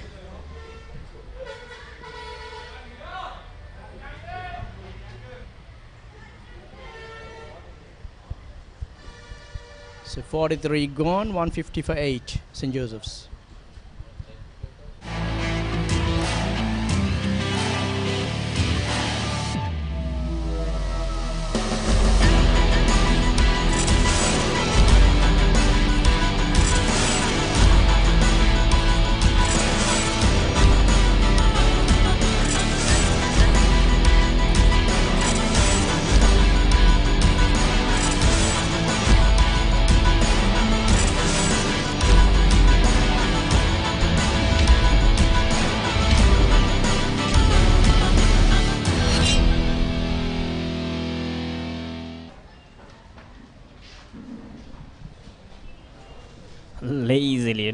lazily dragging himself for practices there. Good shot from Aniruddha. Who is that? Who was dragging his... Well, a youngster. Just beginning his cricket. Must be very tired after school and also with hot conditions. There you go. Youngsters. Can't blame him. You did the same thing right, Megan, years ago. Not exactly. You did not enjoy training. I didn't enjoy training either. I enjoyed playing matches, but not training. He was into that shot early, trying to hit it hard. Got a thick inside edge. You got to wait for them to come to you sometimes. You got to play late.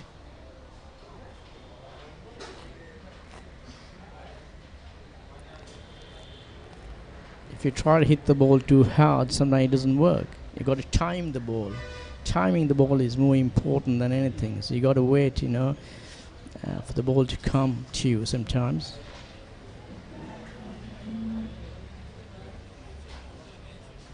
So Sasit into his 14th over, 2 for 62. Looking for another wicket here.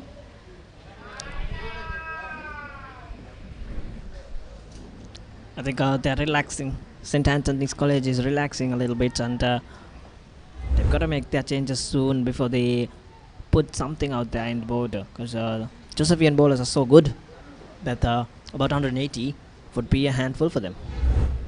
You reckon, sir? We got to wait and see. I know the Antonian batting is not very strong. It's their bowling which has won the matches time and again. But yeah, that's a good point. You can't afford to relax. These last two wickets, they got to try and mop them up quite quickly and start batting themselves. Because that will also play in their minds when they come out to batter. If they let the last two pairs settle in a little too much, that will frustrate them.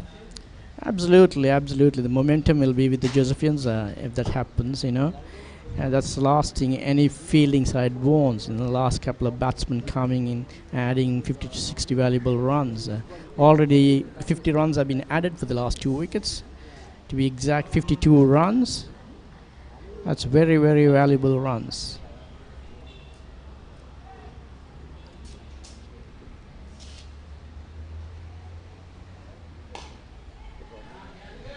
Well played.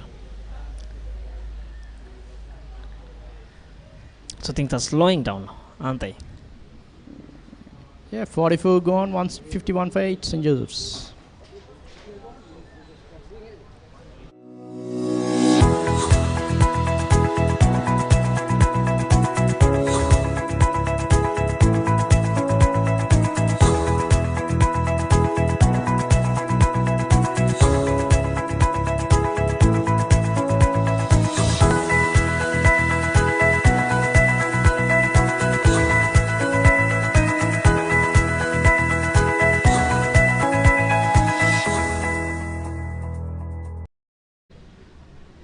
Well, we're back to the cricket, and here the Josephians 151 for 8. Quite a few batsmen got off to a good start, but they were not able to capitalize.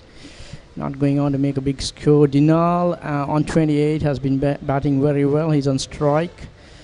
Of course, much was expected from Dunit Velalagi, I believe, and he disappointed. He played a very responsible shot just before lunch. The last over before lunch. The previous over he was dropped at fine leg, the trap was set, and he was gone.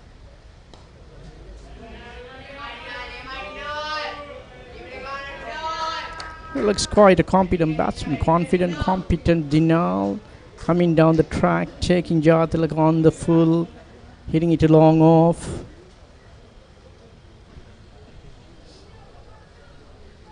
So 29 of good 51 balls that he has faced. So not very slow either. Good approach. Yeah, good thing about his batting is very confident. He looks very confident, and he's stroking it quite nicely. He's not trying to hit the ball hard. He's getting the pitch of the delivery, especially the spinners. He's facing up to Jatilak quite nicely. Jatilak is one of the best bowlers in going around his school circuit today. Well played. Tickle around his pads. And that should fetch a couple of runs for Miranga Wickremake. And that's another point, that he's not afraid to give the strike to Miranga Wickremake. Yeah, you got to have some kind of trust with your batting partner. You can't shield him all the time. And this partnership has been building, and so it is confidence, Dinal's confidence on Miranga, and Miranga is batting quite nicely himself.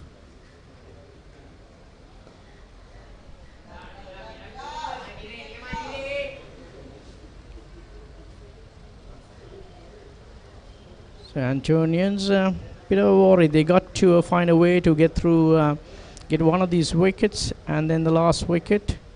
Frustrating moments for the Antonians. They've done quite nicely up till now. Captured 8 wickets, winning the toss, putting the opponents into bat.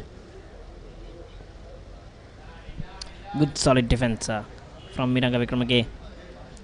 Jatilaka hardly any threat. He's a main strike bowler for St. Anthony's College Kandy. Loads of wickets under his belt.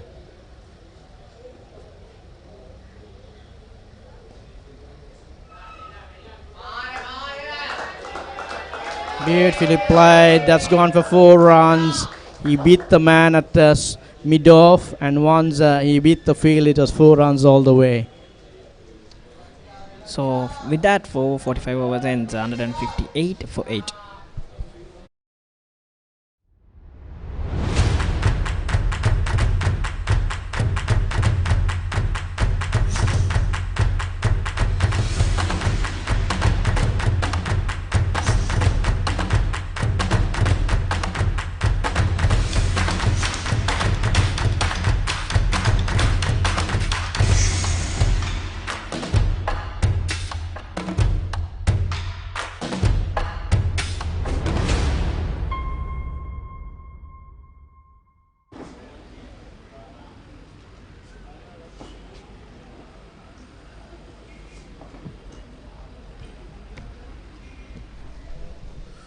.45 overs completed. Josephians 158 for the loss of 8 wickets, and this pair, Miranga and Dinal, looking quite decent, having being able to knock up some runs, and the Josephians will be hoping that this pair continues until tea.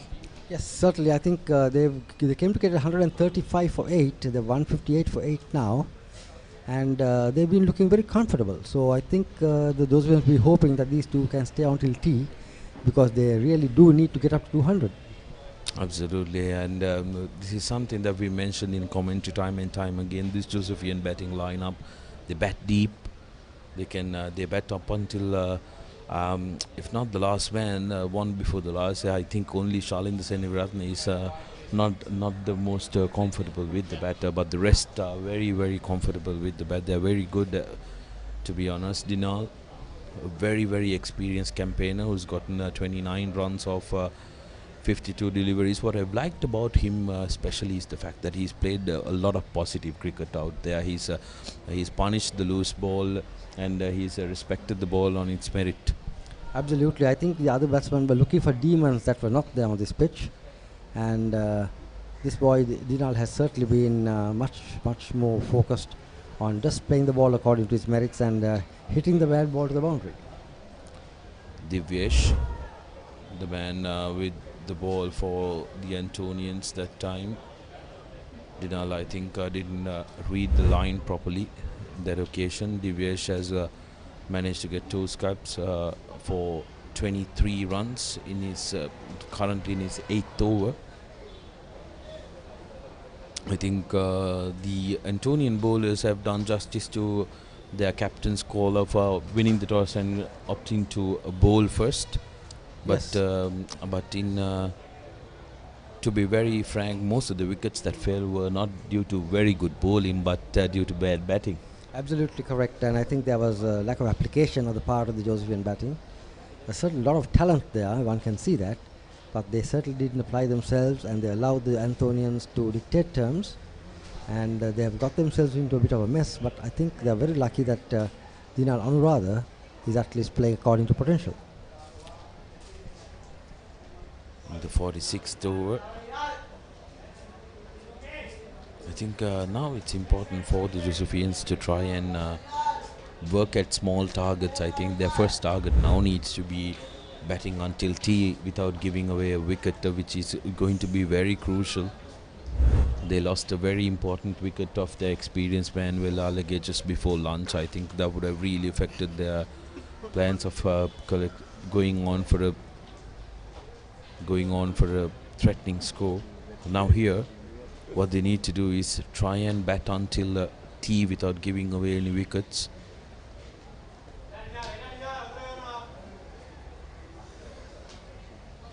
The Antonians' ground fielding has been very impressive. I was watching them very carefully today, and they've been throwing themselves at the ball, attacking the ball when the ball is hit towards the mid-off mid-on areas.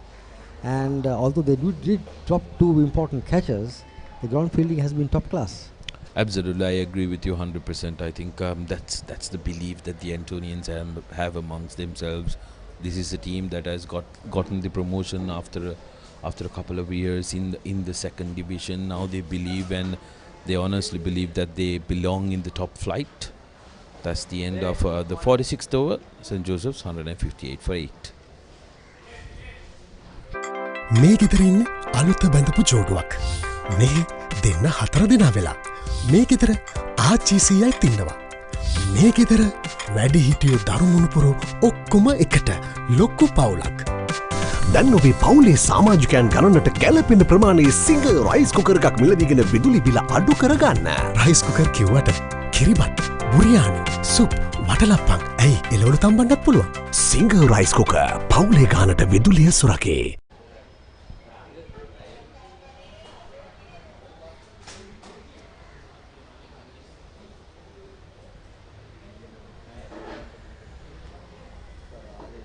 .46 overs completed. Josephians 158 for the loss of 8 wickets.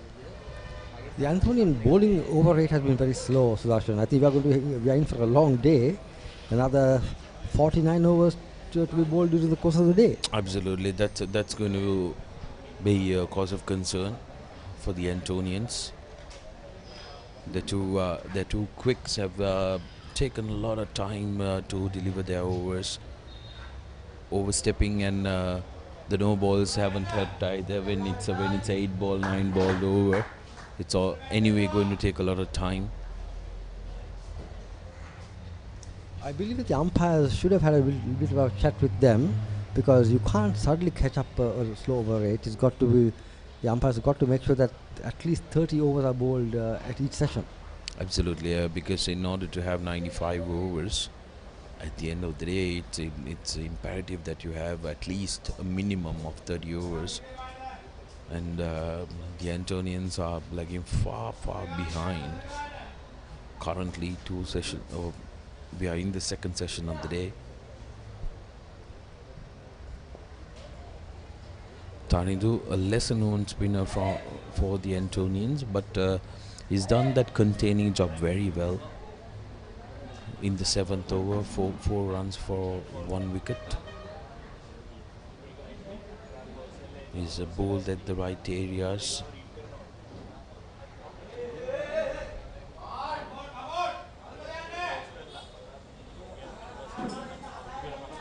Now the Josephian bench is becoming a little nervy and anxious, rightly so, isn't it? They were very quiet earlier, but I can see a little bit of noise from that side now. Maybe getting a little more confident that their score is not too bad. But Rohan, I think the cause of concern for St. Joseph's is the fact that if they are to go for an outright victory, they need to put on an imposing score before the end of the day today and try and put Antonians to bed if they are to go for outright, because currently Antonians are the holders. That's a rash stroke. Up in the air. Dinal was looking so very good up until this moment, and out of nowhere he decides to take that ball on. The connection wasn't great, right up in the air. Take a look at this. Clearly mistimed it, and easy catch in the end for the fielder as the 9th Josephian wicket falls. Dinalan rather out for 29.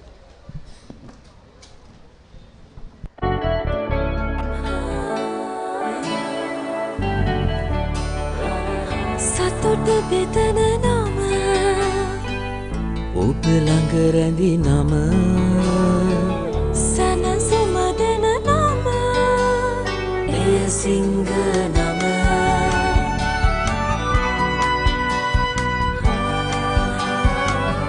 මිහිර මවන නම අවස නිවන නම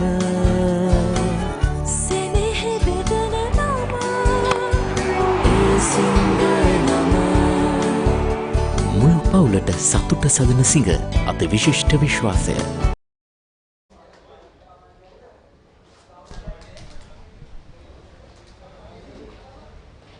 Well, the last man for St. Joseph's making his way to the field. Here's why. Rush of blood. Dinal playing a rash stroke there. And during the break, Rohan, you did put out a very good point of why Dinal would have gone for that, the fact that he wasn't getting much strike.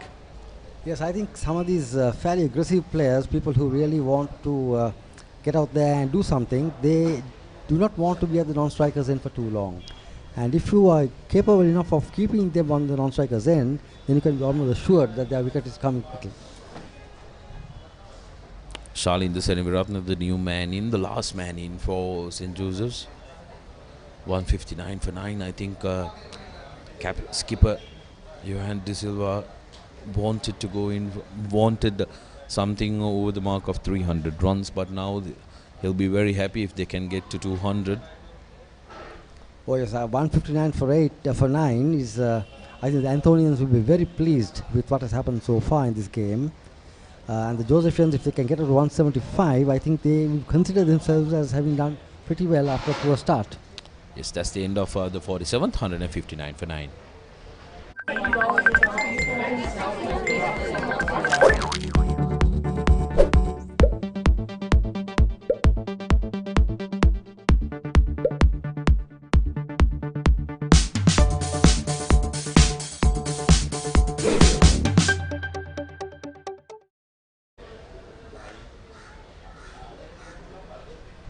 .47 completed, 159 for 9, and the Antonians are really tightening up the screws here in Maradana. Josephians, on the other hand, needs a lot of work to be done to swing this game back into their favor, but they shouldn't lose hope, because time and time again in schools cricket we've seen how difficult it is to try and get this last pair out. They can be real menacing.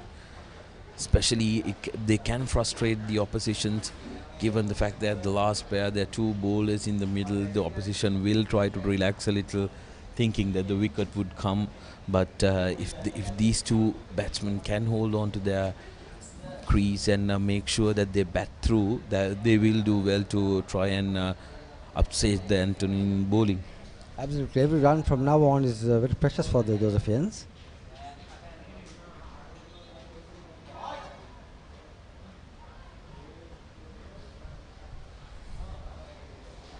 Divyesh trying to bowl short. The time was picked up by Miranga. Divyesh has been slightly expensive. He didn't take the single, did he? They did not. Yes. Miranga clearly wanting to guard Shalind on the other end, who I think is the more vulnerable out of the two batsmen. Miranga has been there for 33 deliveries, 11 to his name. That's a nice shot. Read the ball nicely, and that would give him a lot of confidence. Like Rohan said, every run from now on is going to be absolutely valuable for the Josephians, and 175 at the rate that they are going is going to be a bonus for St. Joseph. That should be the target, 175, and anything beyond that would be absolute treasure for them. Absolutely. That was a very short delivery from Diyesh, and given the punishment he deserved. Yet again, beautifully placed. Didn't try to hit it too hard, right through the middle of the two fielders in cover. Lovely stuff from Miranga that time. Very important runs from Miranga's bat for the Josephians. 167 for 9, and I'm sure Dinal Anuradha in the dressing room must be hitting himself for having got that rush of blood and given his wicket away. He was batting so well. Oh, absolutely, and also I think Southeast Jayawardene was terribly unlucky to be given out. It was a harsh call for the young lad. He's been in superb form, just 15 years of age. He looked very comfortable in the middle as well today, but had to bow down to the umpire's decision. From the look that we had, it did look like it was surely going down leg side, but the man in the middle knows best, and he decided otherwise.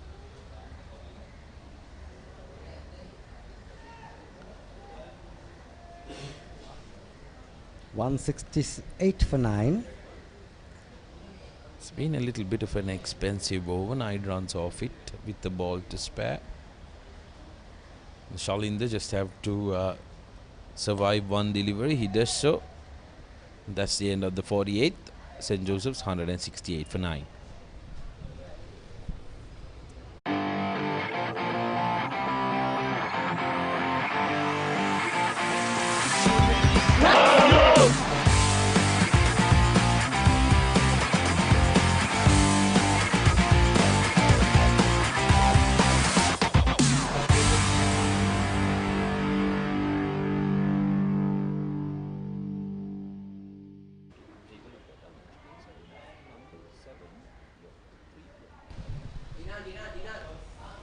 $168 for 9 after the completion of the 48th over. Miranga is going to be key for St. Joseph's now. Whatever the runs that he can get off his bat is going to be absolutely important. But take a look at the figures for this man, Tarindu, who's a lesser known spinner in that Antonian outfit behind Navishka and also Herbert. Tarindu has bowled 7 overs, 2 for 4. Yes, He's I was been surprised brilliant. he wasn't brought in a little earlier. He's pushed the field back for Miranga to give him the single, and Miranga is not taking the bait. Interesting battle here because Miranga looked very aggressive against the pacey, but he has respect for Tarindu, who's bowled in very good areas. I'd like him to give the ball a little bit more flight, which would really trouble the batsman. If you can castle a batsman inside this crease, that's when you are very successful as a spinner.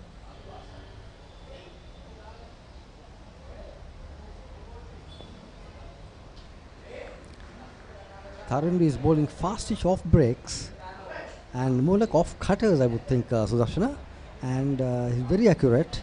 As you can see from his figures, 7.3 overs, 2 for 4. Doesn't give much away.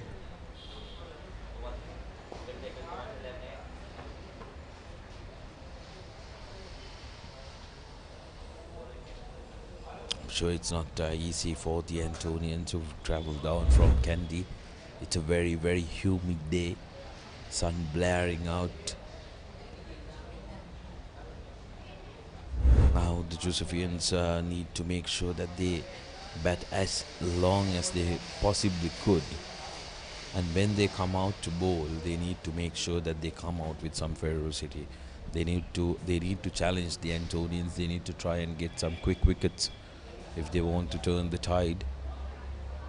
Well, a reverse sweep, highly uncalled for. This is what we've seen from the Josephian batting time and time again. Miranga looked very good with the shots that he's played, and suddenly comes a reverse sweep out of nowhere.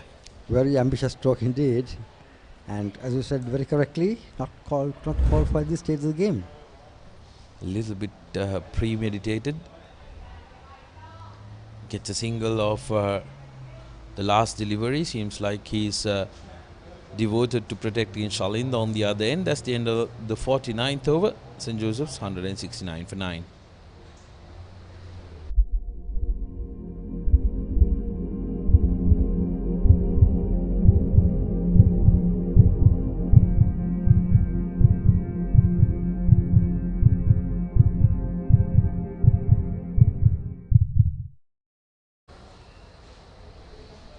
Like it's just so, March Madness is just a month away, and I know most of you who are watching us are very eager to meet up with your old pals and cheer your good old school against the arch rivals. Plenty of action lined up. It is a long season for these young boys. They play something like 20 matches for a season now in this extreme heat, and it really takes a heavy toll on them, I believe. Yes, I think now the matches have been limited to 16 games a season. You got to make sure that you play all your traditional games and including the tournament games, and I think that is a very good move, because the last thing that you want is talented cricketers burning out because of playing too many games while they are just 16, 17, 18-year-olds. Although we expect so much from them, you got to realize that these are young kids plying their trade, and their main motive needs to be their education as well, although they are very passionate about their cricket. Yes, they are schoolboys and they've got to get their priorities right. It's good to play these games, but you need to get your education in as well. Nimnika brought into the attack, 1 for 30, going on his 11th over. He hasn't been very successful this game. The chief wicket taker for the Antonians last season, was a tremendous asset for them, and was a key contributor in those 8 outright victories that they recorded last year. Antonians were unbeaten in the previous season, managing to get 8 outright victories and also, I believe, 6 first inning victories. Only went down to two schools losing the first innings. I believe they were in the second division last year, was that right? Yes, they were in the second division for the past 3 years, if I'm not wrong, having fallen down to the second division. But back in the top flight, I think they're surely showing that they belong here. They were tremendous against Royal College as well, and here they are challenging the defending champions at their home ground. It's never an easy place to travel to, Maradana, St. Joseph's cricket grounds. They haven't tried too much today. They've just been painstaking. They've known what they're trying to do, and they've been very cautious about how they've gone about this game.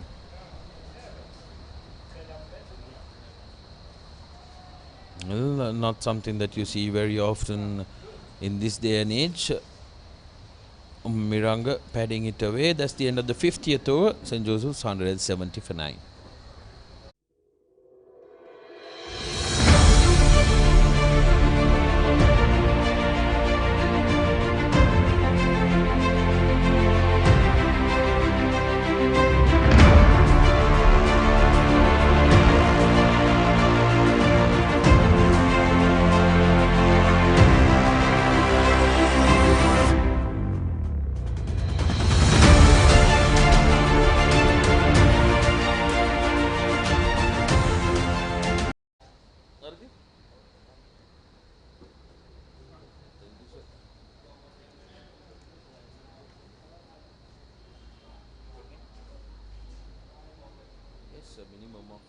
Minimum of 45 overs need to be bowled today. Only 50 completed, and not looking very good for the Antonians, because their over rate has been quite alarming, to put it lightly. In fact, the first hour they bowled only 9 overs, and that I knew was going to be a bad start. Very difficult to catch up once you get into that trend of taking your own time. Then you're asking for trouble. Absolutely, and both their opening bowlers not getting their run up right and bowling front foot no balls didn't help it as well. Interesting change. Taridu taken out. Gihan Ebert comes in. Ebert has managed to get 2 wickets for 27 runs in the 7 overs he's bowled.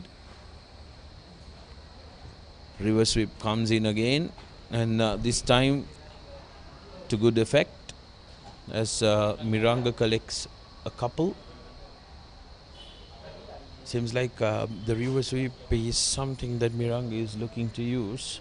He's made up his mind that he wants to play the shot. This time using it to very good effect. Yes, certainly he played it quite nice. He didn't try to play it too hard. Waited till the ball was almost on him before he played the stroke.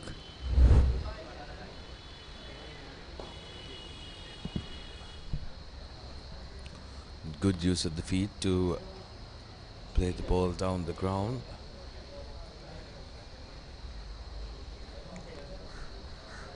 Now it's up to Shalinda Seneviratna to try and negotiate 2 deliveries. Shalinda arguably the weakest link in the batting lineup for the Josephians, the last man in. The rest of them are very decent bats. Miranga has been there for 50 deliveries now.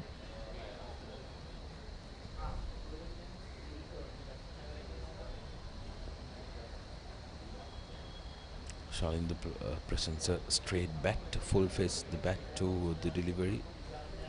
A slip and a silly point, crowding the young batsman.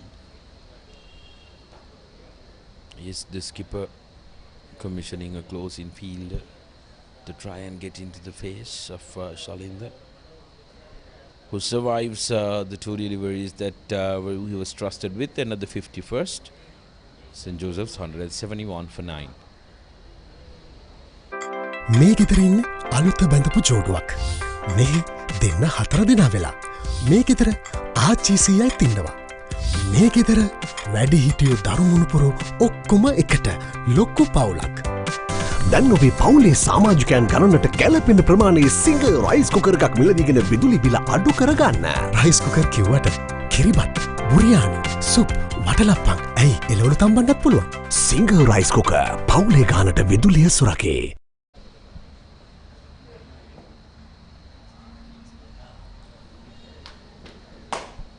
Probably another 10 minutes to tea. Mihiranga is on 23. Shalin, the Seneratna, is on 0 yet, but has been showing good defense. Well, interesting to see the Josephian team already in the grounds. Keeper padded up with gloves on as well, so they don't have much confidence with their last batting pair. 171 for 9, and according to us, 175 should be the target the Josephians should be playing at. Anything after that is going to be absolute bonus. There you go, that's what we were talking about. Yes, the Joes are probably just getting ready to warm up a little in case a wicket falls.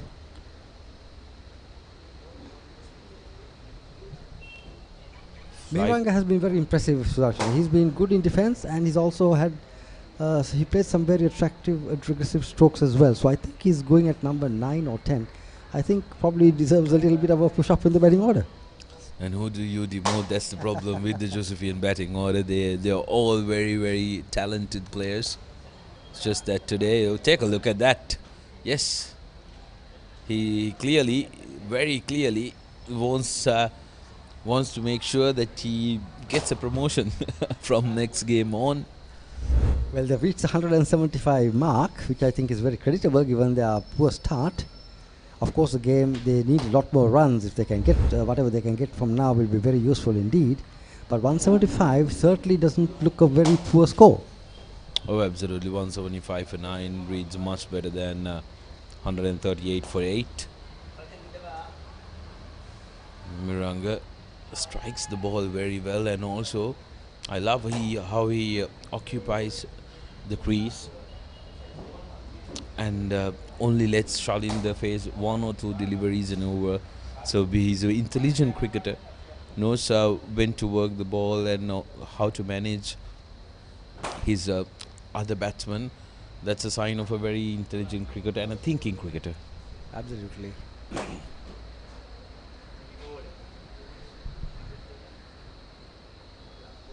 Well, Shalinder does his job. That's the end of the 52nd. Nimniker's 12th over. St. Joseph's 176 for 9.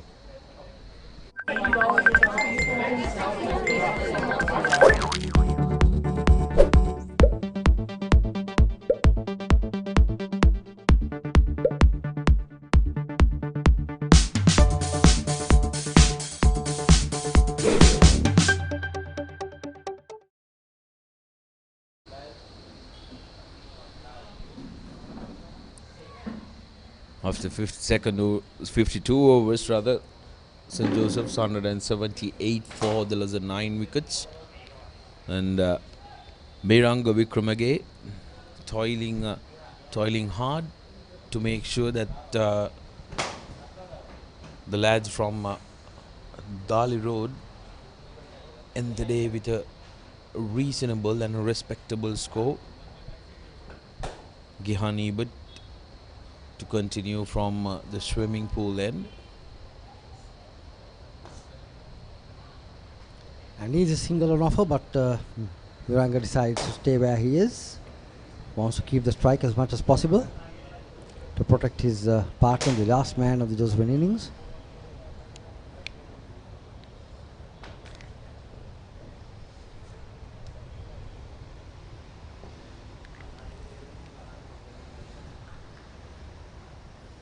What the Antonians need to do is they need to try and read this pattern. They need to know that it's the fourth or the fifth delivery that is looking to play the stroke. That's where they need to try and put pressure, cut that single out, make sure that he's bogged down. Then Miranga will try to do something out of the ordinary.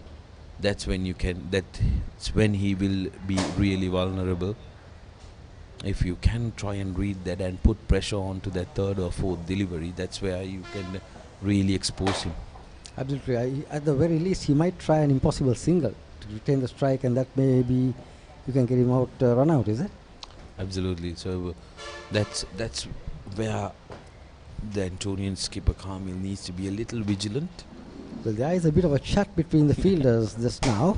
Maybe they're discussing the possibility of bringing the field in with just 3 deliveries left in the over.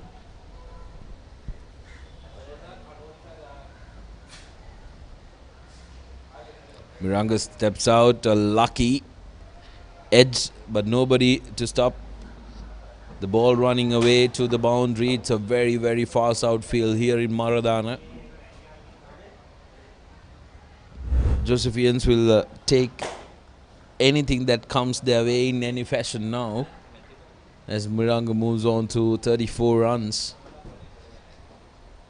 Absolutely invaluable contribution here from this young lad who's come late into the middle, but his contribution is going to be absolutely important for the Josephian total.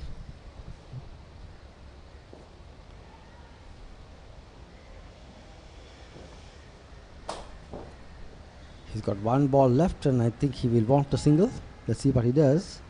But 34 in 69 deliveries, a fine effort from this number 10.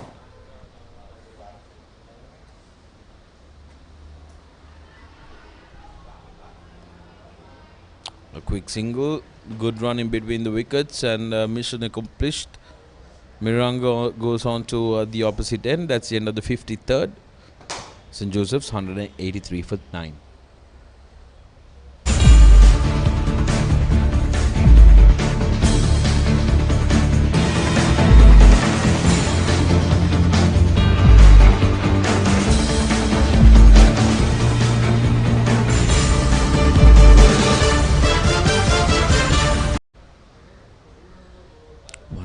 For 9, Josephians closing in on that 200 run mark, which I think would be fabulous given the fact that they were in a real drench just after lunch. At 97 for 6 and 99 for 7, things were looking very bleak indeed. So in that context, 183 for 9 looks a very good recovery. Tremendous recovery, and that largely due to the contributions of their tail enders.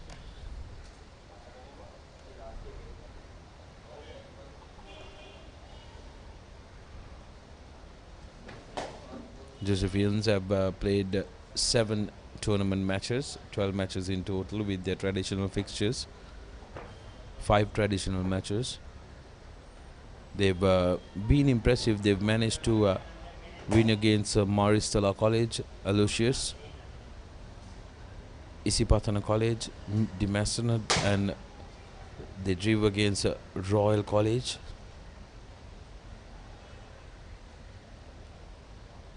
The lowest total that they were bundled out for was 161 against 20 College on 57 overs. So they've now managed to go past that. That's something they'll be quite happy about. It's not going to be the lowest total. Another wide by Sasit, who has been guilty of a lot of waiver deliveries and no balls.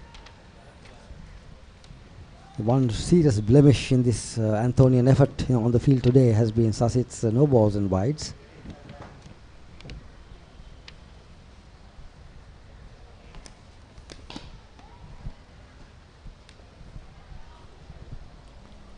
184 for 9. Miranga is on 35. Miranga, so far this season, in 12 matches, he's played 13 innings at an average of 20.20, which I think is absolutely tremendous given the fact that he comes out to bat so late. And today he's 35. That contribution is very telling because he's been occupying the crease for 62 deliveries, and it's always not very easy to bat with the tail. And only if only Dinal could have been a little more patient, I think Josephians would have been able to try and go on to a much better score. Oh yes, had Dinal remained where he was with Miranga, the Josephians could have been looking at 225, 230 very comfortably.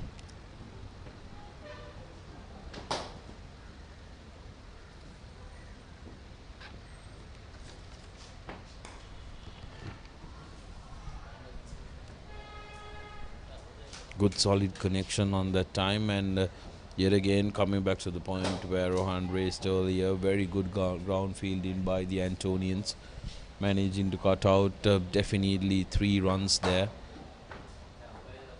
or a boundary to be precise, because Miranga refused to take the single.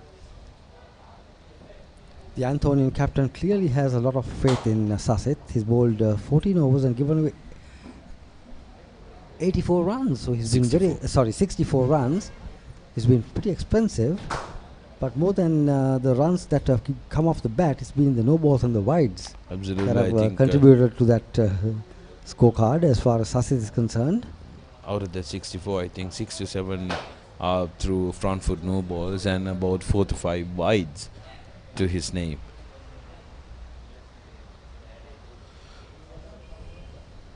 Which again going down leg side, but this time the Antonians look a little weary. It's been a very hot day. They won the toss, sent the Josephs into bat, and they've been out in this hot sun from morning. One can see that they look a little bit tired. Of course, they've got just one more wicket to take. They've got to keep their heads up at the moment. They've got to finish this off. Absolutely, this is what we were talking about. This can be frustrating, not getting that one wicket that they're looking for. End of the 54th over, Sir Joseph's 185 for 9.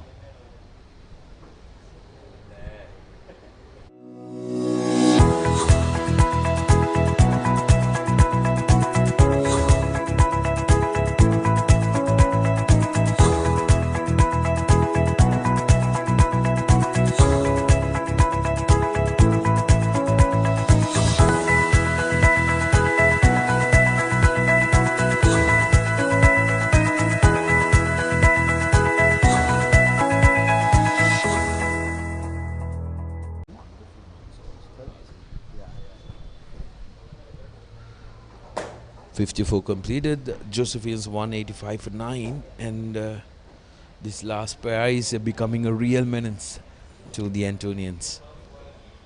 Yes, this must be very frustrating. They've done the hard work, they've got the top 9 gone, but they just can't finish it off. Gihan Ebert to continue. Ebert with 2 wickets for 35. Probably the last over before tea.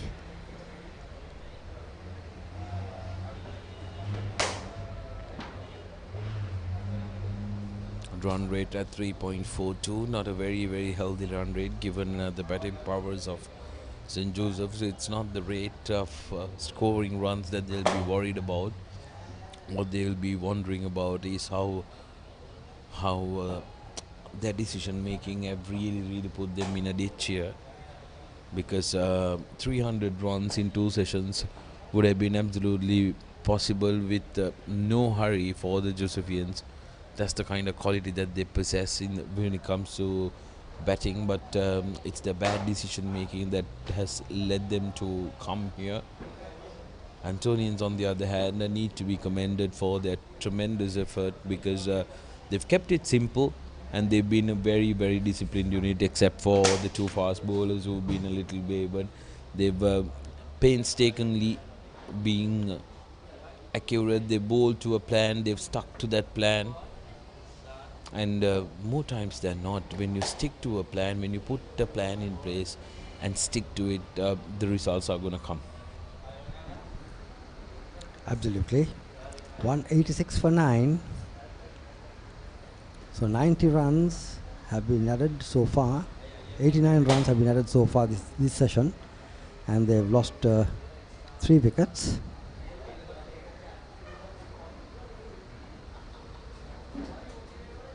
Shalinder trusted to take care of 2 deliveries. Close one that.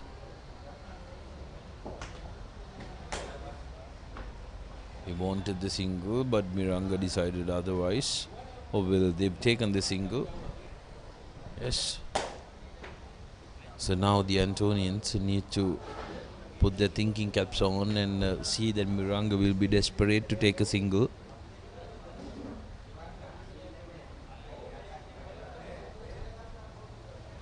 To try and keep Shalinder away from the first ball of attack from next over.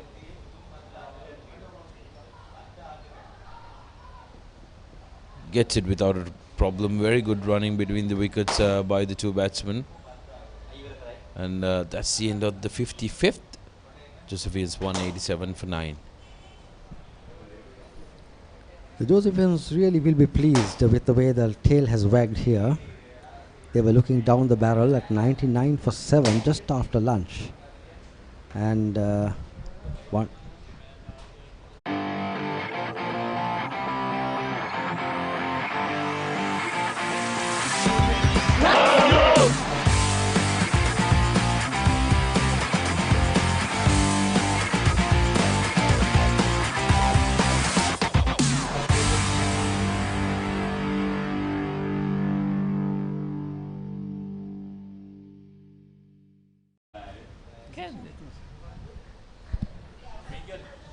I think the umpires will go on till the next wicket falls for half an hour.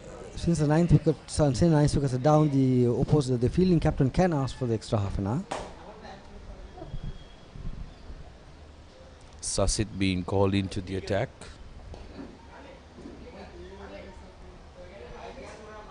Miranga on 37 of 70 has been terrific. We've spoken a lot about him.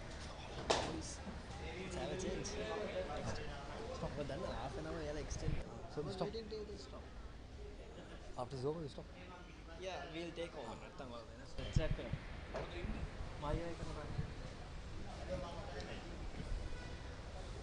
He's off the books. Sasit. I think Miranga seems like the bowling skipper has requested for the extra half an hour to try and dismiss the final Josephian wicket. I'm sure Miranga would have been happy to have this offer because he's seen the ball well. He wouldn't have wanted to have a break in concentration for the tea interval and come back. I think he would be very happy with this situation. Absolutely, I also think so.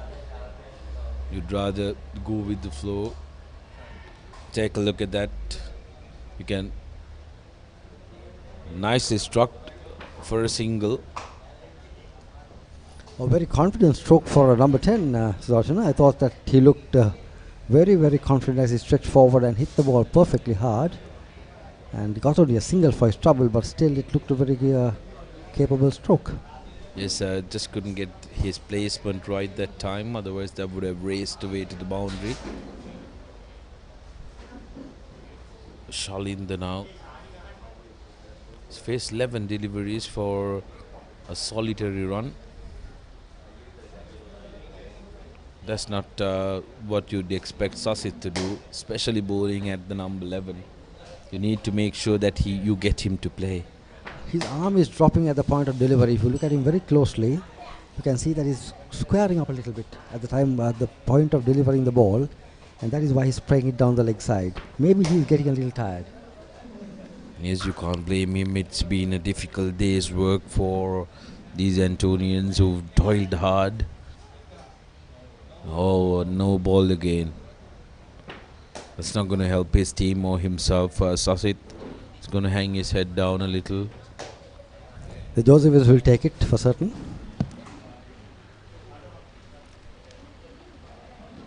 And it is Shalinda on strike. He's proved to be very competent and given good support to Miranga, who's now giving him the opportunity to bat rather than try to protect him all the time. That's right. Sasit, I think, would be quite disappointed. Shalinda, on the other hand, slowly but surely growing in confidence, presenting the full face of the bat, blocking it out. And Sasit for St. Anthony's isn't doing any favors for himself. What he needs to do is try and rush Shalinda a little. If he can get something short at him, that will unruffle him a little. Final delivery of the over. Again down leg side. Keeper misjudging it. That's going to be... There's a single on offer, but Miranga says, you stay on that side, mate. That's the end of the 56th. Josephians 190 for 9.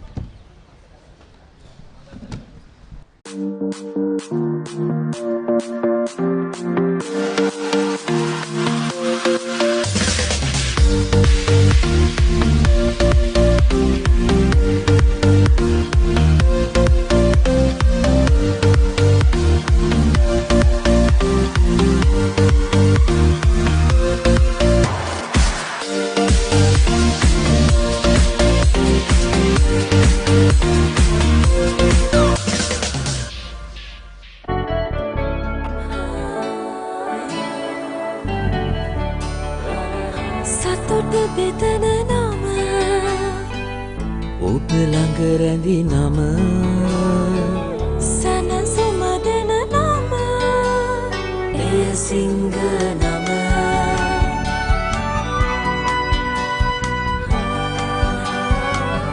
මිහිර මවන නම අවස නිවන නම සෙනෙහ බෙදන නම එය සිංහ නම මුළු පවුලට සතුට සදන සිංහ අත විශිෂ්ට විශ්වාසය.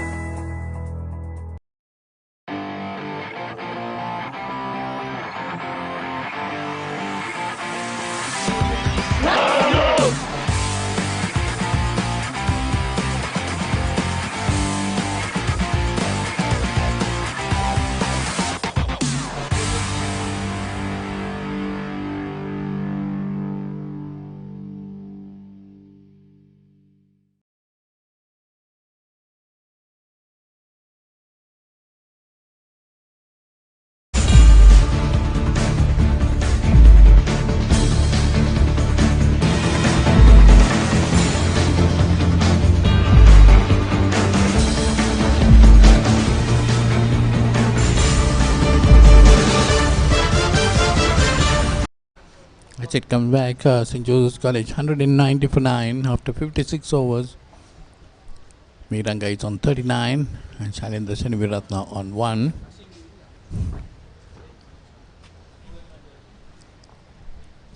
Miranga has been batting well for his 39 of 72 deliveries. Brought St. Joseph back into the game.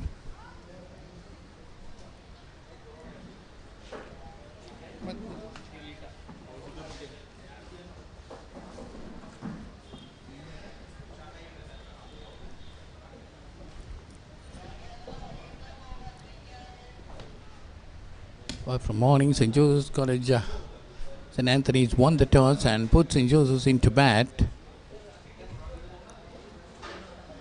And that's Team Nakajatalaka, who's going to continue. He's bowled 12 overs, 1 for 36, bowling from the swimming pool end.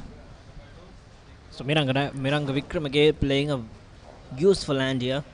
A valiant knock coming late down the order. So that's what we were talking about, Polly. Look at that turn of the surface. That will improve and the bowling will get better. St. Joseph's College might be looking at that eagerly. It's definitely weakened. The ball is not coming up to the batsman, to the bat, and the batsmen have to wait for it, to wait and play.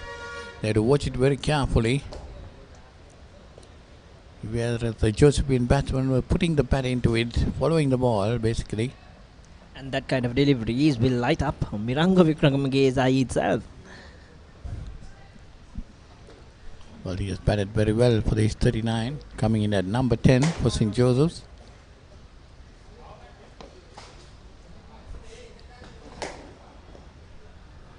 This time driven firmly past mid-off. Goes down towards the boundary, fielded there at deep mid-off. Just the singles, there are 4 balls gone, so 2 more for Shalin the Senviratna to face. I think he is doing a tremendous job supporting Miranga Wickremage.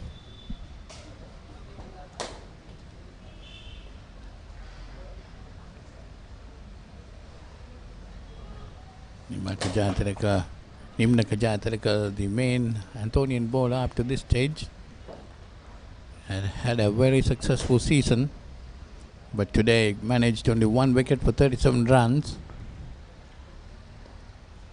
Yeah, not the best of the outings for the left-arm spinner. But he's been one of the main wreckers for St. Anthony's College. Not just this season, last season also.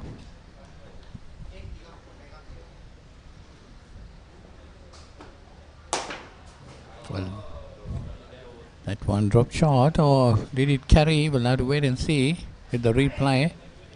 And that's the end of the 57th over, 191 for 9. මේ ගෙදර ඉන්න අලුත බැඳපු ජෝඩුවක්. මේ දෙන්න 4 දෙනා වෙලා. මේ ගෙදර ආච්චිසියයි තින්නවා. මේ ගෙදර වැඩි හිටියෝ දරුමුණුපුරු ඔක්කොම එකට ලොක්කු පවුලක්. දැන් ඔබේ පවුලේ සමාජිකයන් ගණනට ගැලපෙන ප්‍රමාණයේ සිංගල් රයිස් කුකර් එකක් මිලදීගෙන විදුලි බිල අඩු කරගන්න. රයිස් කුකර් කිව්වට කිරිබත්, බුරියානි, සුප්, වටලප්පන් ඇයි එළවලු තම්බන්නත් පුළුවන්. සිංගල් රයිස් කුකර් පවුලේ ගානට විදුලිය සුරකේ. So as we come back, 191 for 9 here. After 57 overs, St. Joseph's College, good fight back, I think, from where they were. And this is what happened in the last delivery of the last over. It carried, it did carry. And he made a mess of it. The field had slips.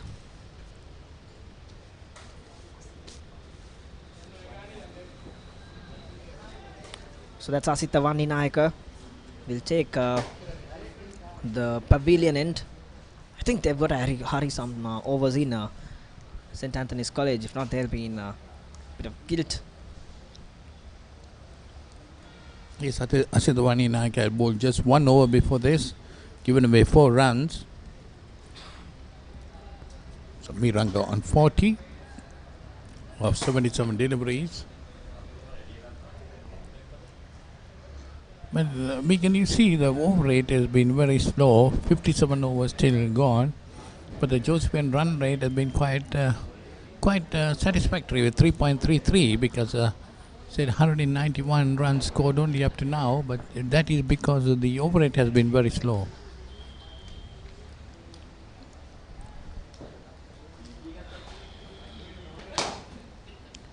Just 57 overs, we are in the 58th over. Well struck. Beautifully struck from Miranga Wickremage. He's doing the right thing, accumulating the singles and striking it whenever possible. And every 4th ball, he's rotating the end. It's giving less batting for Shalin the Senviratna, who has been hanging on there for some time. So now it's only about the deal of facing 2 deliveries for Shalinda Seneviratne. I think he's been a good hander for 16 deliveries. Just 1 run, but he's played those 16 deliveries for a while now. When these two have put on more than 30 runs for the last wicket, definitely played their role as batsmen. They have to do a better role as bowlers. These two batsmen who are batting now, being the mainstay of the Josephian bowling. So St. Joseph's College has already once ripped apart St. Isipatana College for 65 runs. So something around 200, I think, is a very, very comfortable target for St. Joseph's College on board. Their bowlers are very confident. They are 1 bowler strong this time, and so I think they'll do a pretty good job if they can get to 200 runs. 58 overs gone, 192 for 9.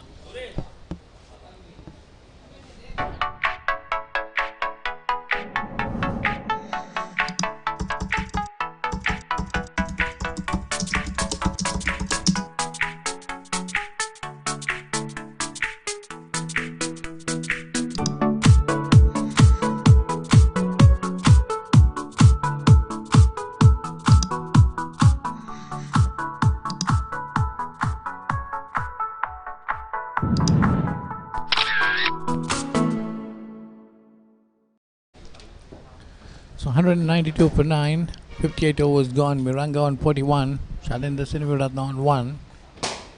It's got to be Nimnaka Jayatilaka to continue, looking for this last wicket.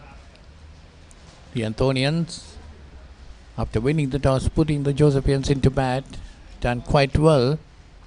But on the other hand, the Josephians definitely will be happy with getting 200.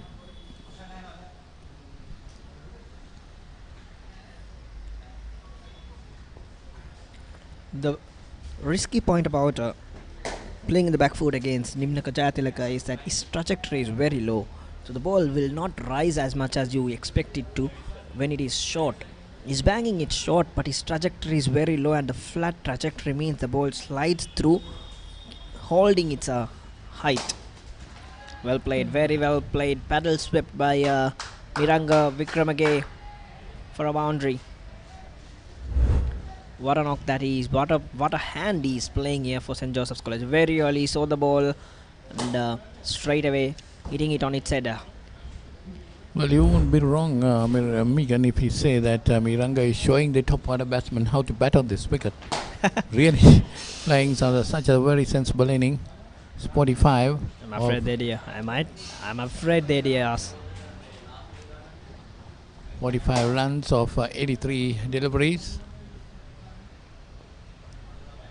Sensible batting, very sensible batting from Miranga Wickremaghe. And also see how he's safeguarding his non-striker, just batting the 4 to 5 deliveries in an over and then moving on to the other side, just giving a delivery or 2 maximum for the number 11 batsman to bat. I think he'll take a single in this ball for sure, unless it's a slot to be slapped. He'll definitely easily cross over for a single.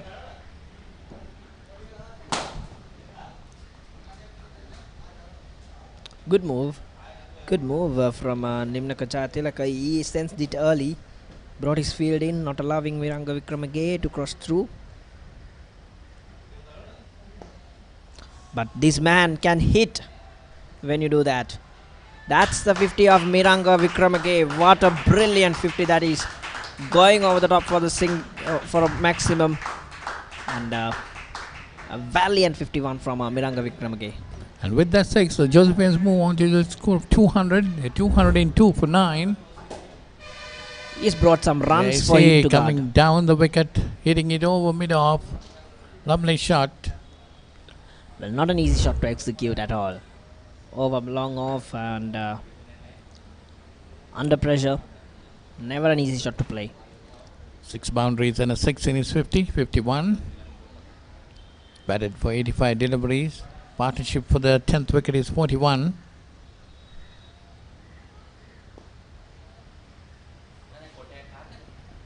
And then picks up the single. And that should be more. 5 runs there. 5 byes.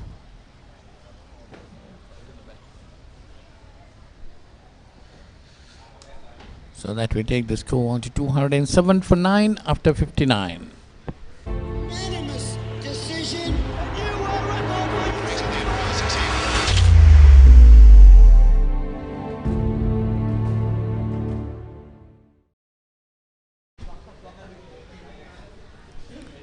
So 207 for 9 after 59 overs. Miranga just completing his 50. He's on 56 with that last ball, 5 runs added to him. A partnership of almost 50 runs. There you go. That's how Miranga started his knock with a lot of authority. That again coming down the wicket this time, edging it. This the paddle sweep. Very nicely played. He was not afraid to score and play strokes.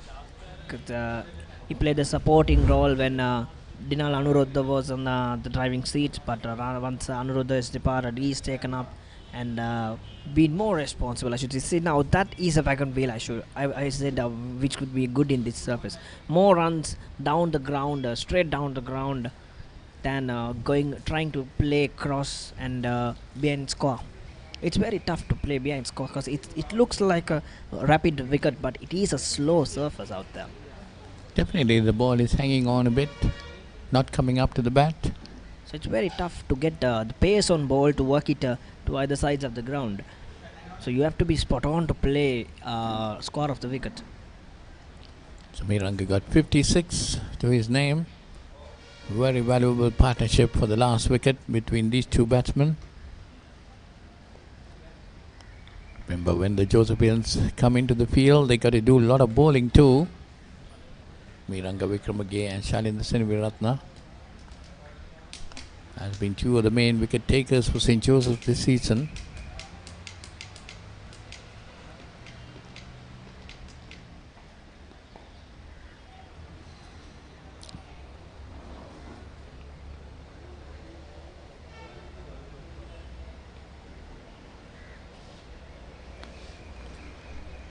So that's Asit Wanidayaka who is continuing. He's bowling his third over. None for 5 his bowling figures. 3 dot deliveries in this over.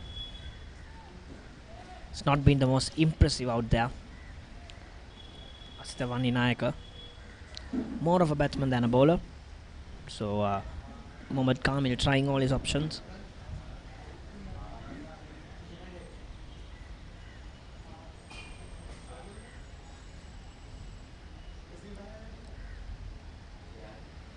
Again down leg stump, not going to help them, not taking them anywhere.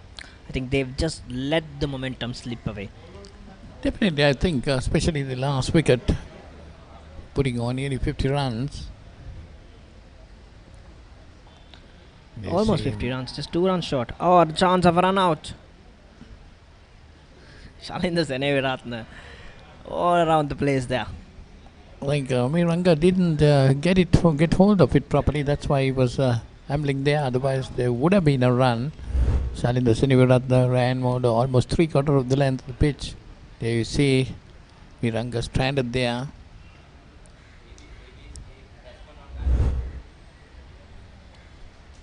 So one more delivery to go. We'll see what Miranga is going to do this time.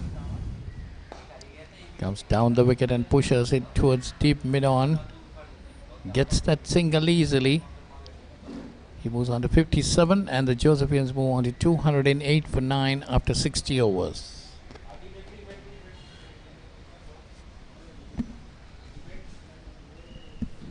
So that's T. At T, St. Joseph's are 208 for 9 after 60 overs of batting. Miranga is on 57 and Shalindra Seniviratne on 1. So that's how the session has looked. Second session much better than the first. Just 25 overs in the first and then 34 overs in the second. 111 runs, 3 wickets in total. And I think Megan, that 34 overs with extra half an hour gone. Yeah, exactly. It's with another half an hour. I'm sorry, that should have been a pointer. And then I think St. Joseph's College has entered on the top in the last session. But whereas in the first session it was all about St. Anthony's College. So that's the scorecard so far. Not much on top, just the 25 by Sharan Fonseca. Other than that, I think the batsman did not live up to the standards. But look at that man lower down the order. At number 10, Miranga Wickremage. That shows the strength and the depth of the batting in St. Joseph's College. 30 extras to it. And 60 overs gone. We have 35 more to go. 208 for 9. So that's a T, and you see the bowling card now coming up. The Antonian bowling, so this has 2 for 66 of 16 overs. Teenage 2 for 32 of 9 overs. Narindu got 2 for 5 of 8 overs. Nimnaka Jatalaka 1 for 52 of 14 overs. Gihan Rebut 2 for 38 of 10 overs. And Asitavani Naika none for 6 on 3 overs. Follow wickets 9, 29, 41, 69, 94, 97, 99, 105, 159. And from 159 to 208 for 9. Almost 50 runs there, just 1 run short of 50 runs. A good partnership from both Shalinda Seneviratne and Miranga Wickremage. Definitely a very good, there you see the highlights of that session. The Josephians started with Lakshan Gamage. Oh, he was bold, trying to drive it. And that played away nicely towards the squalic boundary. This Dinalana Ruda. He looked good, he looked threatening. I thought he could have made some difference, but I think he grabbed the momentum back by not holding on. And there was a rash call on Sadish Jayawardena. But it was all about Dinal. Dinal Andrew's dismissal. He went too much. He played high up in the air. And then from there onwards, it has been Miranga and Shalinda Seneviratne will be really playing a very good innings. Miranga there, you will see him coming down the wicket and hitting it, getting in edge and going towards the third man boundary. So that's T. St. Joseph's College 208 for 9. That's the wagon wheel of the Josephian innings. They have 3 sixes, 14 boundaries, 1-3, 2 6-2 and 64 singles. It's shots all around the wicket. The session. So that's a session shared. First session definitely St. Antonians were dominating, but this session I should say St. Joseph's as on top. But even though it's a shared session, because 3 wickets has been gone and pretty much a positive signs for St. Anthony's. But anyways, nevertheless, I think St. Joseph's dominated this session. But I think that was definitely towards the end of this session. So that's T. St. Joseph's College 207 for 9.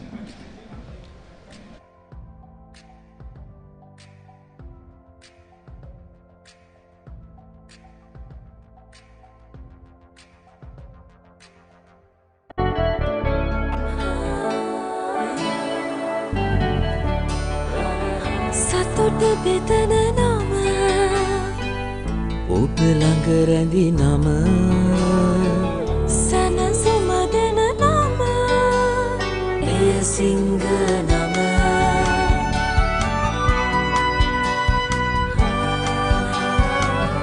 මිහිර මවන නම පවස නිවන නම සෙනෙහ බෙදන නම එය සිංහ නම මුළු පවුලට සතුට සදන සිඟ අද විශිෂ්ට විශ්වාසය.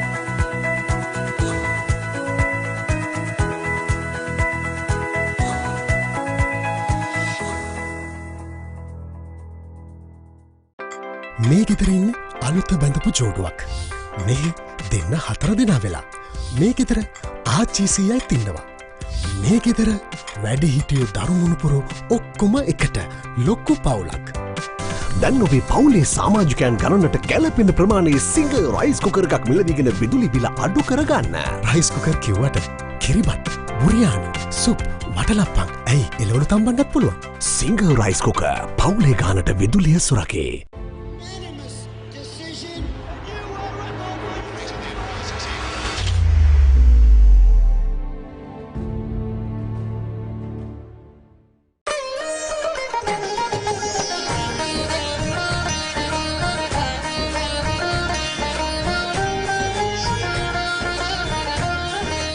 உங்கள் கிராமத்தில், உங்கள் நகரில், உங்கள் பிரதேசத்தில் உள்ள வீரர்கள் திறமையானவர்களா?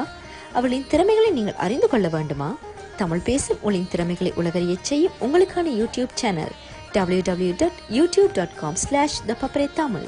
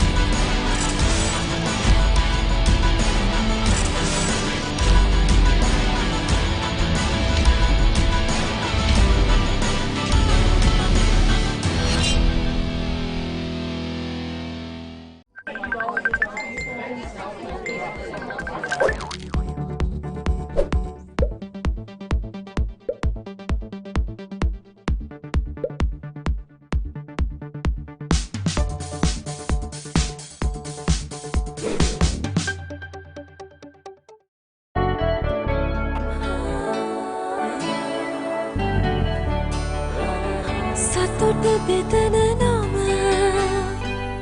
ඔබ ළඟ රැඳි නම සනසුම දෙන නම එය සිංහ නම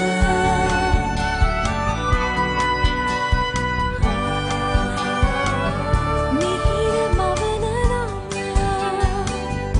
අවස නිවන නම සෙනෙහ බෙදන නම එය සිංහ නම මුළු පවුලට සතුට සදන සිංහ අද විශිෂ්ට විශ්වාසය.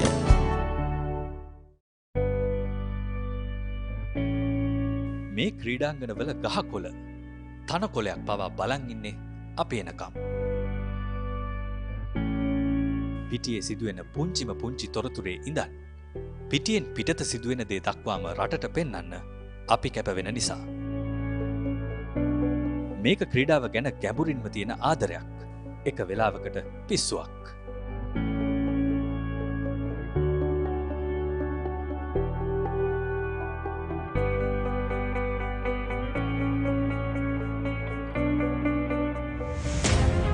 ක්‍රිකට් ක්‍රීඩාවේ ඉඳන් මලල ක්‍රීඩා දක්වා ඕනෑම ක්‍රීඩාවක්. පාසල් මට්ටමේ ඉඳන් ජාත්‍යන්තරය දක්වා ඕනෑම මට්ටමක් අපි තරණය කරන්නේ හදවතින්.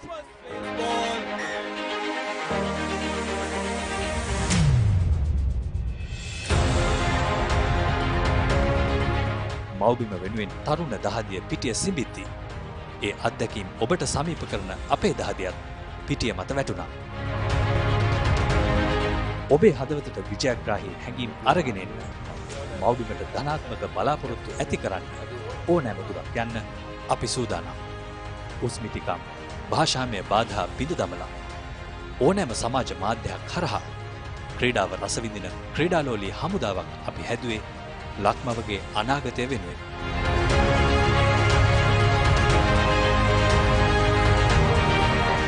ලක්මව ජාත්‍යන්තර ජයග්‍රහණ වලින් සැරසෙද්දී ඔබේ පාසල් මව ක්‍රීඩා සමාජය ජයග්‍රහණ සමරද්දීත් අපි ඔබේ එක්ක හිටියා.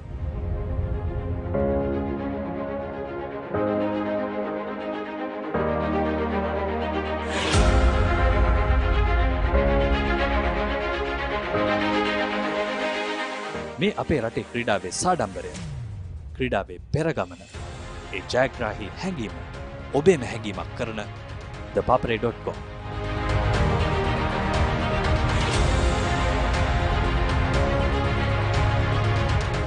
ThePapare.com ක්‍රීඩාවට හදවතින්. අපි කමිටුවක් පත් කරනවා. ඒ කමිටුවේ ප්‍රතිඵල ඔබතුමාලාට ළඟදිම ලැබෙන්න සලස්වනවා.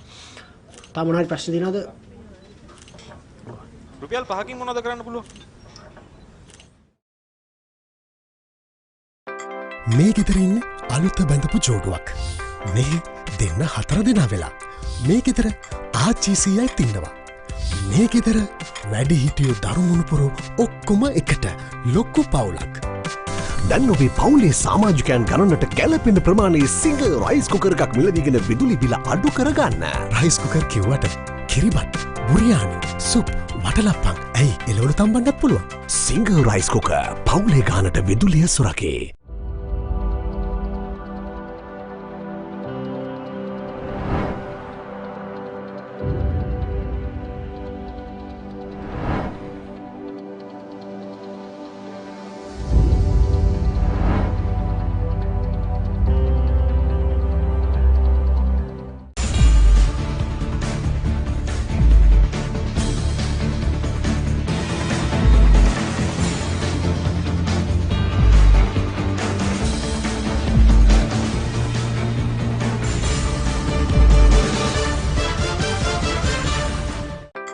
මේ ගෙදර ඉන්න අලුත බැඳපු ජෝඩුවක්.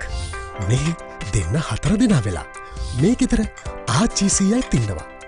මේ ගෙදර වැඩි හිටියෝ දරුමුණුපුරෝ ඔක්කොම එකට ලොක්කු පවුලක්. දැන් ඔබේ පවුලේ සමාජිකයන් ගණනට ගැලපෙන ප්‍රමාණයේ සිංහ රයිස් කුකර් එකක් මිලදීගෙන විදුලි බිල අඩු කරගන්න. රයිස් කුකර් කිව්වට කිරිබත්, බුරියානි, සුප්, වටලප්පන් ඇයි එළවලු තම්බන්නත් පුළුවන්. සිංහ රයිස් කුකර් පවුලේ ගානට විදුලිය සුරකේ.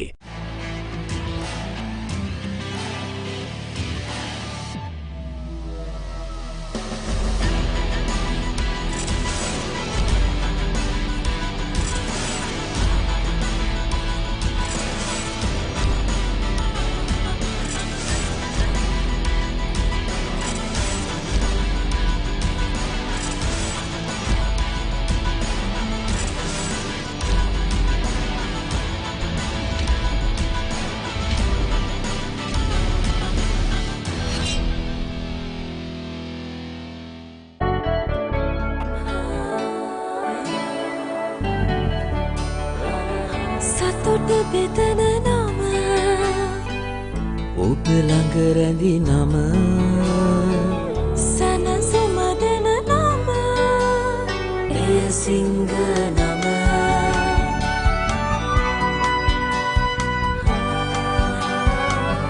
මිහිර මවන නම අවස නිවන නම සෙනෙහ බෙදන නම සිංහ නම මුල් පවුලට සතුට සදන සිංහ අද විශිෂ්ට විශ්වාසය.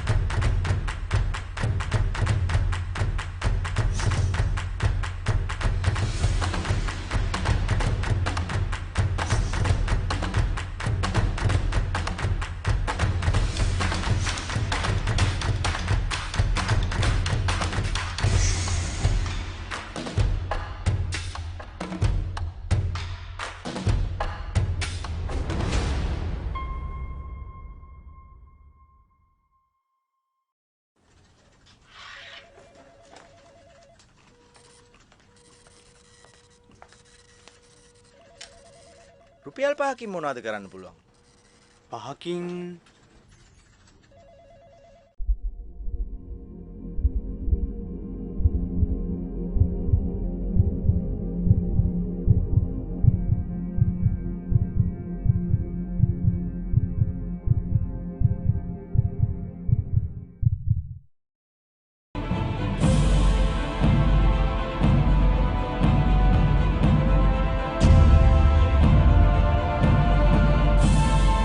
ඔස්ට්‍රේලියාවේ ශ්‍රී ලාංකිකයෙකු ලබාගත් පළමු ශතකය ලබා ගන්නේ ඔබ ගැබා පිටියේදී 167ක් ලබා ගන්නවා ලකුණු 1989 දී.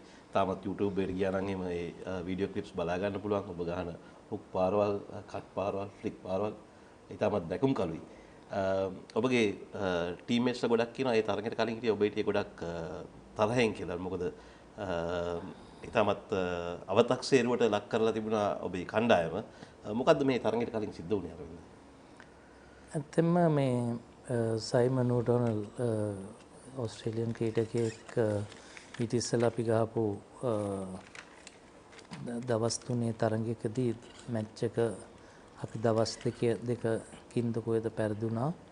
එතකොට ඒ වෙලාවේ කියලා තිබුණා මේ අපි ශ්‍රී ලංකාවට ටෙස්ට් තරඟයක් දෙන එක අපරාධේ. මොකද දවස් 5ක් තරඟයක් ගහන්න ඒගොල්ලන්ට හැකියාවක් නැහැ. අපිට ටෙස්ට් තරඟයක් දවස් 5ක් කරන්න නැතුව ඊට වඩා අඩු කරන්න තිබුණා කියලා. ඉතින් ඒ වගේ දේවල් කියනකොට සමහර වෙලාවට මම පෙන්නන්නේ නැති වුණාට මම වැඩි කතා කරන්න කැමති නැහැ, සද්ද කරන්න කැමති නැහැ. නමුත් හැබැයි හිත ඇතුලෙන් මම හුඟක් කතා කරනවා මට. ඒක තමයි මගේ තියෙන ගතිගුණේ. මං කිව්වා මටම මේගොල්ලන්ට හොඳ පාඩමක් උගන්වන්න ඕනේ කියලා මේ ටෙස්ට් මැච් එකේ. ඉතින් ඒකේ තමයි මම අදිස්ථාන කරගත්තේ. අපි ඒ දවස්වල අපි බැලුවේ පුළුවන් තරම් දවසක් හරි දෙකක් හරි පුළුවන් නම් බැට් කරන්න. ඉතින් ඒක තමයි මගේ පරමාර්ථය තිබුණේ. කොහොම හරි මම ඇඟෙන් හරි ගගහ මම මේ විකට් එකේ මම කොහොම හරි රැඳී ඉන්නවා පුළුවන් තරම් කියලා. එතකොට ඒක මේ කොහොම හරි ඒක එදා ඒ වැඩේ ඉෂ්ට වුණා. එලා මැච් තරඟේ ඩ්‍රෝ එකක් වුණා. මම හිතන්නේ ඒ වෙලාවේ මේ අපි ලබාගත්ත ලොකු ජයග්‍රහණයක් ඒක.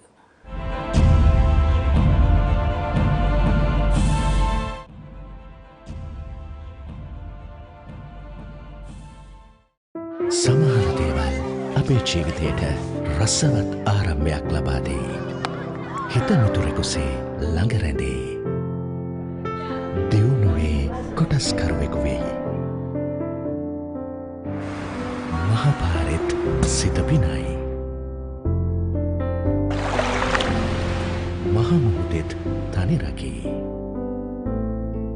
ලෙඩකදී දුකකදී ආදරයෙන් රැකබලා ගනී. ජීවිත කාලය පුරාම අපිත් එක්ක රැඳී සිටිමින් සැබෑ සෙනෙහස කිසිතා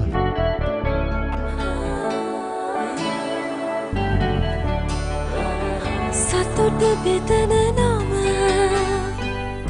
ඔබ ළඟ රැඳි නම සැනසුම දෙන නම එය සිංහ නම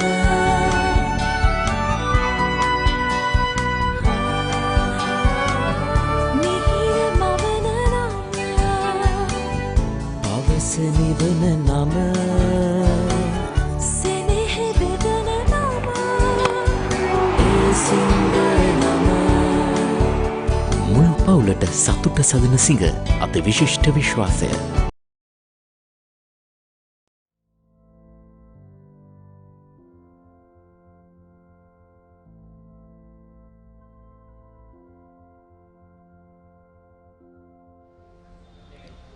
Welcome back to the live action brought to you from St. Joseph's College, Maradona.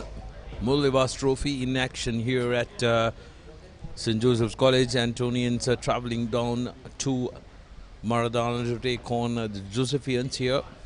And After having the Josephians against the wall at 99 for 7, I think Antonians have let the game slip from their hand, let the advantage rather, not the game, advantage slip, as this man, Miranga, has been absolutely terrific, managing to gather up 57 runs to his name. And Shalin Senivaratne on the other end has been a very good partner for him, and this last player has been a real headache for the Antonians.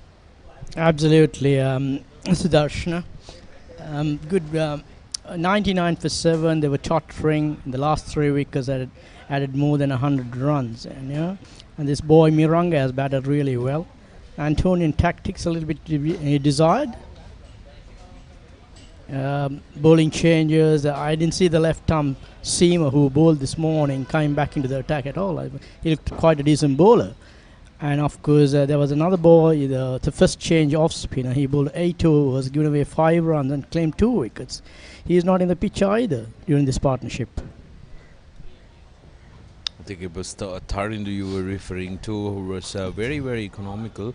I think the Antonian skipper, he was, when it comes to the Antonian bowling attack, I think Nimnika and also Herbert are the Ebert are the 2 frontline spinners. But Tharindu has been the man who stood out this game.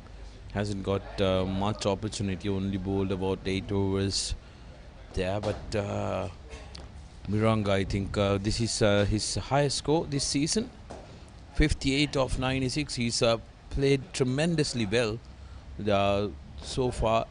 He's rotated the strike well. He's hogged on to the first 4 to 5 deliveries and made sure that he protected Shalinda, who's on the other end. Shalinda Senivaratne, who's arguably the weakest link in the Josephian batting lineup.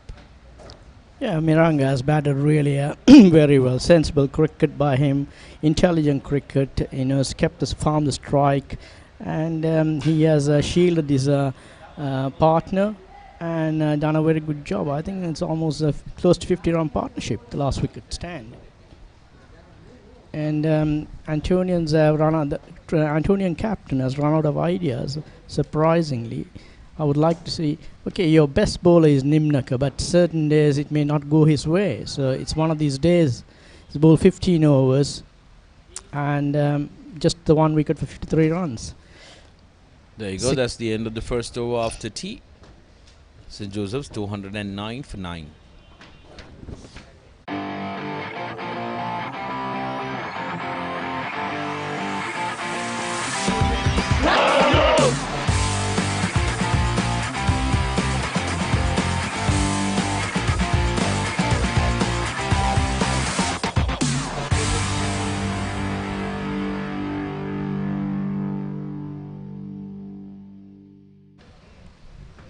When you have a long partnership like this, especially the last 10th wicket, 9th wicket or 10th wicket, you got to do something different. You got to bring one of your part-time bowlers, or even those bowlers who bowled at the beginning, like the left-arm seamer and then Tharindu. They were not given a bowl to break this partnership. It's been Nimnaka and Sasit. I think Sasit has been over-bowled very much, and he's been very much off colour today. So many no balls to his name, and he's lost the plot in a big way. Even though he has claimed 2 wickets have been very, very expensive. 2 for 66 in the context of the game. Also, you're talking about the tactics of the Antonians not being right on spot, and I also thought that they asked for that extra half an hour before tea, because the bowling captain could have asked for it. But I honestly thought, since it was the last pair, it would have been wise to take a break so that their concentration would drop a little, and then when they come back, Miranga would have been in a hurry. Oh, this time loud shout given. Sasit picks up the final Josephian wicket.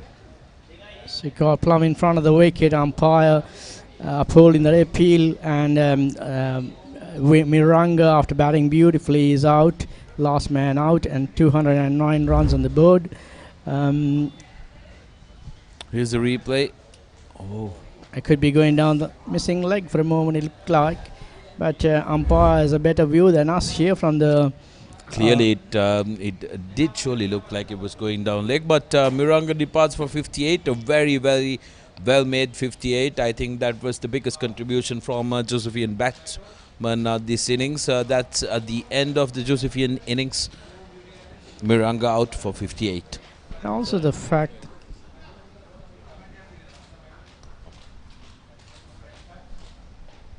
here's the Josephian batting card for you. Take a look at that number 10 scoring 58 out of 97. He surely did not look like a number 10. He looked like an established batsman. Sharan Fonseca got a good start, 25 off 83, but couldn't get going. He was well supported by Dinal. I think he batted well for his 29 runs, and then of course Miranga batted beautifully his 58 runs and got very good support from the other two batsmen who gave him all the support to build that partnership.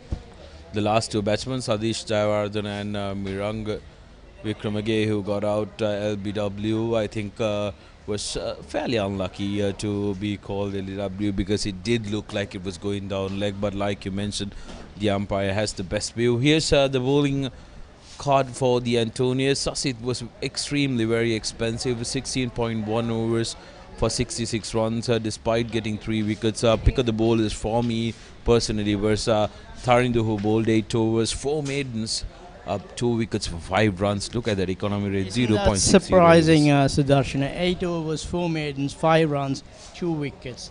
And he was not given a ball for a long time in the innings. Absolutely. And also Gihan going for plenty. Now we'll take a look at the highlights of the innings. That's the first wicket to fall, I think. The ball moving away and in caught. Another one right in front of the wicket. That's the third wicket, going for the big swing and caught behind again. This one was Razul stepping out, wanting to penetrate the bowling. This was through the gate, beautifully bowled. And that was a bit of an unnecessary shot just before the stroke of lunch. Well, Alage was extremely very disappointed with that just before lunch, giving away. And now this one was a harsh call. Definitely looked like going down leg side. Sadish, and this was Dinal. He was batting beautifully, but suddenly a rush of blood.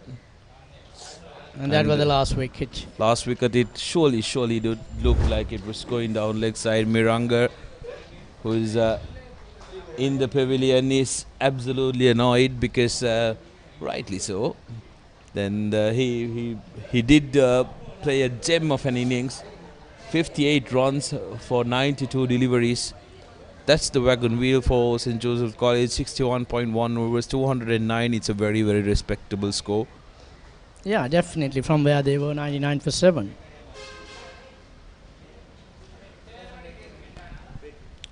We'll go for a quick commercial break, and when we come back, it will be the Antonians looking to defend, looking to put on a better score than 209 and keep hold of the Murali Vaas trophy.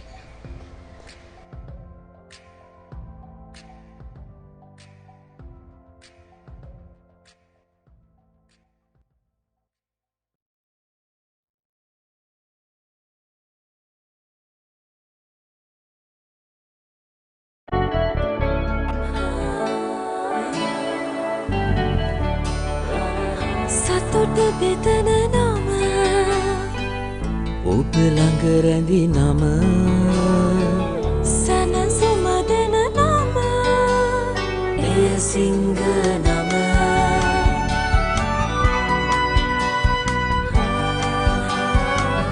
මිහිර මවන නම අවස නිවන නම සෙනෙහ බෙදන නම එය සිංහ නම මුල් පවුලට සතුට සදන සිඟ අද විශිෂ්ට විශ්වාසය.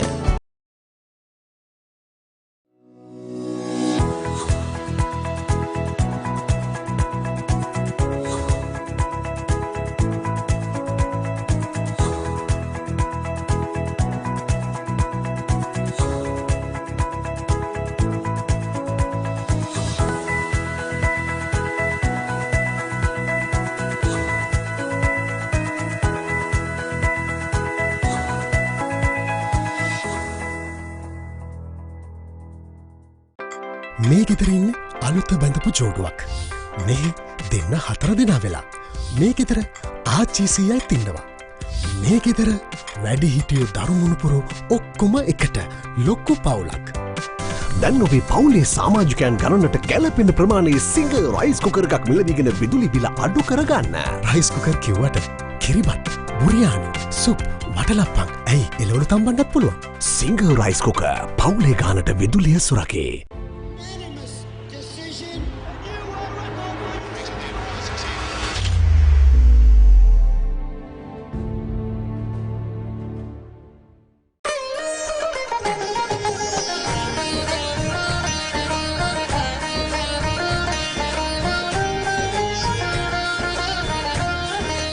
உங்கள் கிராமத்தில், உங்கள் நகரில், உங்கள் பிரதேசத்தில் உள்ள வீரர்கள் திறமையானவர்களா? அவளின் திறமைகளை நீங்கள் அறிந்து கொள்ள வேண்டுமா? தமிழ் பேசும் உங்களின் திறமைகளை உலகறியச் செய்யும் உங்களுக்கான யூடியூப் சேனல் www.youtube.com/ThePapare Tamil.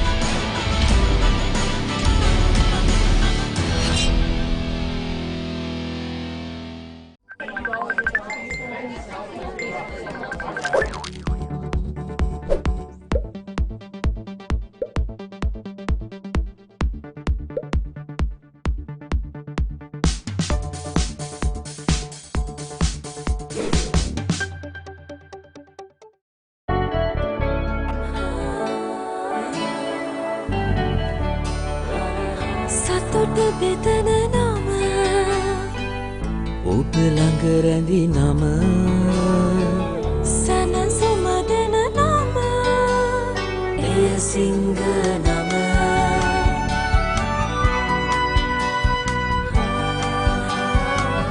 මිහිර මවන නම පවස නිවන නම සෙනෙහ බෙදන නම එය සිංහ නම මුළු පවුලට සතුට සදන සිංහ අති විශිෂ්ට විශ්වාසය.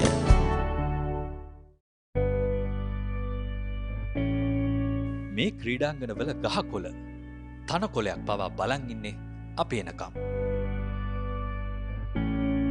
පිටියේ සිදුවෙන පුංචිම පුංචි තොරතුරේ ඉඳන් පිටියෙන් පිටත සිදුවෙන දේ දක්වාම රටට පෙන්වන්න අපි කැපවෙන නිසා. මේක ක්‍රීඩාව ගැන ගැඹුරින්ම තියෙන ආදරයක්. එක වෙලාවකට පිස්සුවක්.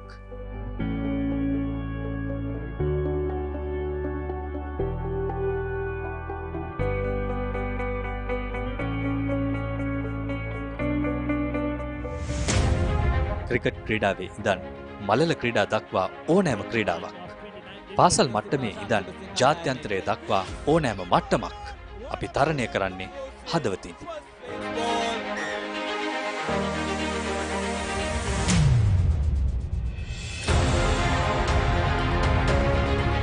මව්බිම වෙනුවෙන් තරුණ දහදිය පිටිය සිඹිද්දී ඒ අත්දැකීම් ඔබට සමීප කරන අපේ දහදියත් පිටිය මත වැටුණා.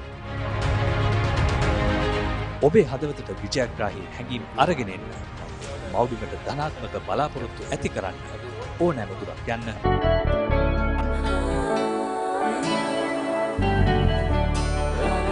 සතුට බෙදන නම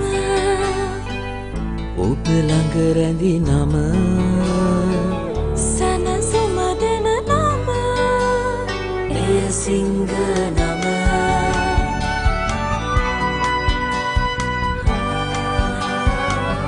මිහිර මවන නම පවස නිවන නම සෙනෙහ බෙදන නම එය සිංහ නම මුළු පවුලට සතුට සදන සිඟ අත විශිෂ්ට විශ්වාසය.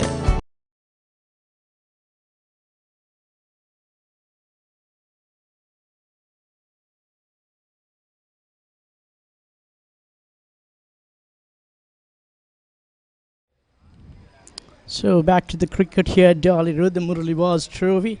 The first innings being completed by St. Joseph's, 206 on the board. So Antonian batsmen will be coming out very shortly. The Josephian cricketers are on the field. The two Antonian batsmen walking out. In a way, I was a bit surprised that St. Joseph's didn't close their innings at tea time, and they started batting after tea, but didn't last for too long. Their main batsman was out for 58 the very second over after tea. Ideally, they should have closed the innings declared by tea time, because they got to take the initiative if they want to regain this trophy back, the Murali Vaas trophy, because it's up at Katugasthota. Antonians winning that last year outright, beating the Josephians. They got to make all the play, the Josephians, if they want to win back that trophy. Well, now the scale has tipped slightly in favor of the Josephians in the past couple of hours, despite the Antonians really putting it out in the opening exchanges. They clearly won the first session outright. Second session was shared, but Josephians have built up some momentum, mainly due to the tail-enders. Now it's up to the Antonian batsmen, Herbert and Chandimal Herath, who will have to put on a good partnership here. They're chasing a score of 209 runs, which I think Josephians would have been very, very happy about. It's been a very long day for the Antonians in the field. It's a very difficult day to play cricket. Quite humid and hot. Here's Lakshan Gamage, man with plenty of experience, going down leg side with his first delivery. So Josephians will be quite happy with where they are. Quite a respectable total, 209 runs on the board. At one stage, it looked like they may be folding up under 150. They were 99 for 7. Of course, the last three batsmen rallied round and took them to quite a respectable total. With one of them, the number 10 batsman, standing out with a knock of 58 runs. He batted beautifully, and there was Dinal, who batted well for his 29 runs.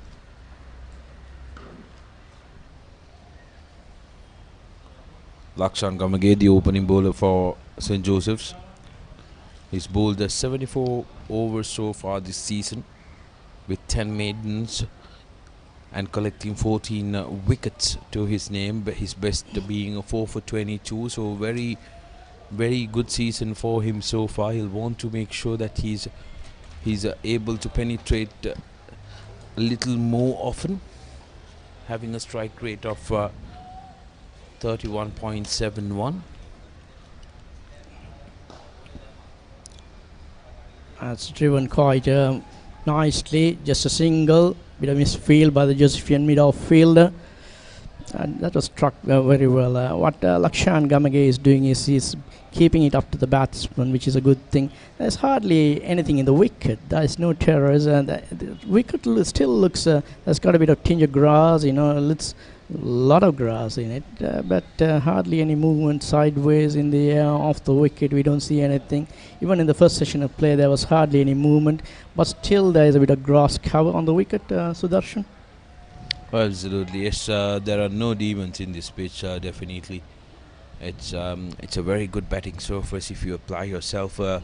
Largely due to the Josephians making mistakes with their decision making was the reason for them to be dismissed. So Antonians need to make sure that they are concise. They read this game well. It'll take a little time to play yourself in. It's the only concern I have for the Antonians is the fatigue of being out in this hot sun the full day.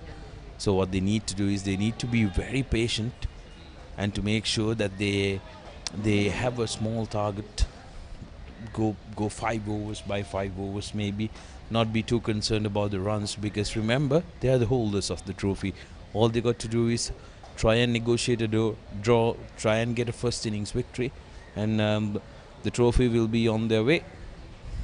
The Antonians can take a lot of heart because the number 10 Josephian batsman got a 50. So nothing on the wicket basically, And as far as they are prepared, they put their head down, leave out the good ones and attack the bad deliveries, loose deliveries. There's plenty of runs, and these two batsmen have the whole evening in front of them and get a good start for their side. That's driven beautifully, but straight to the fielder. No run there. That's the end of the first over for the Antonians. St. Anthony's 1 for none.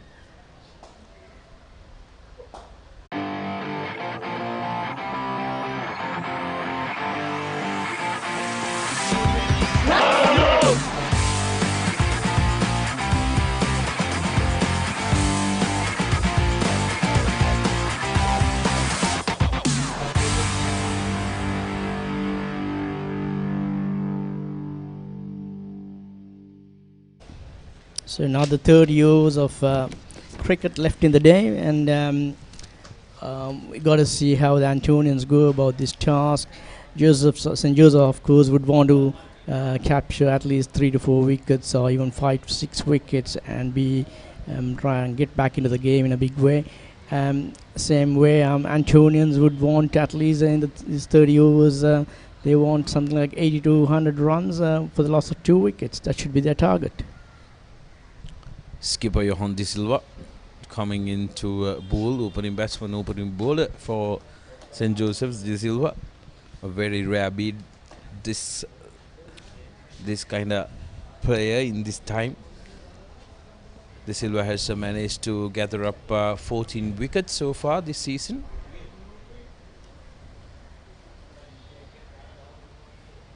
Well, interesting bowling action, and going down leg side with his first delivery. Yeah, like you said, very interesting bowling action, but he's got to put the ball in the right area. He's got to target the stumps. He got to bowl wicket to wicket. With that kind of action, he should be able to get some movement off this wicket. And but the thing is, he got to bowl in the right areas. Very, very busy looking bowler. De Silva couldn't contribute with the bat. He'll be hoping he can do something with the ball here, being the skipper of the side. Let's take a look at it. My, at the point of delivery, he almost looks behind at the boundary line. Here's another look at his action. Oh well. As Sudarshan, new bowling, lovely action, What do you bowl? Off spinners, leg spinners, everything in the book. Well, thank you very much. Well, that's our production crew pulling one under me. With these cameras, you got to be very careful, everything that you do. Yeah, with the cameras, you got to be really careful. Nicely done, Rushant. Got me extremely off guard there. Yeah, the Josephians keeper's action seems to be deceptive. But if he can get the ball in the right area, then it may pay dividends with that kind of an action. Yes, you wouldn't expect him to be bowling out and out very fast as well. But now take a look at this. He's very deceptive. Bowled him. Just exactly what you said, Fazal. Absolutely deceptive. Terrific stuff. He just had to land the ball in the correct area. Did just that, and that's the first wicket. Yeah, I had a feeling he will, if he gets the ball in the right area, because he got that ball to move into the right hander, and the right hander was caught, So Chandimal departs for Radak. Johan strikes first for St. Joseph's.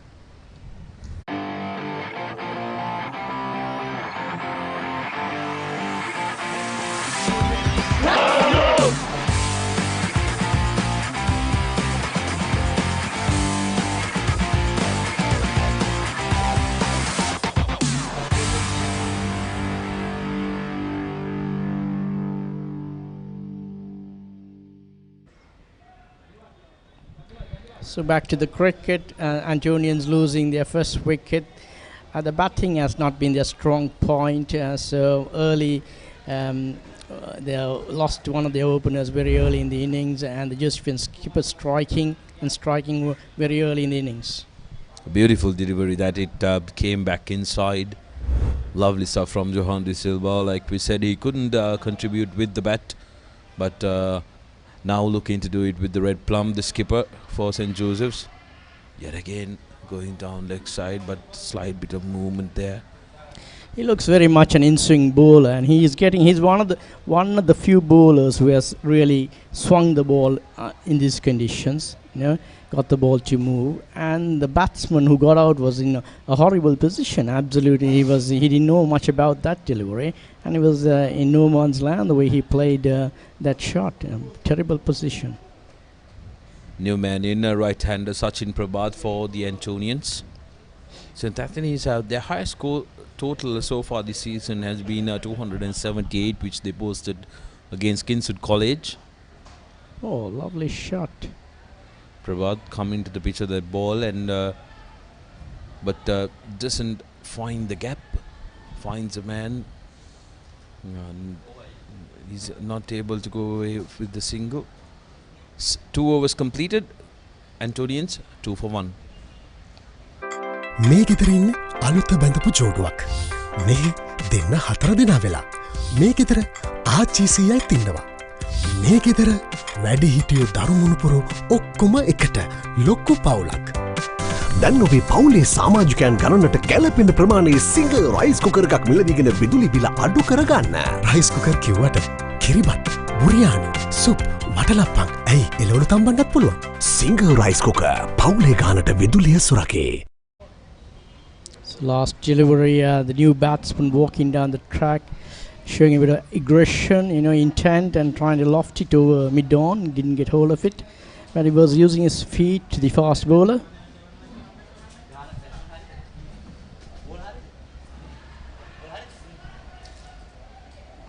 Antonians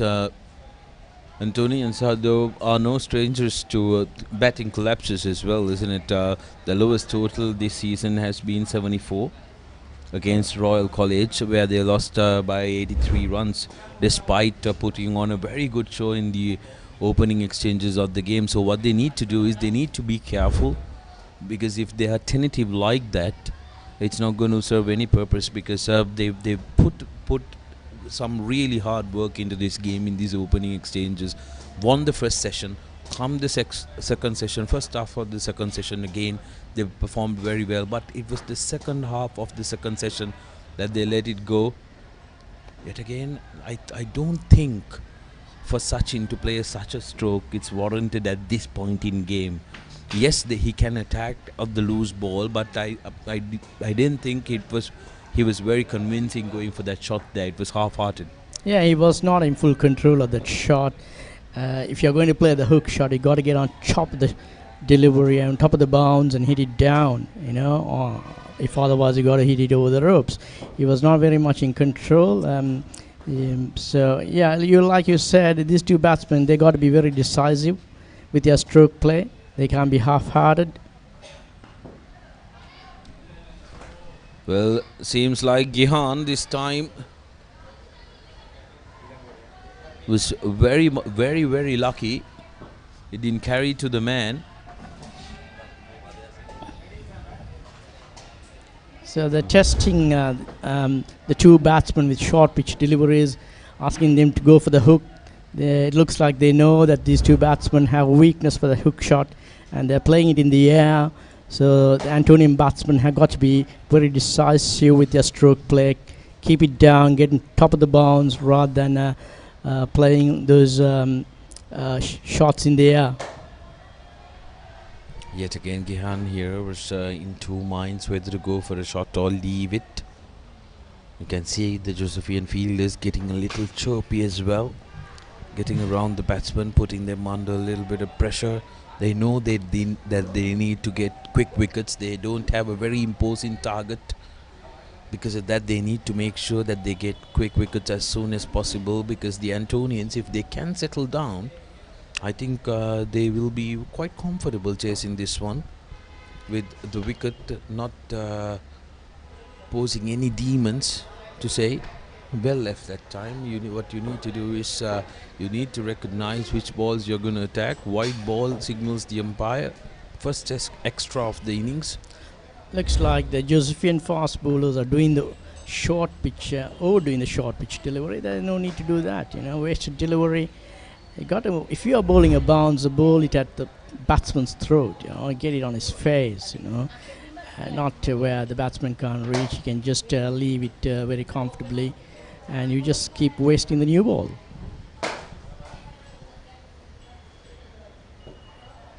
Nicely tucked away. There could be more than one there. A bit of misfielding. They don't come back for the second.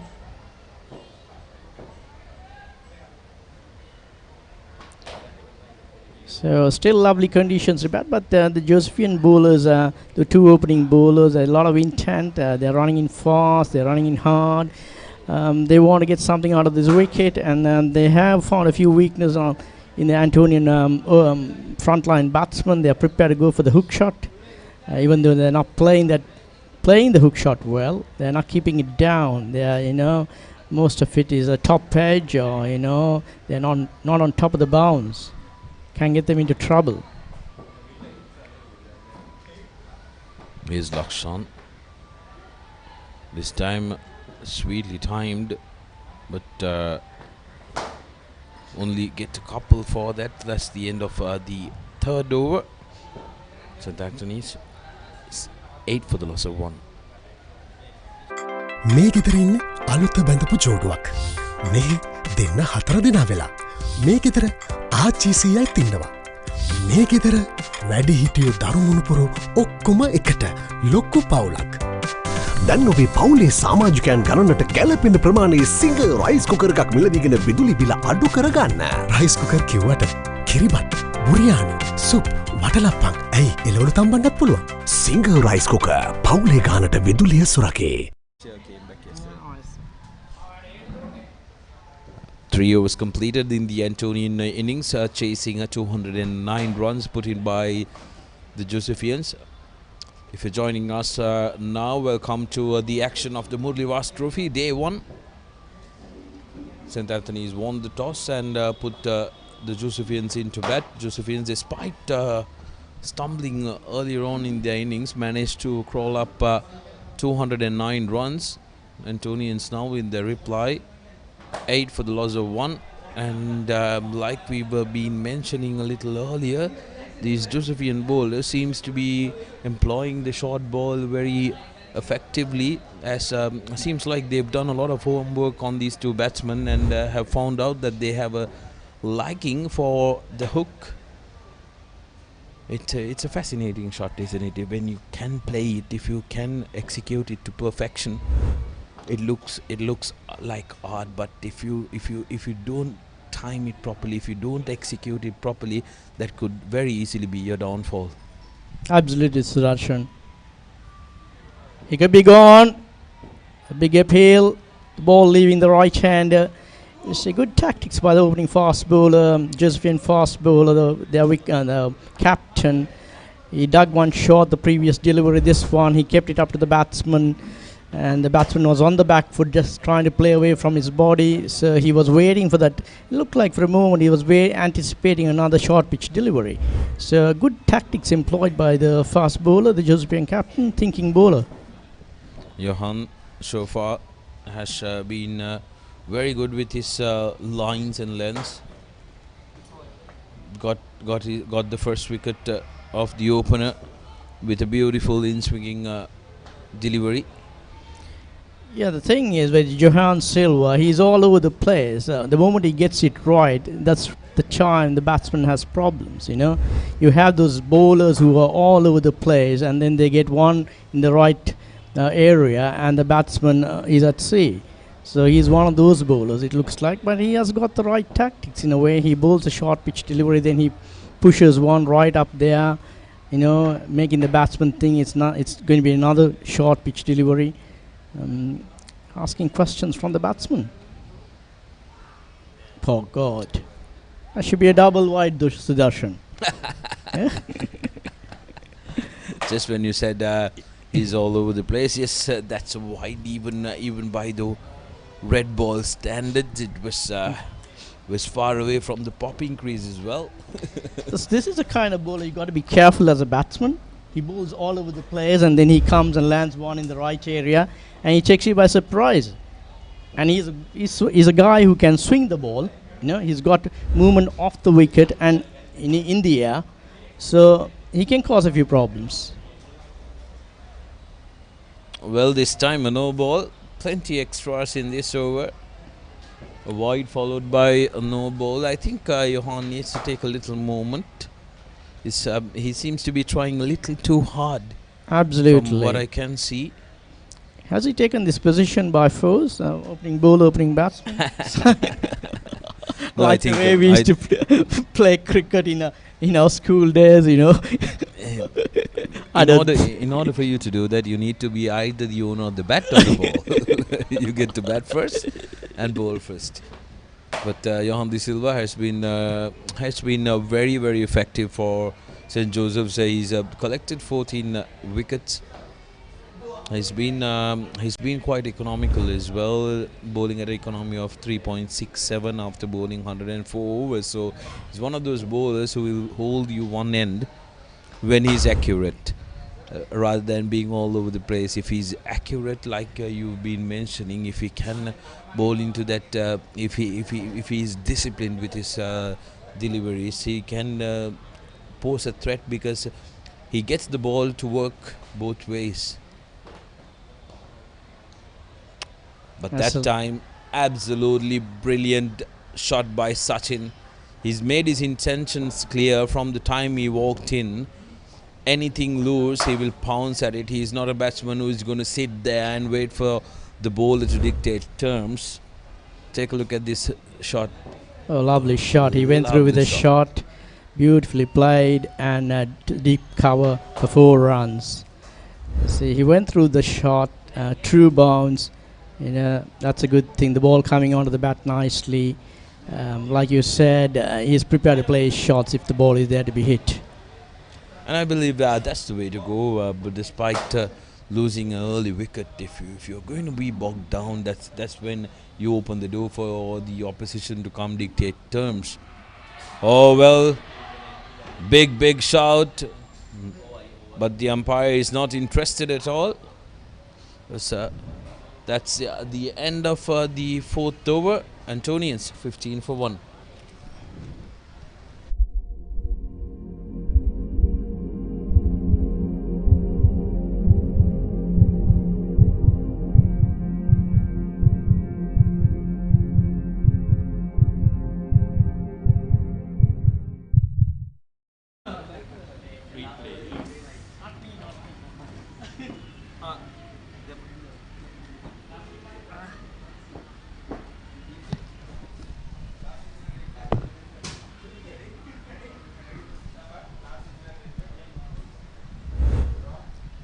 You see the replay of that last delivery. Johan de Silva. There was a noise, but we don't know whether the bat hit the ground, Rohan. Don't you think so? Yes, the ball came back quite sharply to the right-hander. Very difficult to say from the kind of replay we saw here, but loud appeal, but the umpire says no. So it's Lakshan Gamage to continue. He's bowling from the swimming pool end.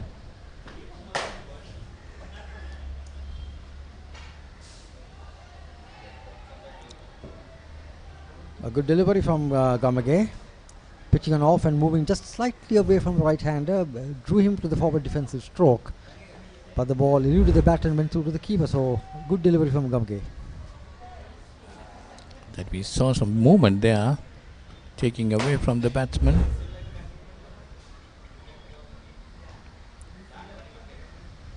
It's Gihan Ebert on strike, he's on 4, Sachin on 7.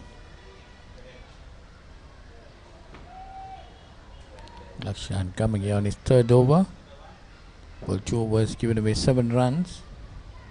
That's another good delivery. Got the edge, but didn't carry to the slip. And the batsman crossed over for a single. You see the replay of that.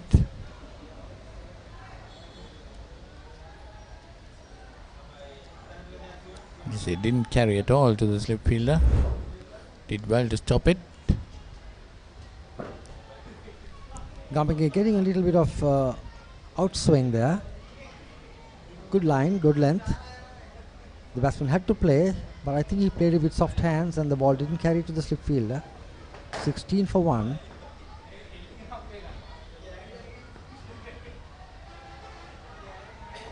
Gamage definitely making the batsman play at each delivery.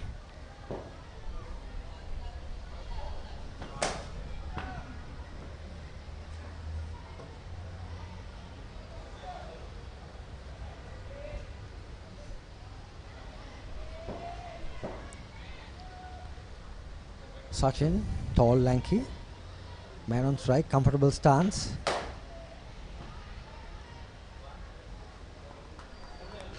That's it, up in the air. Could be. No, it's fallen short. Gone down to the fine leg fielder. Very lucky indeed that the ball didn't carry to the fielder on the boundary. That was a bit of a reckless stroke from Sachin. Fortunately for him, he didn't really go through with the stroke as much as he would like it. He got a top edge and the ball eluded the wicketkeeper and the fine leg fielder, dropping in the middle. Close call.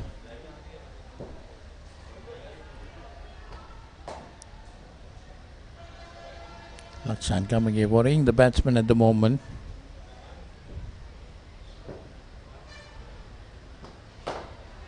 It's another delivery that had a little bit of movement, but pitched outside the off stump.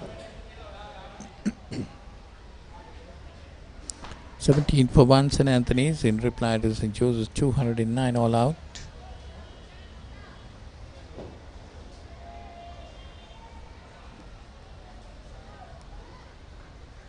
St. Joseph recovered from 99 for 7 just after lunch to 209. Thanks to a fine unbeaten by a fine half century by their number 10 Mihiranga Wickremaghe.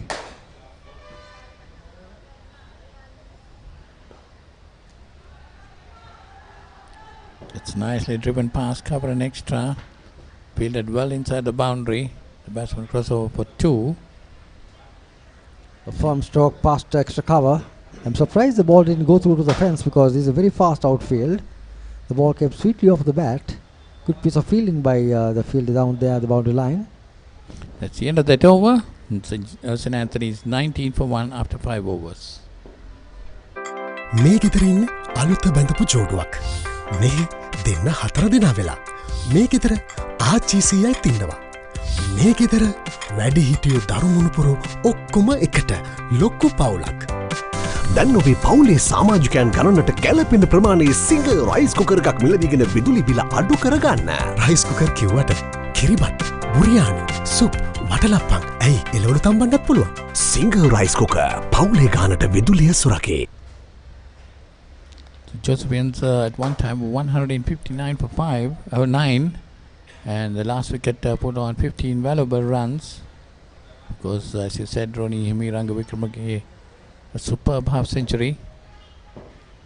Now Johan De Silva, the Josephian captain.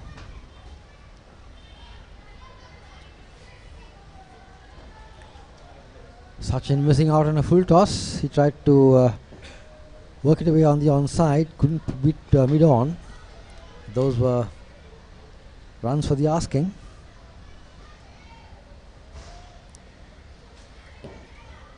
Johan De Silva has bowled 2 overs. He's on his 3rd over. Taken 1 for 8. St. Anthony's 19 for 1 in reply to 209 all out by the Josephians.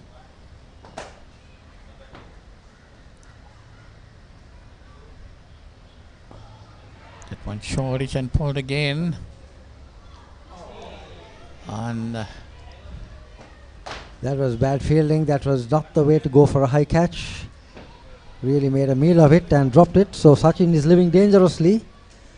Once again playing the ball with a cross bat in the air, and very lucky indeed to have got away with that one. The fielder not really going back quickly enough and just hesitated and then put his right hand out and couldn't hold on. It would have been a takeable catch. That's Dennis Jayakodi, I think. That certainly was a catch that should have been taken, or rather much better effort should have been made, because he was nowhere in position. He just didn't go about it the right way.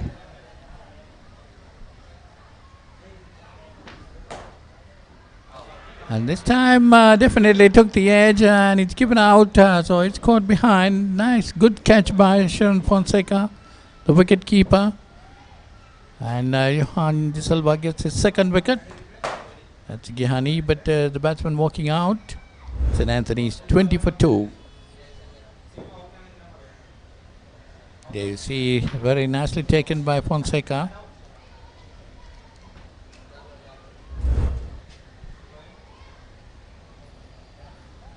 So that's Gihani, but caught by Sharon Fonseca. Johan De Silva for 7.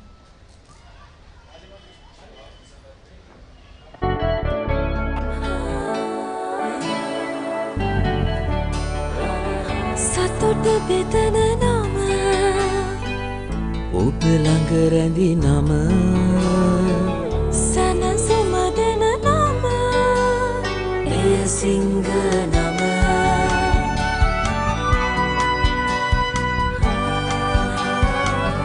මිහිර මවන නම පවස නිවන නම සෙනෙහ බෙදන නම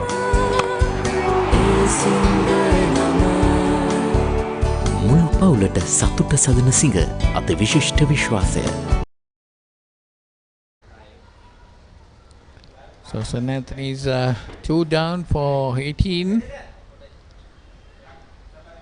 Both the wickets taken by Johan De Silva. There you see the replay of that. Swinging at it, didn't get over, got the edge, and wicketkeeper Sharon Fonseca didn't make no mistake on that.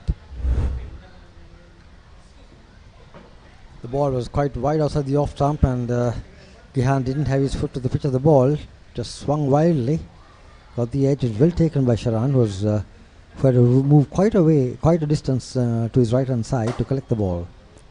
It's Mohammad Kamil. His average of 39.77 after 8 matches, 9 innings. That's the Antonian skipper. And he'll be facing to the Josephian skipper, Johan De Silva. Was 2 for 9 of, this is his 3rd over.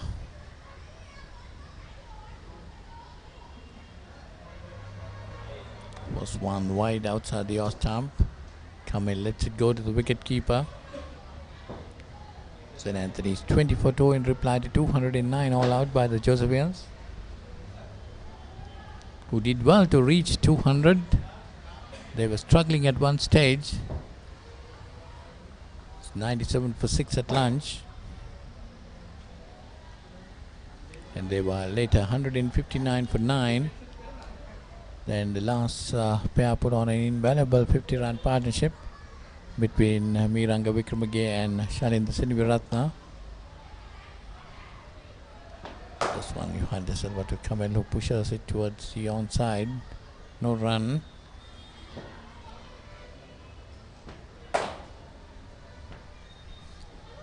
Johan De Silva, when he's bowling wicket to wicket, looks dangerous, but does tend to spray the ball wide from time to time. Probably trying a bit too hard sometimes.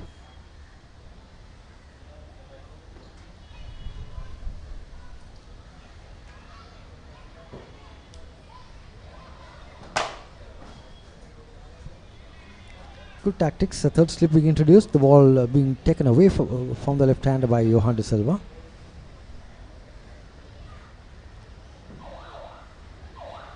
It's down the leg side. Let's go to the wicket keeper. That's the end of the 6th over. St. Anthony's 20 for 2.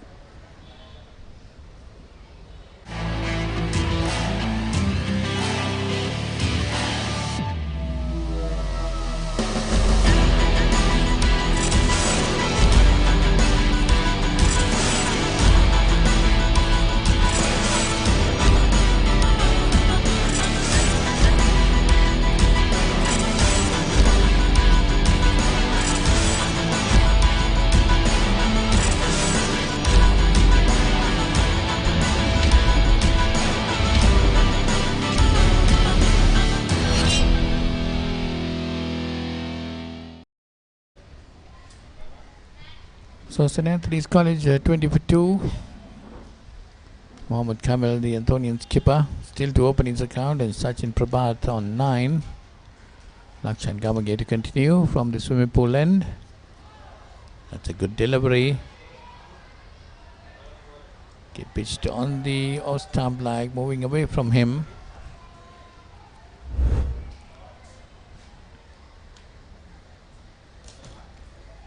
Gamage getting appreciable movement from this pitch now, keeping a good line. And Sachin left the ball certainly, but it was a good delivery. Well, I'd like to see Ronnie Gamage bowling on middle and off and moving it away, because definitely he's moving the ball a bit, and the batsmen are really not confident, so he must try to make the batsman play it. That's pulled away nicely towards the fine leg. That's gone for 4, a 6. That's gone over the rope. So 6 to Sachin Prabhat. He moves on to 15, and the score moves on to 26. That was a great shot from Sachin. He just moved on to his back foot and whacked it quite flat and hard, bisecting the long leg and square leg for 6. Great shot.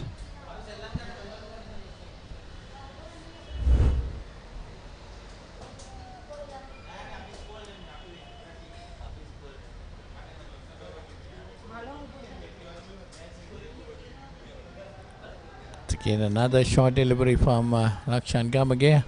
Umpire calls it a wide, going high above the head.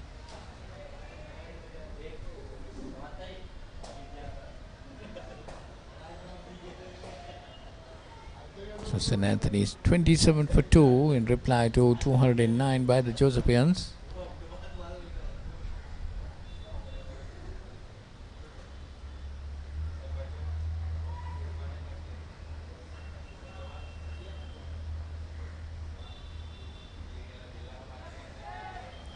It's again a good delivery outside the off stump, moving away from him.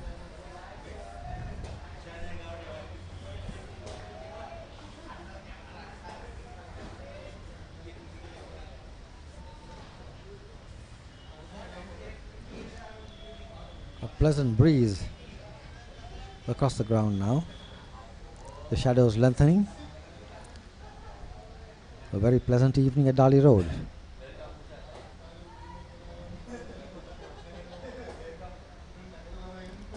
And the Josephians trying their very best to get on top of this game.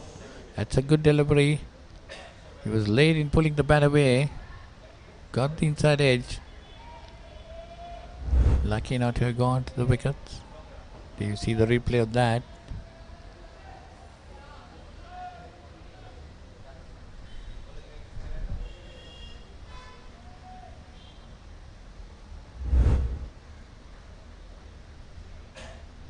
Sachin Prabhat living dangerously. He's on 15.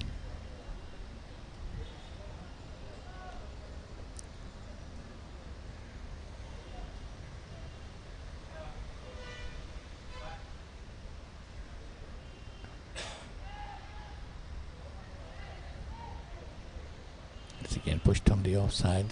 Straight to the point fielder, no run.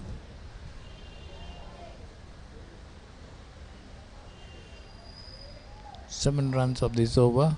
It includes a 6 over square leg area.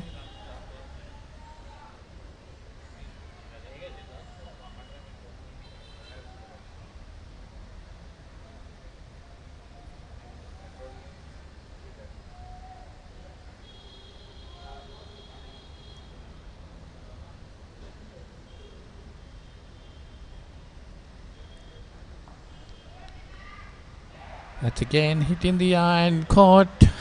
That's the third Antonian wicket to fall. That was, I thought, was a poor shot drawn. Just stand and hit deliver like. You see the replay of that. Did no feet movement at all. Just swung the bat and straight into the deep square leg. Took a very good catch there. So that's the third Antonian wicket to fall. That was Miranga. There he caught by Miranga of Lakshan Gamage for 15.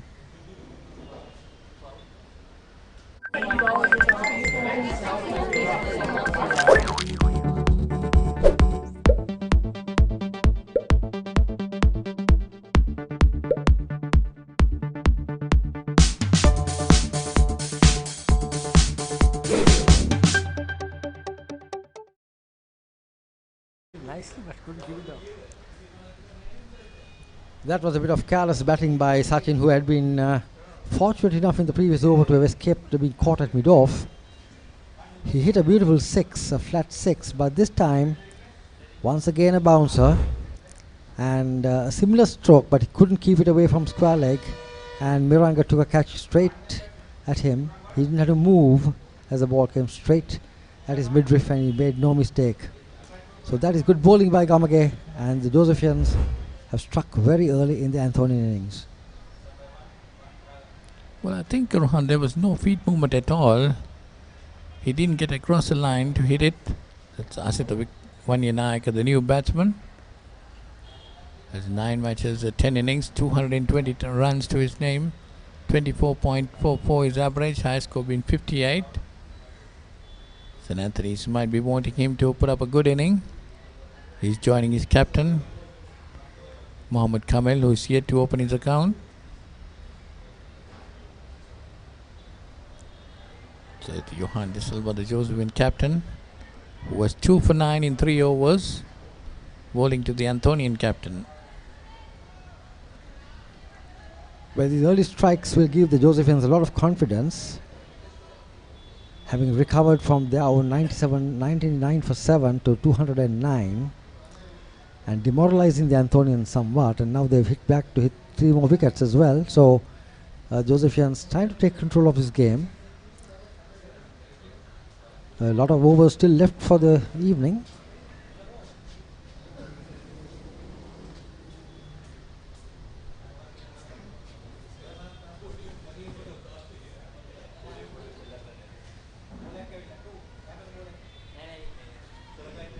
So this is the 72nd over of the day that's in progress. So that's another 23 overs remaining for the day. I don't know whether we'll be able to finish those 23 overs. That's a full toss. Mohammad Kamel just trying to pushes it to mid-on, no run.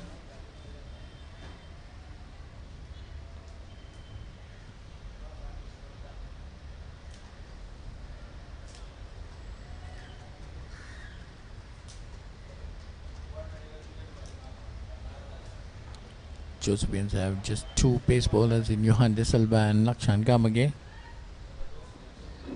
They got to bowl a minimum of 10 overs between themselves.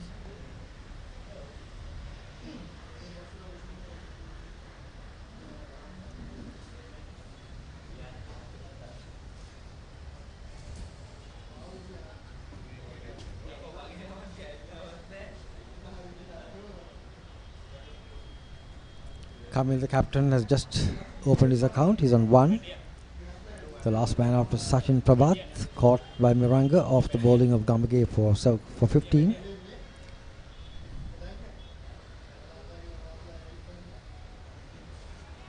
So Johan De Silva will be bowling to the new batsman, Asita Vanyanayaka. Still to open his account.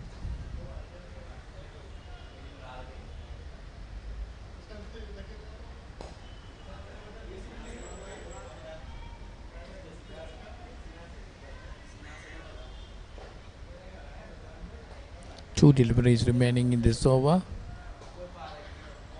Just 1 run given up to now. Johan De Silva has figures of 2 for 10 of 3.4 overs.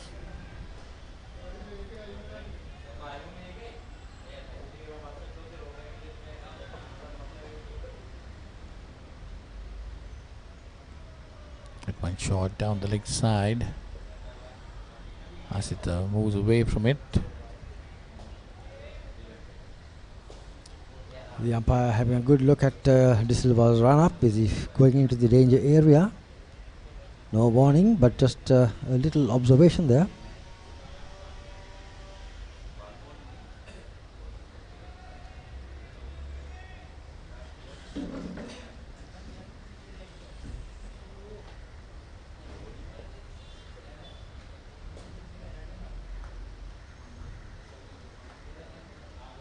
So Johan De Silva deciding to go round the wicket this time.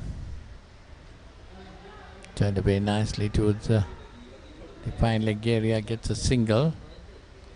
That Asita Vanyanayaka is off the mark, and the Antonian score moves on to 29. So 29 for 3 after 8 overs.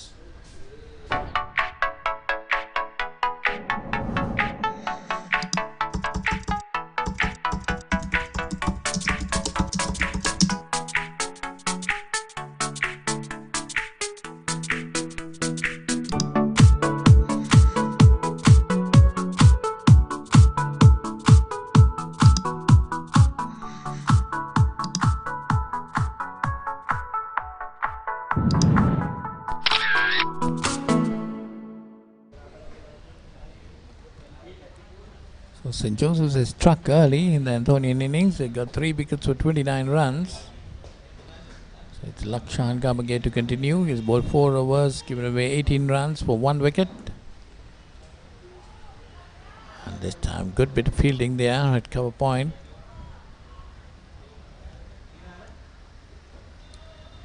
That was Shalin the Seneviratna. The ball was well outside the line of the off stump. Probably, I think Vanyanayaka had just come to bat. Probably should have left it alone. Chased it. You see a good bit of fielding there. Fully committed on it.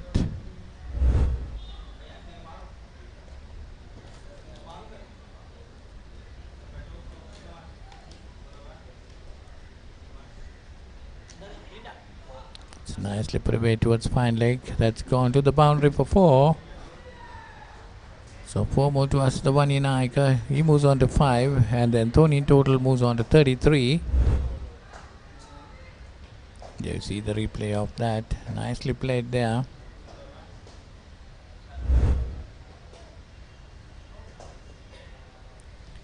He moved nicely inside the line and nudged it away very fine. Down to the fence for 4. Vanyanayaka is on 5 now. St. Anthony's, all 3s, 33 for 3.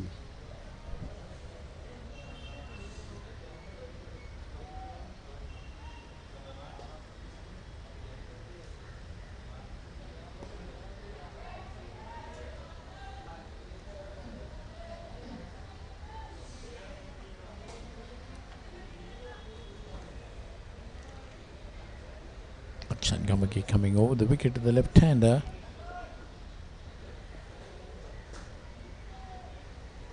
It's probably Ronnie he'll be bringing the ball into the left-hander. I would say they preferred him bowling around the wicket. Of course, here the advantage is if he can just get the ball to hold his line, he might hit the outside edge.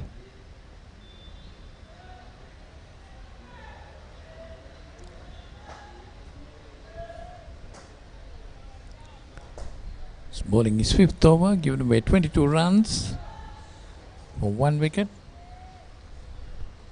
Johan De Silva, the captain, has taken the other 2 wickets.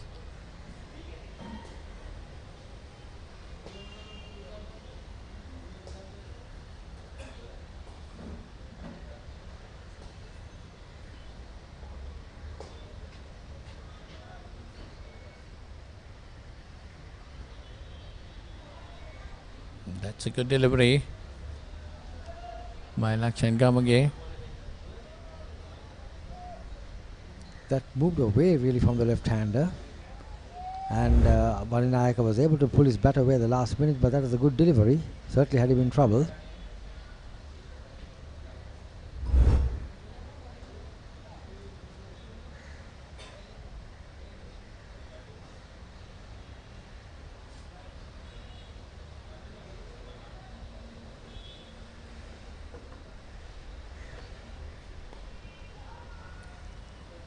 Another good delivery. Pushed it to cover point. Good bit of fielding again. So that's the end of the 9th over. St. Anthony's 33 for 3.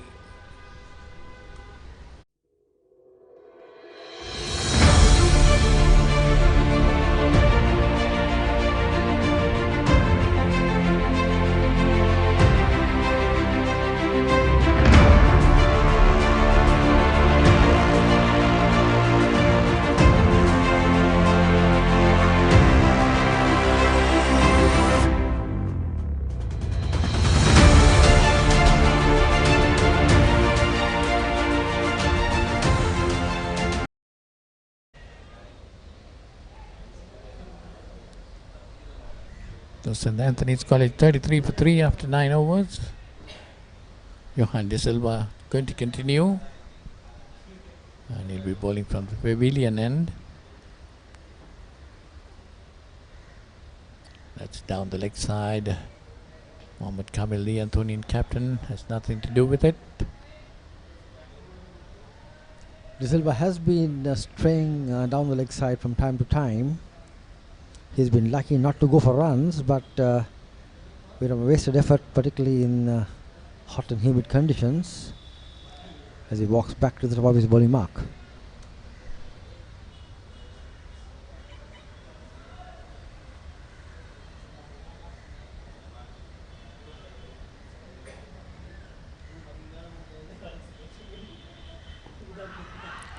That's an appeal.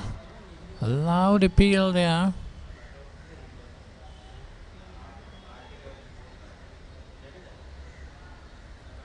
But hit high, I think might have been too high, Rooney. Let's wait and see. Might have gone above the stumps.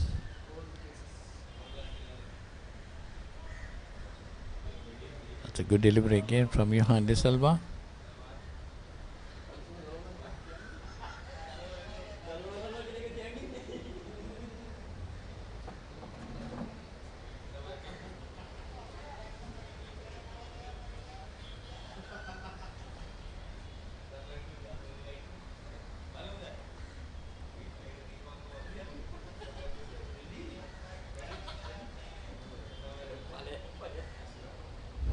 So a little bit of hold up in play. You see the replay of that delivery again.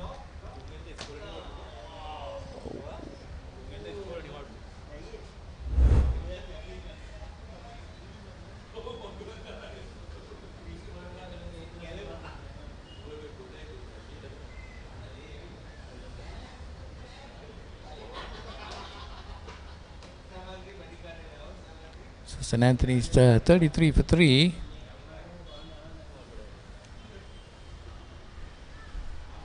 You see the batting card of St. Anthony's. Gihan Ebert was out for 7.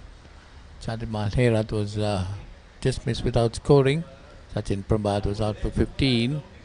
Mohammad Kamil on 1 and Asita Vanyanayaka is on 5. 5 extras and 9.2 overs, 33 for 3 St. Anthony's in reply to 209 scored by the Josephians.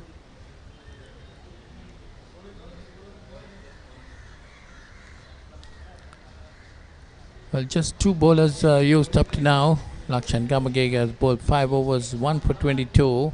And Johan De Silva, the Josephian skipper, on his 5th over, 2 for 11, now 4.2 for the wickets. First at 2, 20 and 27, 5 extras. They see the crows on the field.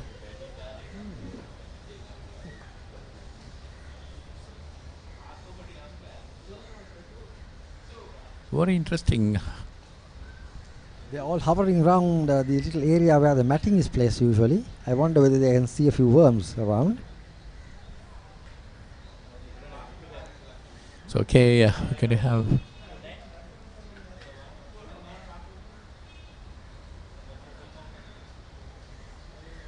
such play to commence again. Johan De Silva to continue. He's on his 5th over.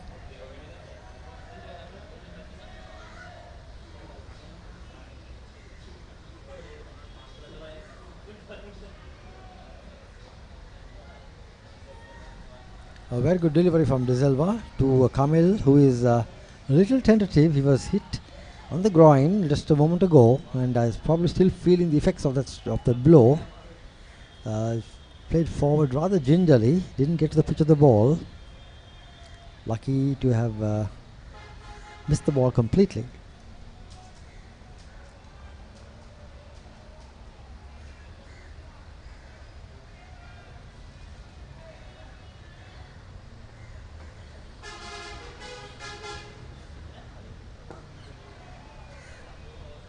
That's a more over pitch delivery on a Yorker length. Johan De Silva.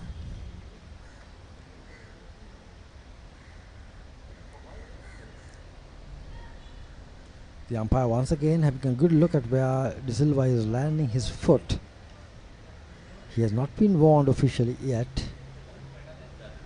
He may consider bowling round the wicket volley for the moment.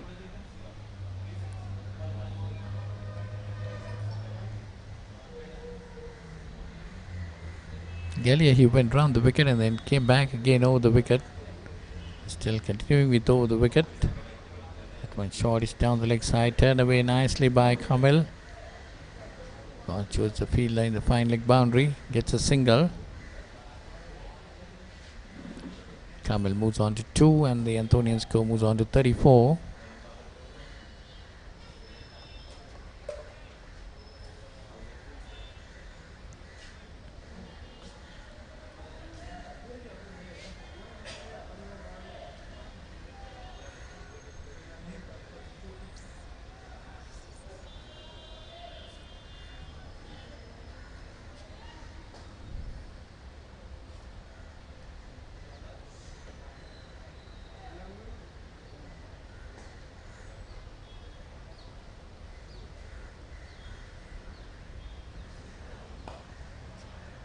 That one again well bowled by Johan De Silva, bringing us at the one in forward. That's the end of the 10th over. It's 34 for 3.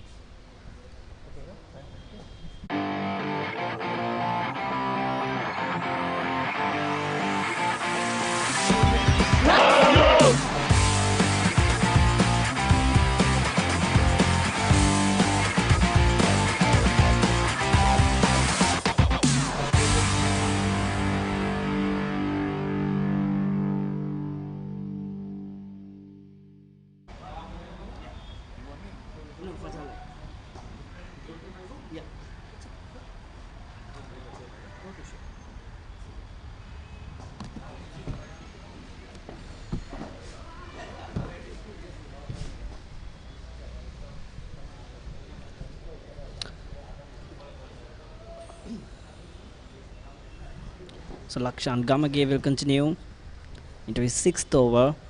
Mohammad Kamil and Asita Vanninayaka on strike.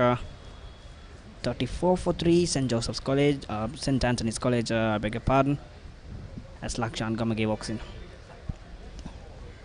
Oh, good one there, teasing the outside edge of the left-hander.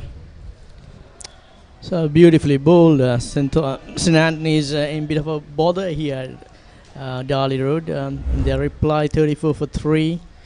Their frontline batsmen not coming to the party, throwing away their wickets. Some loose cricket by the first 3 wickets which fell. Not very good shots, Megan. Yeah, definitely. The short selection has been a problem for St. Anthony's College right from the start of the innings. And also, batting is not their stronger suit. So I think they left the momentum loose in the last few overs, last few minutes of the of their previous innings, the St. Joseph's innings, when Miranga Vikramage started accumulating runs at his will. Absolutely, very much on target. 99 for 7. They got up to 206, lost the momentum. And Josephian fast bowlers have showed a lot of intent. They have taken the initiative back, and they got 3 wickets, and they got Antonians very much on the back foot. What's needed at the moment is Mohammad Kamil to come out and play captain's knock here, hold the innings together for the Antonians. Oh, that came in very sharply, very good delivery, cut the batsman into half. He was making the ball go away from the left hander. That one cutting back very sharply, jacked back, and caught the batsman in all sorts of trouble. Well bowled, angling back into the left hander. Beautiful delivery, cutting in him off. The previous one left the left hander, and this one just came back in. That baffled Mohammad Kamil. I don't know whether he did that intentionally or it just happened for him, but that was a superb delivery. In a surprise, the batsman all ends up because the previous deliveries have been leaving the left hand, and this one really coming back into the right. There you go again, it left the left hander. He's mixing it up beautifully, Lakshan Gamage. So has he changed ends, Lakshan Gamage? He started. Look at that, the previous delivery. This left the left hander. Again, there you go, it came back in sharp, and this one again going with the angle. Beautiful from Lakshan Gamage. I hope he knows what he's doing. If he knows what he's doing, he's an excellent bowler, to be honest. Definitely cut on what he's doing. Sri Lanka colorsman, played in the youth internationals, so he's got a lot of experience. He knows what he's doing there. Yeah, you got to keep at the batsman. If he's got those kind of deliveries, if he can move the ball both ways, he's got to hit the wickets, bowl that off stump line, middle and off, and a little bit outside the off stump, and making the batsman play on the front foot. He will have the batsman in all sorts of problems.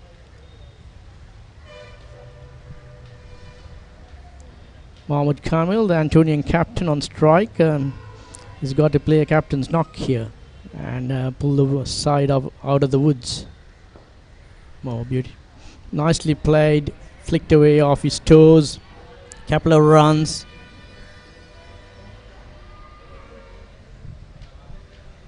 So that brings an excellent over to an end. 11 overs gone, 36 for 3.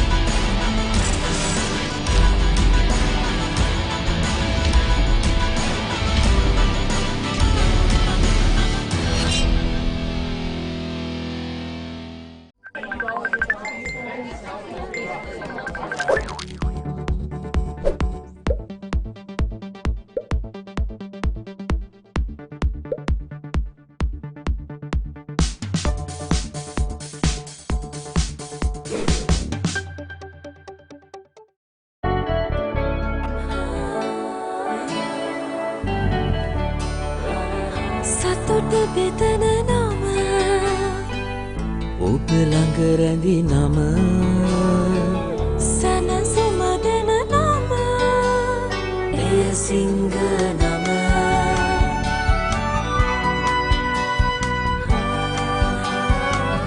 මිහිර මවන නම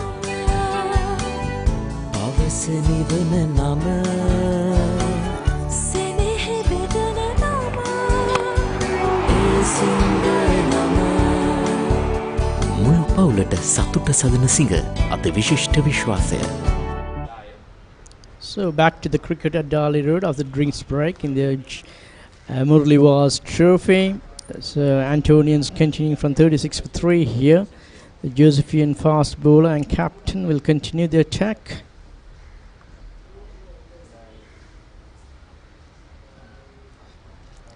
He's bowling with a lot of aggression, the Josephian captain. He's not very much on target, so that's why he's a bit of a dangerous bowler. He bowls all over the place, and then he gets one right on target, and he fools the batsman. It has happened at least twice in this innings, where he claimed 2 wickets. So you mean to say he's doing it purposefully? He's not doing it purposely. There are bowlers of his kind, who put it all over the place, and then they get it on target, and then you're completely fooled. I come across in my career. So we see that from time to time. He's one of those bowlers, and he's a bowler. If he gets it on target, it's could be quite a handful. Name a few which you came across. You knew I'm coming there. I can't remember the names. Big names. Megan. The big names you played against. long time ago,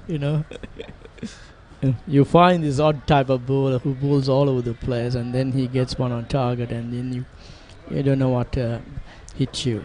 And he's the Josephian captain and also the fast bowler. He seems to be having the knack to move the ball. Once he gets it on target, he can be quite a handful, like I said. So Antonians have to build a partnership here. The captain, Kamil, and Asita. They are the 2 batsmen of the wicket. Kamil, as of course, Mohammad Kamil, Antonian captain, has got to play a captain's knock here. Hold these innings together, and first they would want to see out that follow-on target, which is another 100 runs away, and then take it from there. They got to bat sensibly, be disciplined with their shot making, and they got to put the loose balls away, but at the same time defend the good ones.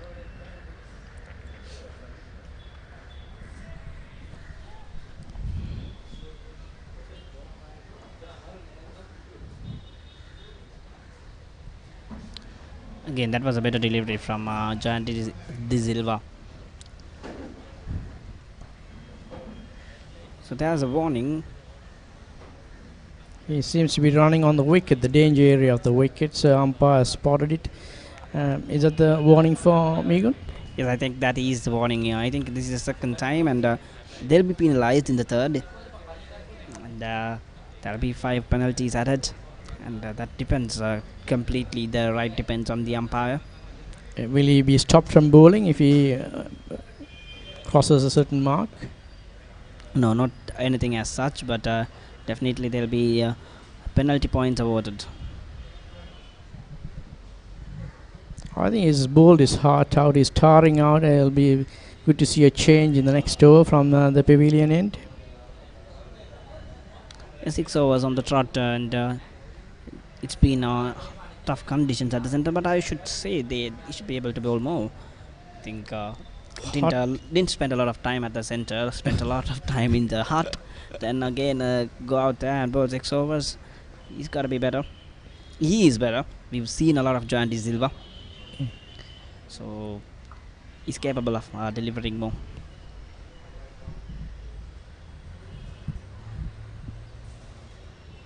Tucks it away quite nicely to fine leg. Just a single for Mohammad Kamil. So that's the end of the over. 12 overs gone, 38 for 3, St. Anthony's College.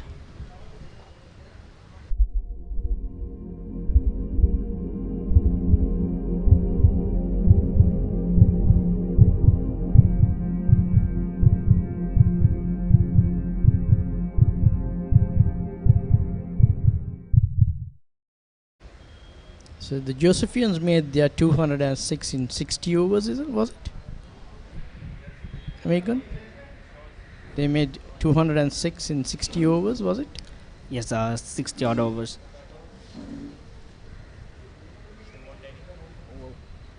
So, and Antonians have batted for 12 overs, right? So just 72 to 75 overs so far in the day. It's a bit of a poor over rate by the Antonians, I believe. Pretty much 75 overs. That will include the two padded up, the overs that will be voting. So that is about 63 overs which they played, and then about 12 here. So I think a minimum of 95 overs to be bowled in the day, right? Yes, 20 left. 20. We've got about 40 minutes left in the game.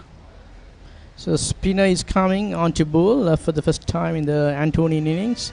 So that should speed up things. Siobhan Daniel, I believe, he was the opening batsman, was he? Yes, it is. It's the number 3, Siobhan Daniel. But I think there's nothing in part of St. Joseph's College. They don't have any rush, or it's not their responsibility to push the 95 overs. Though they can't slow the rate, they can't dramatically slow the game. That depends on the umpire. He decides whether they have dramatically slowed down the game or not. But definitely, if this was a tournament game, I think Mohammad Kamil will be penalized. And also, there'll be deduction in their tournament points. Oh, really? I didn't know. Okay, that's and smart cricket from Mohammad Kamil as we speak. Just paddles it down to fine leg. Yeah, lovely paddle for 2 runs. So the captain gets penalized for slow over rate, it looks like, in tournament games. In tournament games, but they don't suspend the captain, but points will be deducted from the team. Oh, I see. So there's some kind of penalties. So you got to be on top of the over rate as a captain and the team. Yes, definitely. Yeah, I think 60 overs in 2 sessions almost was poor. I think absolutely poor for a school side. Even though I'm an Antonian, you know, like.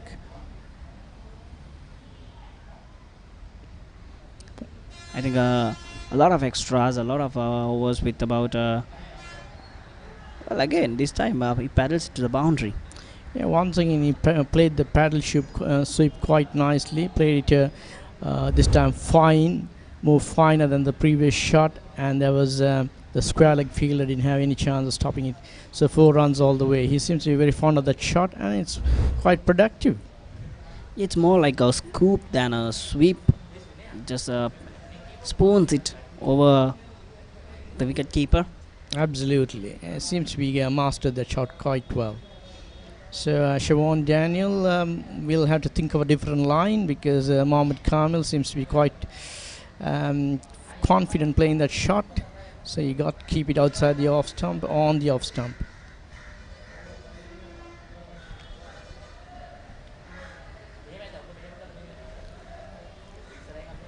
So Antonians are quietly building here. The 2 batsmen at the wickets, Mohammad Kamil and Asita. Long way to go.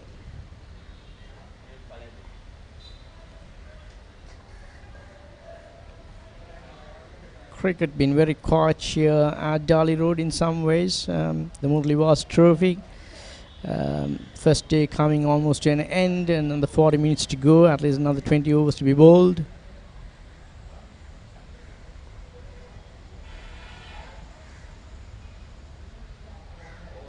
So that's the end of the over. 13 overs gone, 44 for 3, St. Anthony's College, Katugasthota.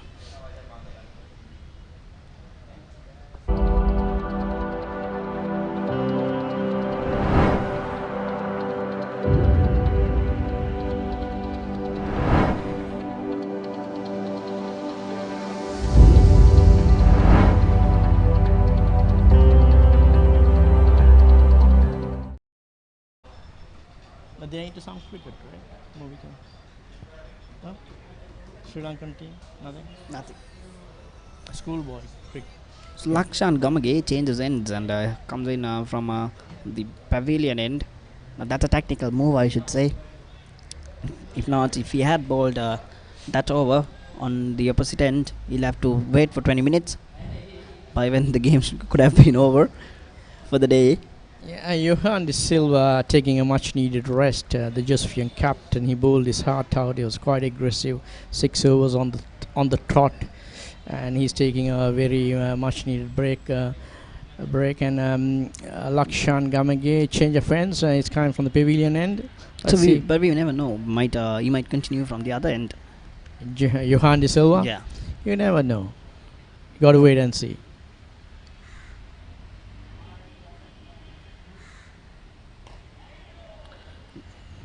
I think they should keep Lakshan bowling for a while now. About another couple of overs would fetch him a wicket for the fashion he is bowling. Even that break of 1 over would have made a dent on the confidence and the pressure he has built about in the game. Yeah, Lakshan seems to be a nice bowler. He's got a nice, lovely run up, lovely rhythm. He's got a good action, and he seems to be bowling very much wicket to wicket, keeping the ball within the wickets. That's very good. And bowling a good line and length. He's very much on target. He's not wasting the new ball as such, and also seems to be swinging the ball quite a bit.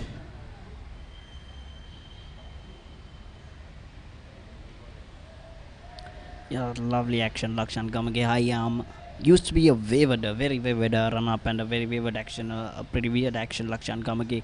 But mastered it slowly, worked a lot with the international Sri Lanka 19 coaches, specifically Murali Vaas has been working a lot with the youngster, and then his action was slowly molded into a smooth and a lovely action where he can swing and use the pace also.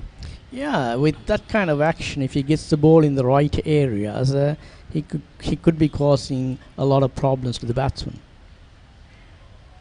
There you go again, that angle across left-hander, but he should always be mindful of that one delivery which will drag back in.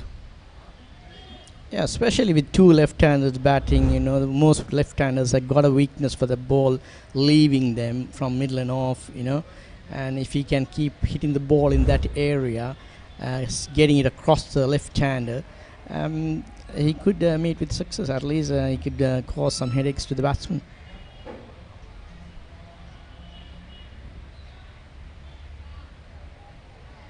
So Asita the left-hand batsman for Sanders College, holding one end up here along with Mohammad Kamil, the captain. They got to bat well, at least see today off, this evening off, and come back tomorrow morning. Long way to go, another 18 overs to go, but still they got to bat well and not lose their wicket.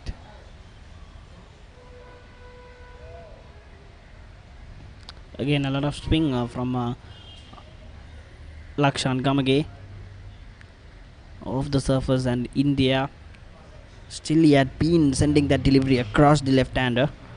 Yeah, he's the only bowler in this match so far who has swung the ball quite consistently, has been doing a good job. That's mainly because of his action and his run-up. That makes a difference, I believe.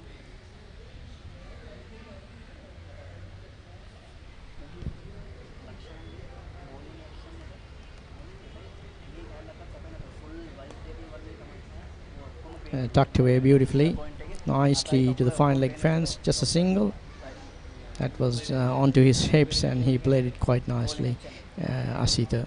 And Mohammad Kamil on strike, 46 for 3. So Mohammad Kamil on strike. The last delivery of Lakshan Gamage.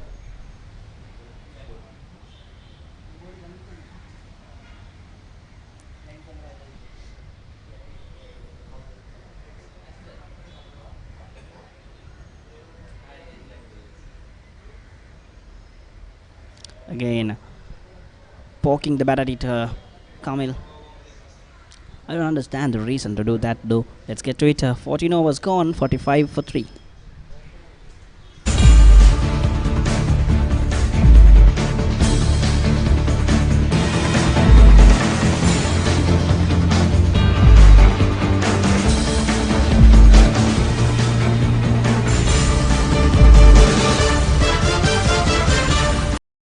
Clinton. So back to the cricket here, Darley Road. 46 for 3. Just as I was telling, Johan Silva continues. So just had Fonseca bowling that 1 over, so the 2 bowlers can change ends. Daniel. So Johan De Silva, the Josephian captain, as well as the fast bowler. This time he'll be operating from the swimming pool end. The 2 left-handed Antonian batsmen at the wickets, doing a good job so far. They batted quite sensible cricket on the part of the 2 Antonian batsmen. They're not done anything rash, being quite disciplined, watchful, taking things quietly, the right way to go.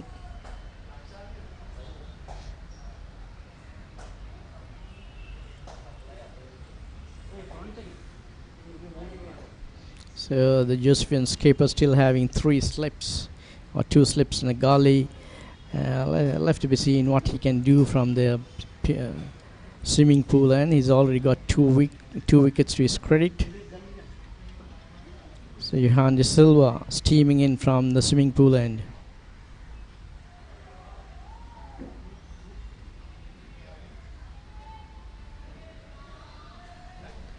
So this time, Johan much better from that end. There you go, cutting the batsman in the half. And the key is that he starts in line with the stumps. So the batsman is in doubt whether to leave it or to play it. He doesn't know whether it's gonna go to his off stump or not. Now that is creating doubt in batsman's mind. Absolutely. That is why he's poking the bat out there. And you That's got a to, very good line. As a batsman, you got to play those deliveries. You can't afford to leave it. You're not very sure whether it's going to hold its line or it's going to move away from the wicket. So that's a very good line to bowl. If he keeps doing that, let's see what's going to happen. This time short, but well controlled by Asita Vaninayaka.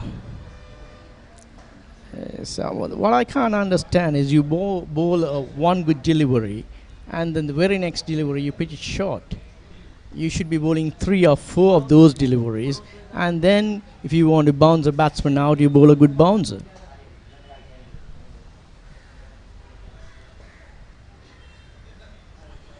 And I think he's having a little bit of troubles with where he lands.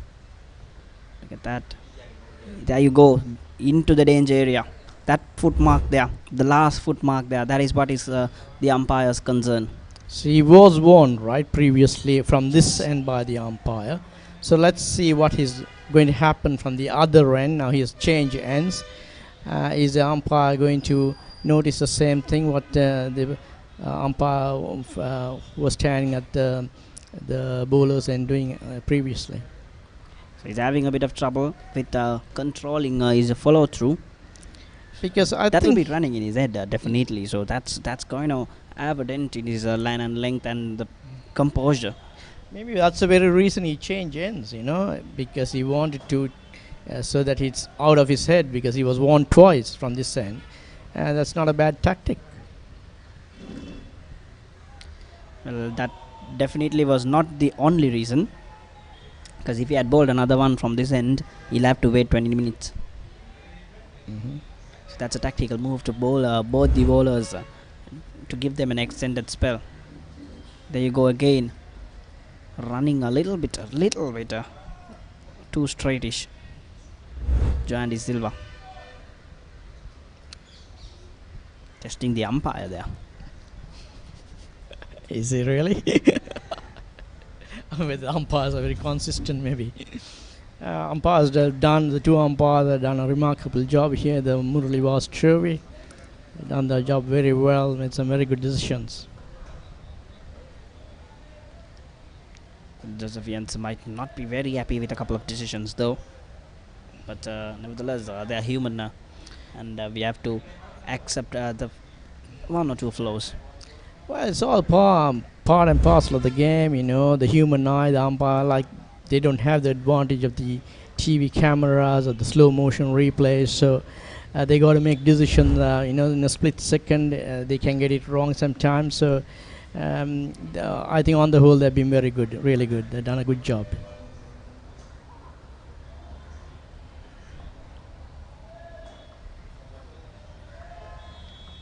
So that ends 15 overs, 46 for 3.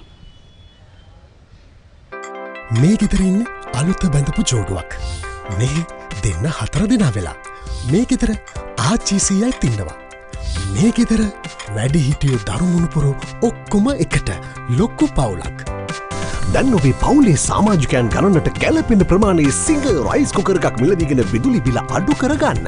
Rice cooker කිව්වට කිරිබත්, biryani, soup, watalappan ඇයි එළවලු තම්බන්නත් පුළුවන්. සිංහ rice cooker පවුලේ ගානට විදුලිය සුර. So back to the cricket, 46 for 3 Antonians. So are we going to see a change in the bowling? It's Lakshan Gamage. Lakshan Gamage once again, he is going to continue from the pavilion end. So as we were talking, he's got a lovely action, lovely run up, and a composed fast bowler Lakshan Gamage. Anyway, I would like to see a few bowling changes by the Josephian captain, you know. I'm quite sure he has got quite a few bowlers up his sleeve. 15, almost 16 overs gone, just 2 bowlers operating. I don't know whether he's got a third seamer. If He's not. If he's got a third seamer, he should use a third seamer. Well bowled, very well bowled there from Lakshan Gamage, right into the black hole. Just a tinge of movement. Big shout for LBW. I think it was going down the leg side. It was doing a bit too much. The ball doing a bit too much, and luckily for Sita, it was going down the leg side. Good decision by the umpire. I think that was a bit of shout by the Josephian fielders and the bowler, but umpire unmoved on the occasion. But I think that is the reason why John De Silva is continuing with his fast bowlers, because the ball is still new and they're using it for good effect. Well, there was a crow flying in between.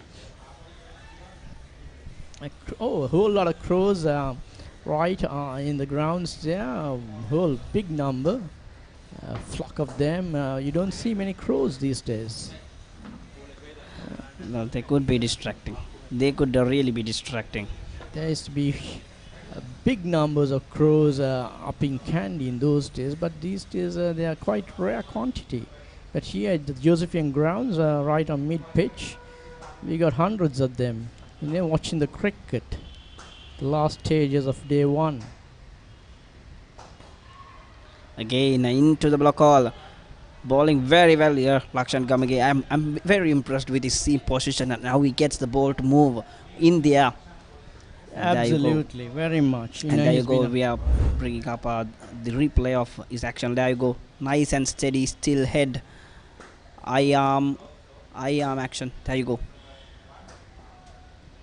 Beautiful. The good thing about a bowler like Lakshan Gamage is his eyes are open, he's focused on the batsman. Some bowlers, they look down at the point of delivery, so he's a bit different. Well, oversteps. Very oversteps Lakshan Gamage, trying a little bit too much. But as we were telling, his eyes are very much aware of where he should be targeting, and head still right at even at the point of delivery. That's very rare when you see from a fast bowler's point of view. Yeah, that makes a huge difference to any bowler, especially a fast bowler, because if he knows where he's going to land, that makes life very much easy. At least he knows what his target is. Some fast bowlers, actually they don't know, because they don't look at the batsman, they don't know where they're going to land. And also he's got a slightly square arm while releasing, but his front arm, the left arm, which rises very up high and straight, and that doesn't get wavered. That is what the aim is at.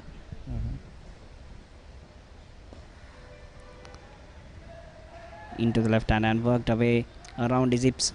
Well played from Astavani Naika. So full credit to these two Antonian batsmen, Mohammad Kamil and his partner Asita Waninaika. They've been doing a good job, going about their business quite quietly and doing it quite well, and holding 48 for 3. They've been there for some time now, and they got to continue the good work. Yeah, settling in isolation. They've not made a lot of noise. They've not grabbed the attention towards them, but they are slowly and definitely settling in there. Again, tickle around the pads. There's a boundary rider to guard that. Kept the scoreboard moving and been taking the singles, rotating the strike. Like we said, they've been going about their business quite quietly, but also building in confidence. And as you were asking, Jan De Silva has got a couple of fast bowlers, just himself and Lakshan Kamage. Other than that, he's got a spin trio, 3 left-arm spinners, and one went on to represent Sri Lanka among them. Miranga Wickramaga, Dunith Velalage, and Shalinda Seneviratna. They are known as match winners, the left-armers. It's high time one of them came into the attack, I believe. Dunith Velalage is quite a reputed bowler, I'm told, and I watched him bowl a couple of times, you know. He's not a bad left-arm spinner, and he's got 2 more supporting him. So 17 overs in the innings, and high time we saw a change.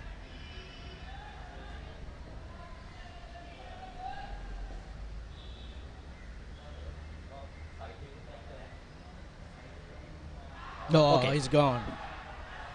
He should have been given there. Oh, that was bad, that is he said. That ends over number 16, 49 for 3. I'm a bit surprised.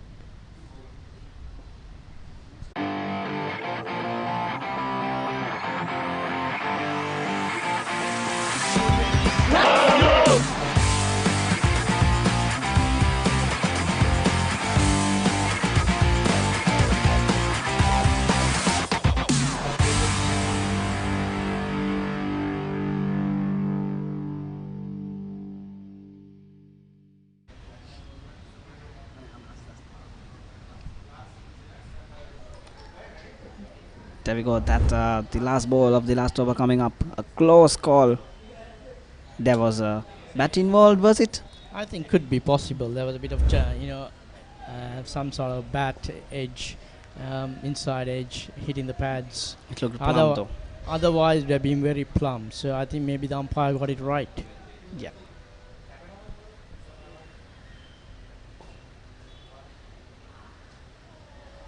Oh, Zippy there from Jan De Silva. That's a good carry. And that scream at the point of delivery. He puts a lot of effort. He pours his heart out with the ball. Yeah, he puts a lot of more than 100%. He's very aggressive, good intent, giving everything into his bowling. And if once he gets it right, he is going to have the batsman in all kinds of problems.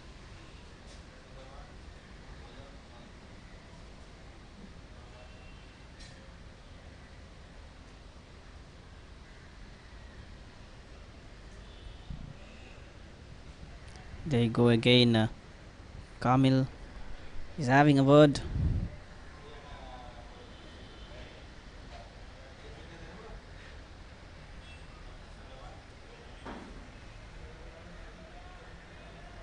So Mohammad Kamil on strike.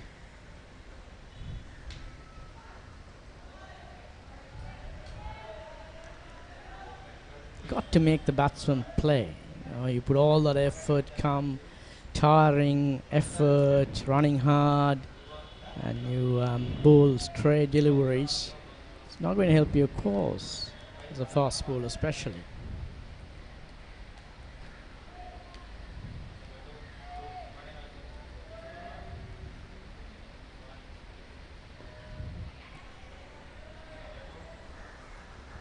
He's trying to hurry his over up with the day closing in. About 10-15 minutes left in the game.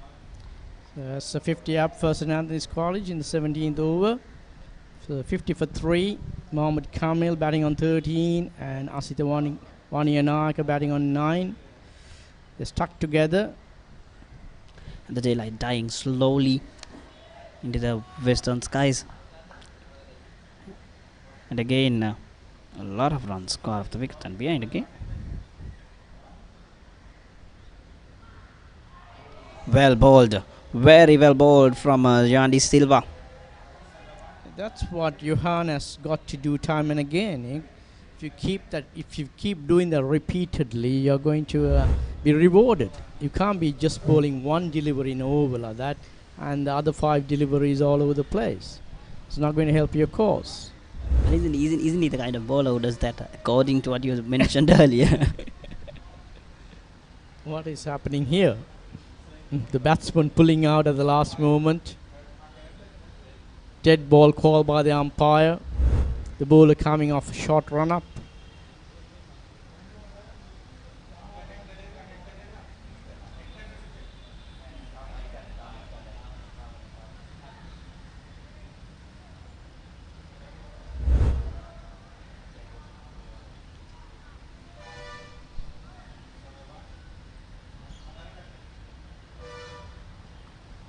Oh, movement in the air, but very wide, very wide outside the off stump. He's making the keeper run up and down, you know. A lot of exercise for the wicket keeper.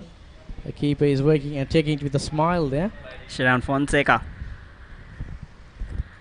I don't agree with the Josephian captain, his tactics, you know. 17 overs on the trot by the 2 fast bowlers. It's time for a change. Bring someone into the attack.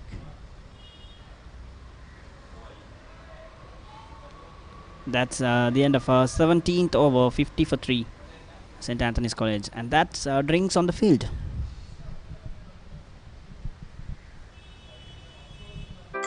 මේ ගෙදරින් අලුත බැඳපු ජෝඩුවක් මේ දෙන්න 4 දෙනා වෙලා මේ ගෙදර ආච්චීසීයයි තින්නවා මේ ගෙදර වැඩි හිටියෝ දරුමුණුපුරු ඔක්කොම එකට ලොක්කු පවුලක් දැන් ඔබේ පවුලේ සමාජිකයන් ගණනට කැලපෙන ප්‍රමාණයේ සිංහ රයිස් කුකර් එකක් මිලදීගෙන විදුලි බිල අඩු කරගන්න රයිස් කුකර් කිව්වට කිරිබත් බුරියානි සුප් වටලප්පන් ඇයි එළවලු තම්බන්නත් පුළුවන් සිංහ රයිස් කුකර් පවුලේ ගානට විදුලිය සුරකේ.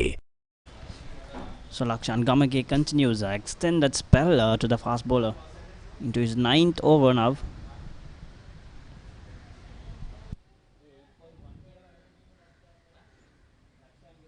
The sun has gone behind the clouds a little bit. Conditions more pleasing. Here at Dali Road, very hot and humid throughout the day. The sun has been streaming down here.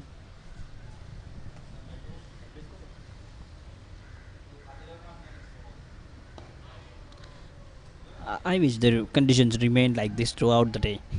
I too, not only me. I'd love playing cricket in such conditions. You know, we wait for this kind of this hour. You got to come to Kandy more often, Megan. More pleasant conditions.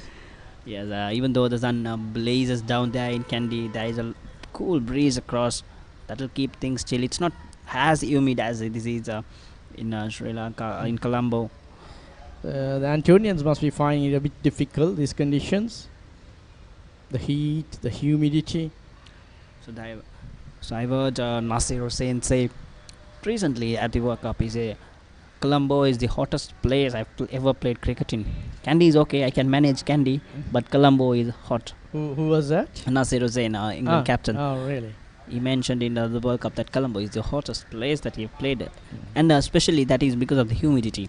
He reckons that it's very humid in Sri Lanka, in Colombo especially, because it's pretty much close to the sea, and it takes a lot out of you if playing down in Colombo, you know.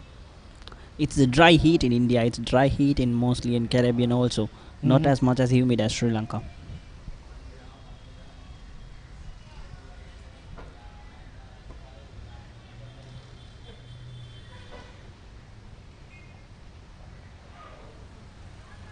Took the batsman by surprise. That was a full toss. He was not expecting. I think it came at a slow pace. It used to be one of the wicket-taking deliveries back in the days. That's what I've heard from the ones who played the game. The low full toss slowly turned into a yorker then. Well, that took the batsman by surprise because he was expecting the ball to come at a decent pace, but it was a slow delivery by the bowler. And gone, he could be gone. Threw the bat at it, the ball moving away from the left-hander. Bit of indiscipline creeping into Mohammad Kamil there. It's the late hours in the day. It's been concentrating for a while now, so there'll be a minute or two that you lose focus. Yeah, that's the difference between a good batsman and a not so good batsman. Good batsmen normally tend to keep all those deliveries away. No rush of blood, no indiscipline creeping. They concentrate well. And if it's wide outside the off stump, and if you see it as delivery that you can play at, then you have to go at it, no defending and fending it. If you're just gonna make it a dot ball, might as well let the wicket keeper do your job. Absolutely. If you're going, go hard at it. Throw your hands at it hard, and make at least make it difficult for the field or anybody. Exactly. But not just a nothing shot, like you said. It doesn't get you anywhere. Just fishing at the ball. There you go. Yeah, much better. If you just want to defend that delivery, putting a long stride outside the off stump, for what? I don't understand. And also there are deliveries that leaves you at around your hip height, and you want to fend it on back foot. No use. Just leave it around. If you're fending it, if you're hitting it, hit it hard. Throw the kitchen sink at it, or else leave it. Absolutely. Very much spot on there. You can't be just either you fishing or flirting at the cricket ball doesn't help you. You can bring the slips into play if you do that, flirting at the cricket ball.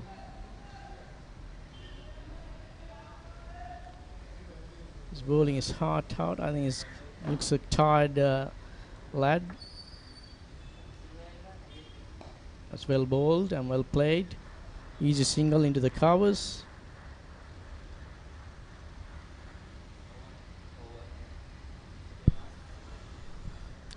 So 18 overs gone, 54 for 3. St. Anthony's College, Katugasthota. And also that means that's the end of the day. Yes, the umpires have taken the bails off. It's 5:35 here at Ali Roads in Colombo. The long shadows there you see. It says, it's enough of cricket for today. You have done well for the hot, humid conditions. I think the cricket has been good. Not very exciting, but good competitive cricket by both sides.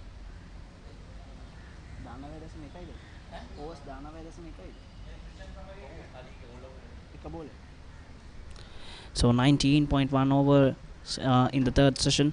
It was a shortened session, about 1.5 hours or 2 hours of play. So 55 runs, 4 wickets. So in total, it's been 13 wickets in a whole for today. So it's a wicket-taking day, we could say. 13 wickets in the day, and about 260 runs scored. And when a game goes like this, when 13 wickets have been fallen on day one, it should produce a result.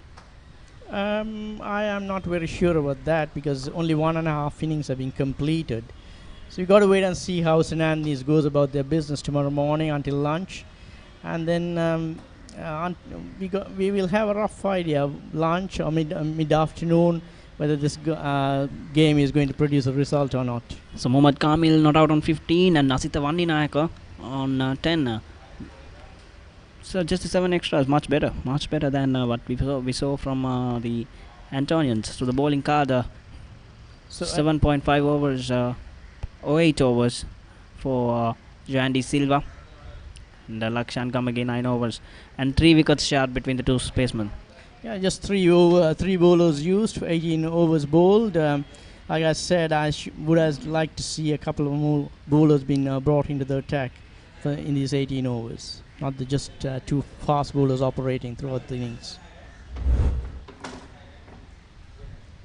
So this is how the third session, the last session of the day, progressed. Started off with the Antonians ending the run of the Josephians, and then the Josephian fast bowlers. It was all about them. And this is how the first 2 wickets fell. And Kamil just worked a bit of a paddling in just the 1 off over that Siobhan Daniel got to change the ends, and then it was all about the fast bowlers just running in. So that's the wagon wheel so far from St. Anthony's College. 54 for 318 overs. A lot of cricket, a lot of shots behind score. Well, not the fond of it, but still, nevertheless, 3 boundaries and a 6 so far. So the session mostly is also shared among the two teams. We've seen 3 wickets, but 50 runs on board in just the 18 overs. So a lot of cricket left in this game. The pendulum hanging between the two teams. So anyone can end victorious. For that, we'll have to see tomorrow. So we'll see you with live actions from 9:30 AM onwards from day 2 of the game tomorrow. Until then, goodbye.